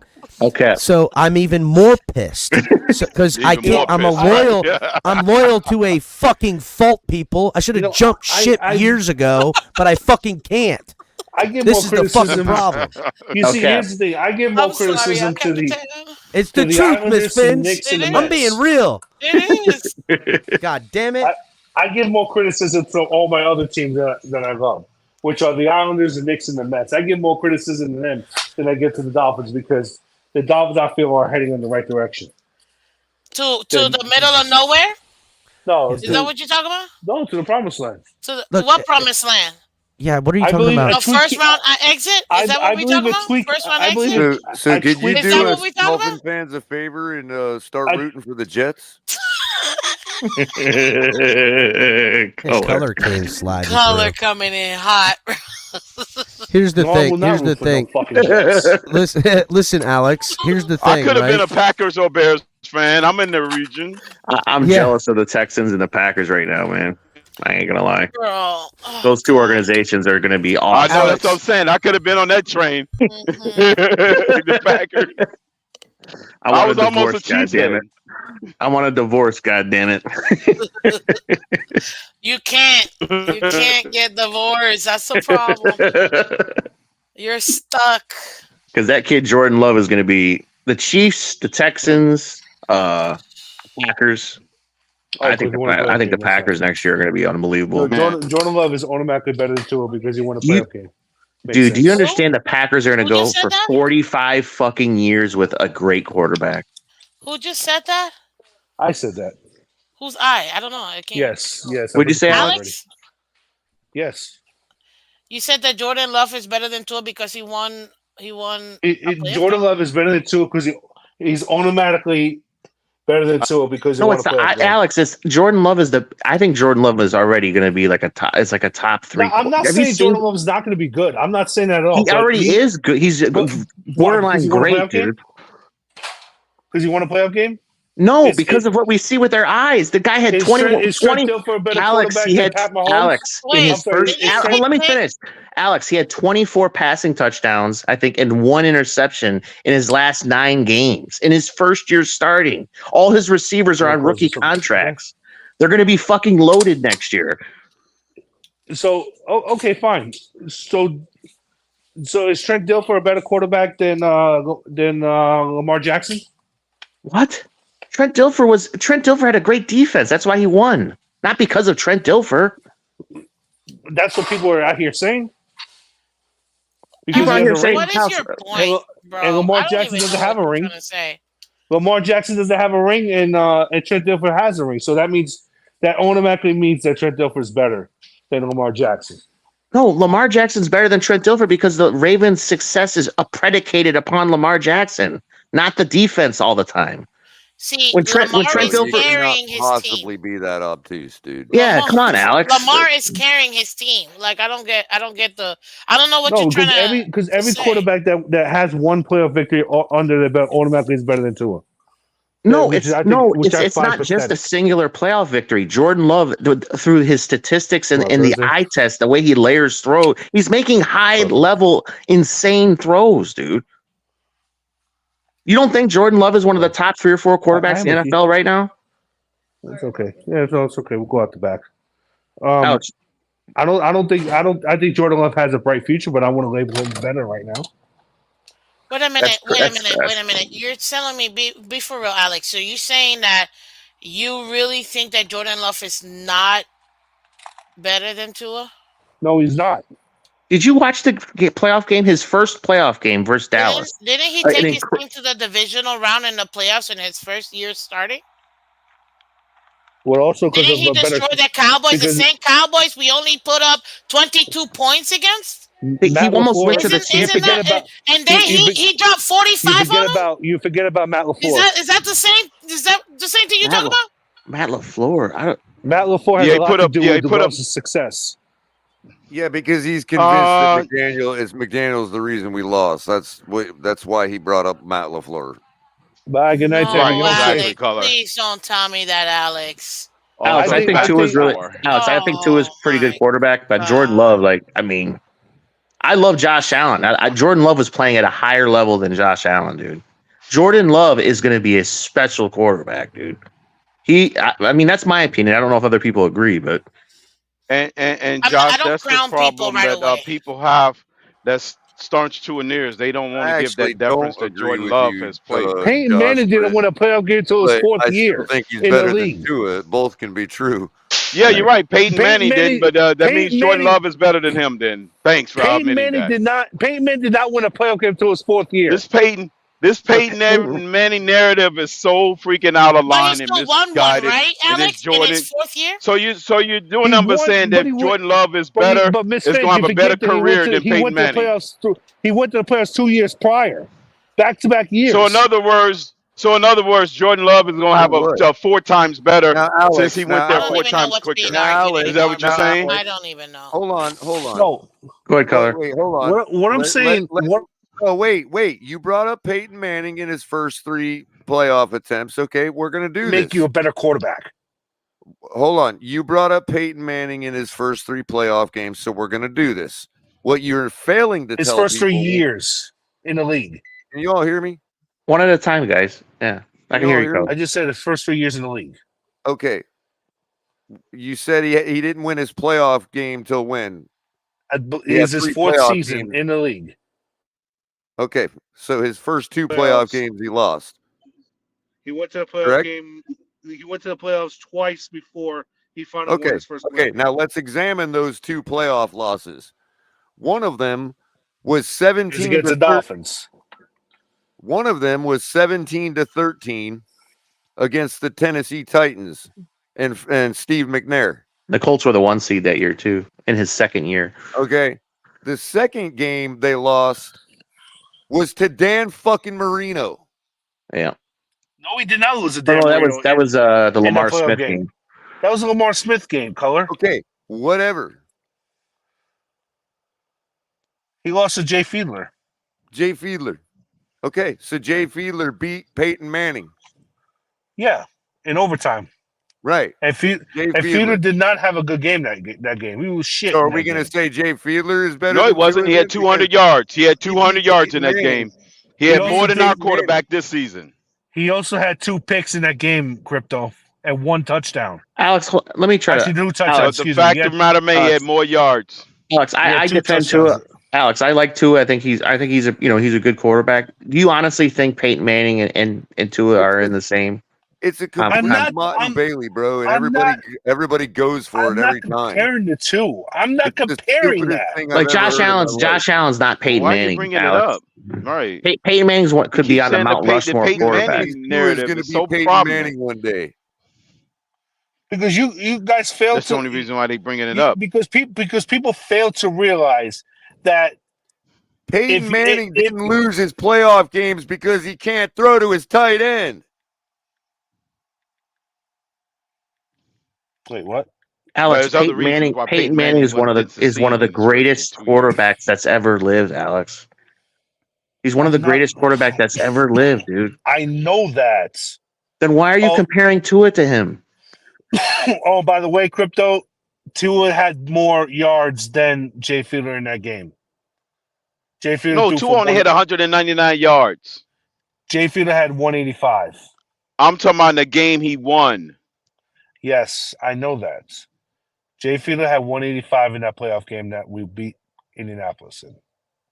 There's one quarterback. Not in his first playoff game, he didn't. He had 200 yards. Are you really going to Hold compare up. Let me paradigms get this. like Let me that? get this, please. Let me get this, You're please. really going to compare paradigms like that when a defense could literally tackle a receiver before they got the ball. Please let me get this. Please let me give me 30 seconds, guys. Go ahead, Miss At Vince. least Fiedler played a second playoff game in the same year. 1 second. 1 second. What did all these stats do for us, Alex? At the end of the day, I'm not having comparing a million Miss Vince. stats, being the number one offense, having all this firepower, what did that get us, Alex? Where are we currently sitting right now? Do you know what my reaction? Alex, answer the question. Okay, The question.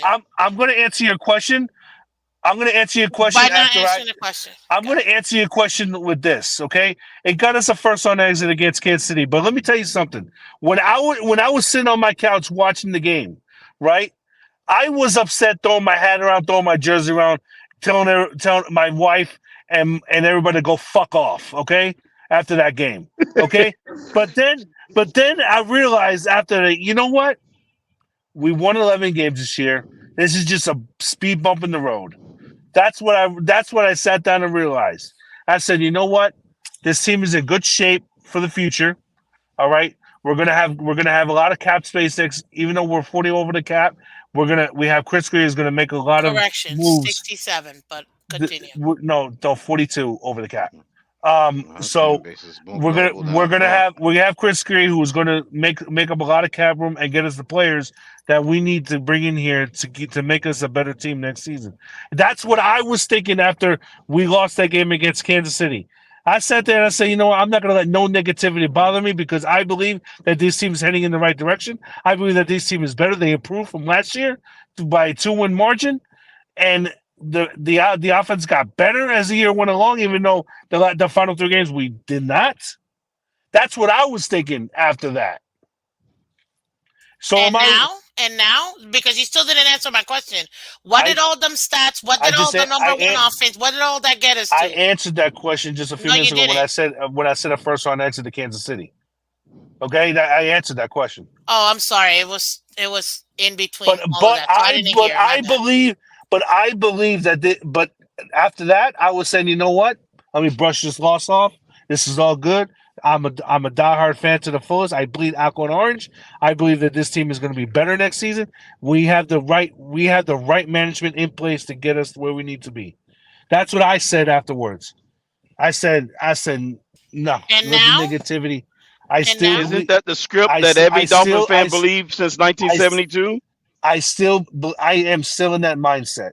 Do you want to know what gets me out of that mindset? If you go 2 You're not answering the question. Isn't that the same script that was given to us after January 31st, 1973? Wasn't that the same script that was given to every Dolphins fan? I wasn't born in 73. Use your logical mind. Wasn't any Dolphin fan supposed to believe that same script that we supposed to be good going forward after any victory in the playoffs?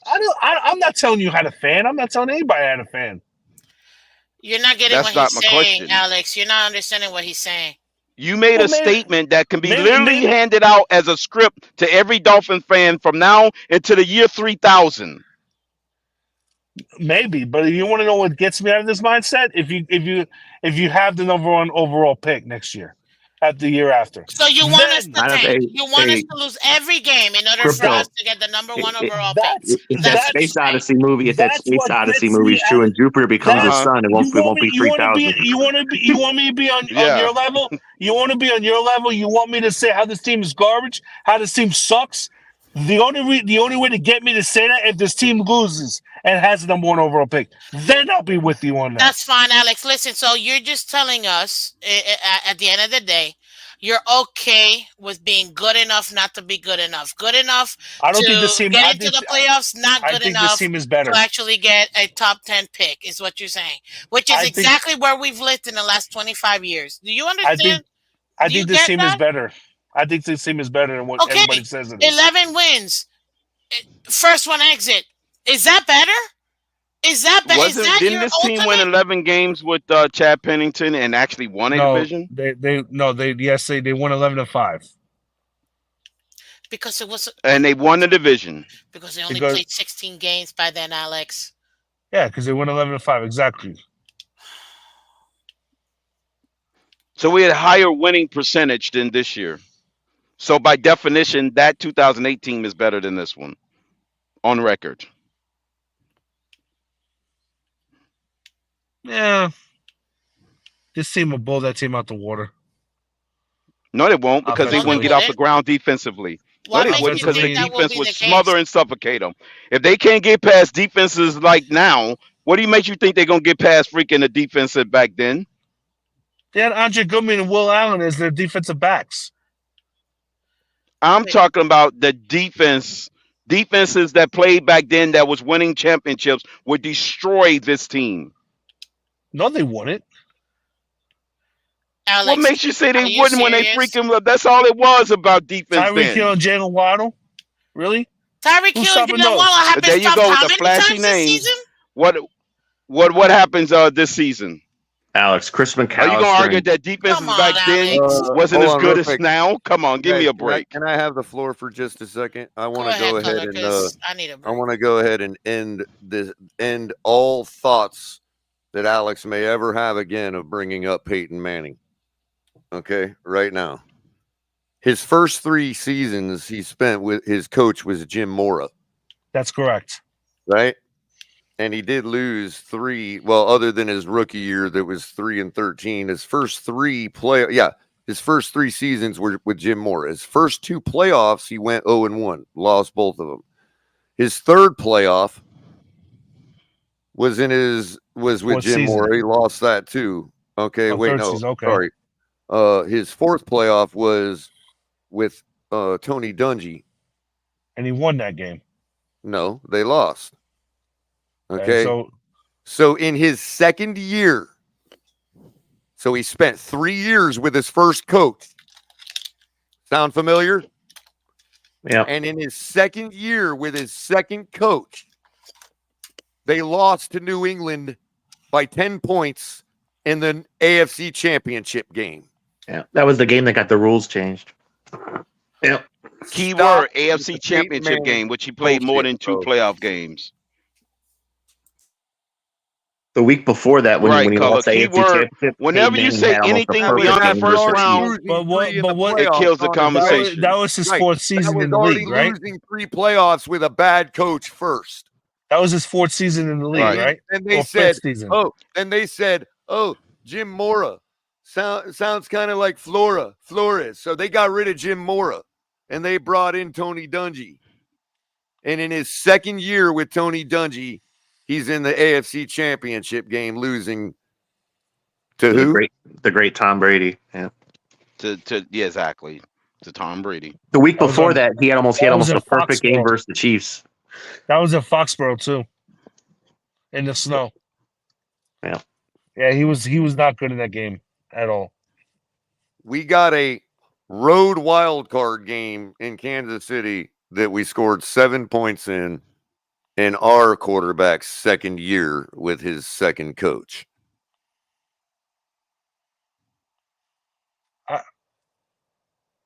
Again, that was his 5th season, right? Right. Please spare me the Peyton Manning comparison.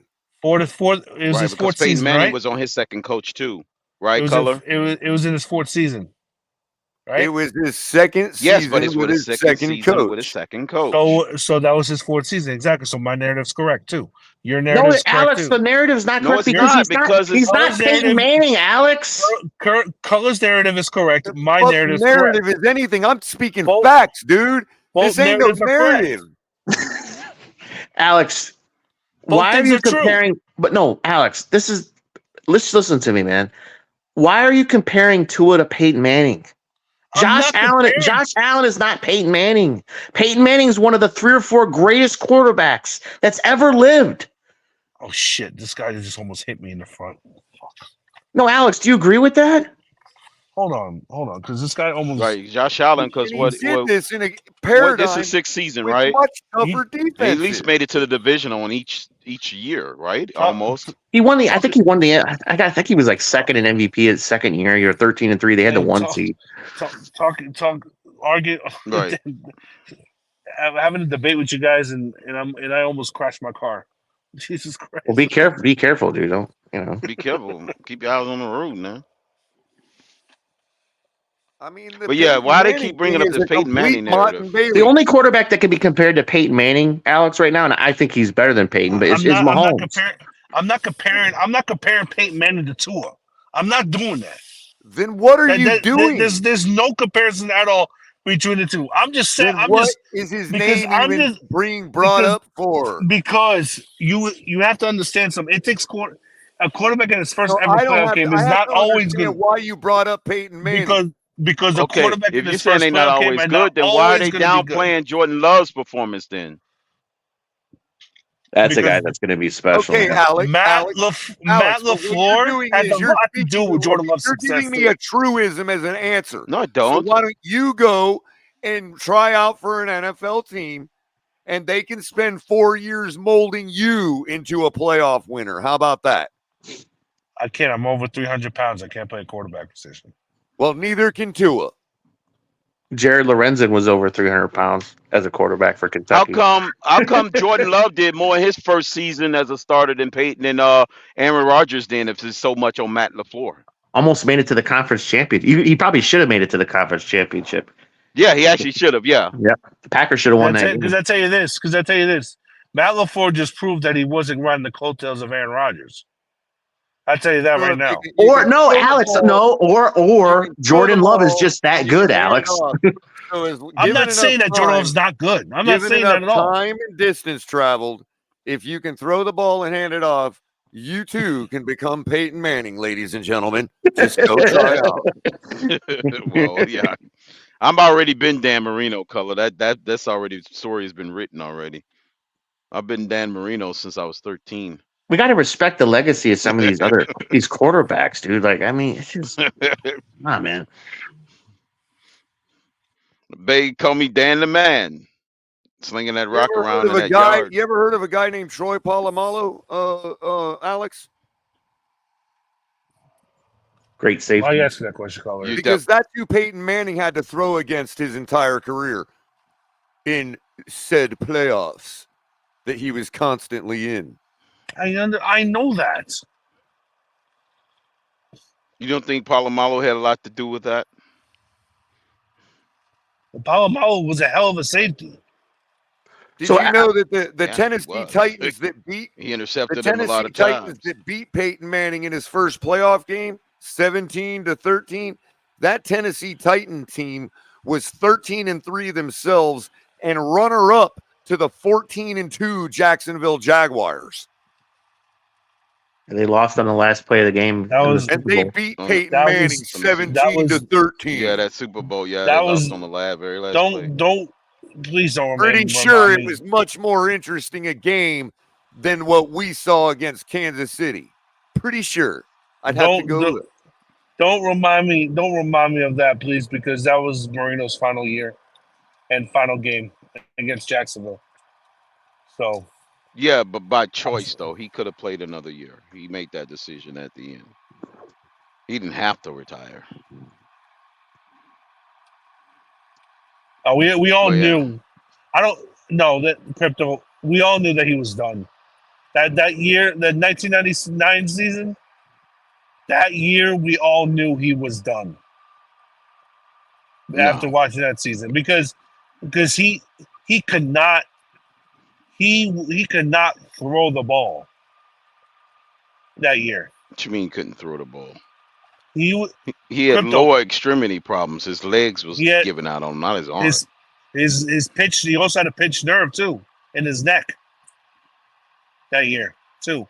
He was suffering from that. Remember that New England game where David Ewert came in and won that game in that season? You failed to realize that Minnesota almost put him on the roster. He changed his mind. I know that. I know that Minnesota was going to sign him. I know that. But even if Minnesota signed him, I knew for a fact, my uncle knew for a fact. They were favorites. Hear what I'm saying is, my uncle was a diehard Dolphins fan, and if he was up here with this panel, he would probably sing the exact same tune that all you guys are saying right now towards me, because he is right there with you and everybody on this panel. He's 100% with all of you guys.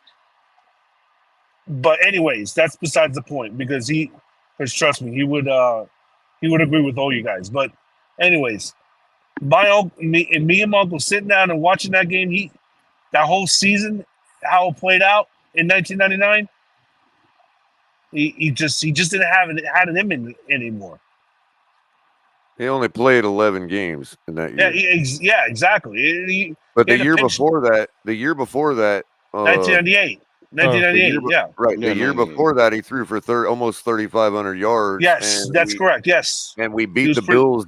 We beat the Bills in the wild card playoff and lost the divisional round to the Broncos. Jimmy Johnson built a hell of a defense too. Yeah, the Broncos. That was the John Elway, Terrell Edmonds train going on there in Denver. Oh God, yeah, that was the year oh my God, that was wow. What you call it?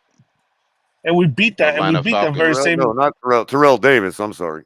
We beat that very same. We beat that very same Broncos team in the regular season on Monday Night Football. Headache man Monday himself. night. That was the Monday night was opener. playing his whole career with constant headaches and migraines.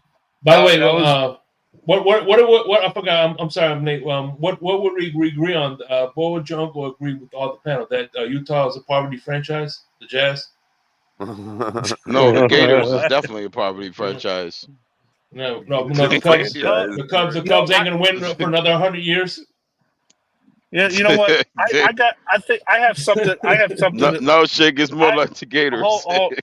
I have something to say to Color. Color, the other night when we're on the panel, when we had that argument, me and you, I just want to let you know, brother, that I have always defended you in every way, even when people have gone against you. Okay? I have nothing but the utmost respect for Color as well. I think Color is a great dude, great guy, and I would love to have a beer with him one day. And if I ever see him up there in Florida when I get up there. But I just felt some type of way, the way you came out to me. That came after me that day, and I'm sorry for acting the way I acted, but but really got me is the fact that you said on the panel that I have never defended you, which is not true. I have defended you a lot of times when it comes to things, especially when people are attacking you. We're talking about the abandon the run narrative. Yeah, the abandon the run narrative. Yeah. Oh. Okay, I'm sorry. That's all right. And listen, I want to close this. Unless you want to keep it going, Color, I'm going to wrap this up. It's the Yao Ming Invitational. Oh shit! I forgot to clock out of work. I guess you get overtime. So we need to start admitting that the Pro Bowl is the Yao Ming Invitational. All you need is a billion Chinese to put your name on the ballot and write it in, and you're shooing. Yeah, but yeah, that's neither here nor there. The Kim Nu Inju. Yeah, right. Let's go Knicks. Knicks can go to hell. At the end of the day. By the way, those are one. And Miss Fins. By the way, I love you. By the way, Knicks is one of the franchises I can't stand the most. So yeah, fuck Knicks. Miss Fins, I love you. By the way, and if I got on your nerve, I apologize. But no, not at all, that's just the way. That's just the way I feel. And I respect everybody's opinion. Your opinion is your opinion, Alex. Yeah, exactly. We can disagree. I have no problem. You're respectful. I'm respectful. Like it's not.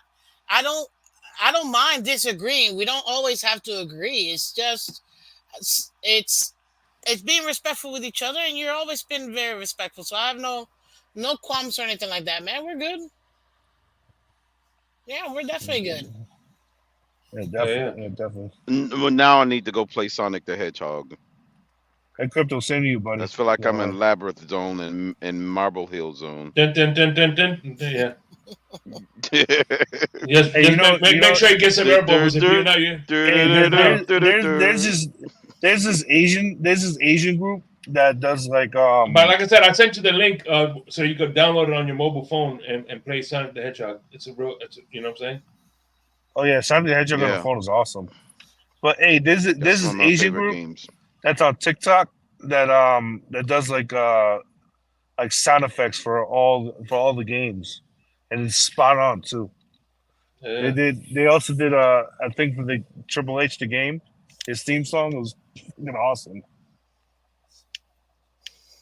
Nacho she's a live mimic. She's like that's what you We're call a gonna be natural dramatic mimic. today because we're upset with everything, all the changes or whatever, but we'll be fine. Changes. Time to soon. Changes. Change your hand. Time won't change. I can't change time. So, who wants to give final thoughts before I close this puppy down? My final thought is I can't stand the fact that we lost Vic Fangio. Now we gotta see what we're gonna do. It's a hot ass team, hot mess of a team, but we'll be fine, people. We'll be fine. We will. Co-defensive coordinators incoming, baby. Hot take. Dude, I you think said it and I McDaniel's getting started fired crying, tomorrow. Oh god, that'll be the ultimate. If McDaniel gets fired tomorrow, then if you think Twitter's a mess today, just wait until Dolphins Twitter gets a hold of that tomorrow. If that does happen, If McDaniels gets fired, I'm telling you Tua right now, has to boy. go. This man would have fired two head coaches. He will have to go. I think Chris Greer would have. Yes, I agree with you, Miss Vince. Look, if he fires two coaches, he's just trying to copy Justin Herbert. That's all. That could be it. That's so could be funny it. He's and just so trying to keep up with annoying at the Justin. same time, bro. It's so true. You can't even deny it. A defense and an offensive coach. Come on. Oh, God, please stop. But I will say this, guys. Catch me tomorrow morning. I Yeah, have for my, sure. You know I will. I You have gonna be on my tomorrow morning, end of Miss the Vince? season defense show tomorrow morning at 8 a.m. So Eastern. So go check it out. Oh, Miss Fins, look. Right on. Miss Fins, Oh, look. okay, Miss Fins, I bought a car. I got into an accident a couple of weeks ago, but then I think about a month ago or something like that. Congratulations, man! But then I finally bought a car. I got a Nissan Sentra 2017, 47,000 miles on it. Hey, that's really good. And if you take care of it, it'll last you. If you take care of it, it'll last you. Yeah. And I bought some nail clippers. And that's good too, because hey, hygiene. You gotta keep yourself hygiene. It's all about health, good hygiene. You know, that's a great job. Good job, guys. That's good. Hey, you always by the way, Josh Allen is the next Elway. So today's episode was supposed to be Red, White, and Bills was going to debate Michael K. That's coming soon. They're going to debate Michael K. Mark's Red, White, and Bills. There he is. Michael K. He says it's Josh Allen's fault, so he's on that stance, and then Red, White, and Bill Sean is going to debate on the opposite. That's going to be a great debate. Hopefully that happens, man. When they gonna do this? Shake money. I'm gonna try to make it happen soon. So ultimately, Josh Allen is responsible. So yeah, that's the way it goes. Josh versus who? McDermott. Who's the other? Who's blaming somebody else? It's gonna be Michael K. versus Sean from Red, White, and Bills. Hey, nay. But unfortunately, we had to push that back because of the events that transpired today. So, I still think I don't think people understand how unprecedented it is what Mahomes is doing. Yeah, this guy, if he beats, I think the DVOA for the Ravens this year, it's right behind the 85 Bears and 91 Washington team, and just being his 6th straight AFC championship. If he just gets to the Super Bowl with this roster, with some of the limitations they've had on offense, I mean, that is it hyperbole to say that this is like starting to get like Babe Ruth territory, dude? I mean, is this guy just win with anybody? Just get it done. Just do it, baby. That's what they doing. Yeah, God. We thought this was a down year. Everybody, about 99% of everybody in the I never NFL bought that community shit. Crypto, said I that this was always a knew he down was going year. to turn it on in the playoffs. I never doubted That's why. Mahomes. Well, I always gave I it the told Bills fans, possibility that they'll Crypto, finally flip the switch I with the told Color, I catching said issues. I thought they would win, and I thought they would beat Buffalo by 3. I said that. Yeah, you did say by 3. Yeah, you did call it. You thought it'd be a close game. They'll lose a heartbreaker. Yeah, you did say that. Yeah. So this is. I just figured you got 3 games to make up your drop issues. If you can do it all in them, bottle it all up and fix it for 3 games, then you do what you do last year. You know. People don't And they understand what's took all happening because 17 games. it's happening in real time. We're seeing it in real time, so we're not appreciating what Mahomes is doing. I'm not crowning him yet, but he's doing really good stuff. Yeah. But the Ravens do have the antidote type of defense to slow them down. I just got to the house. All right, I'm going to close this down. Good night, anyway, guys. So. Have a great night. All right, God bless Shake. you and your families. Yeah, Okay, Ellie, so that's your final thoughts, Ellie? Be How you safe, doing? man. Don't run into And by the way, yeah, we'll definitely. Hey, by the way, while I got everybody here, this Friday we're gonna give away the thanks to Michael K, who's in the building. Thanks to this man right here, Michael K. We are going to be giving away the Cooking Folk apron this Friday. Make sure you join the Patreon. Courtesy of Michael K. Yeah. Yeah. Join the Patreon, the Fins Tailgate Patreon, in order to get your free entry. So all you gotta do is join the Patreon, and you'll get a free entry to win the Cooking Folk. And then we're gonna do the random drawing this Friday. So that's who the Cooking Folk apron. So join the Patreon, baby. We might give out some Florida Gator napkins, because it cry away all your sorrows. You can just, wipe your tears on the Gator napkin. And then we'll give you the Cane's toilet paper so you can wipe your ass with it.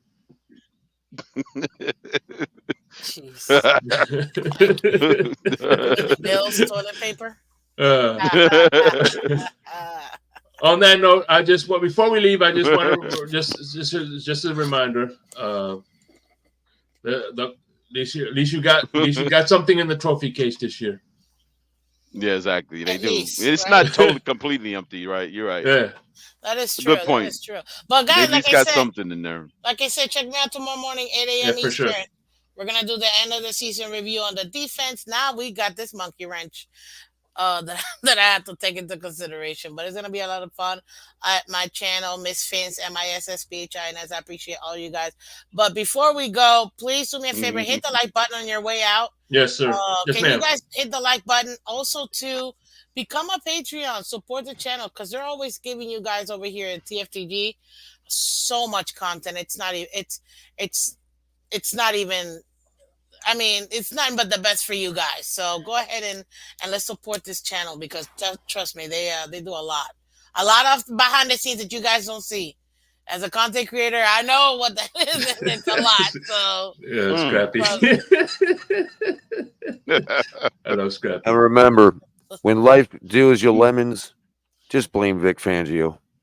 Oh my God. Yeah. I thought you were gonna say when life gives you melons, just straight to her. I thought that's what you were.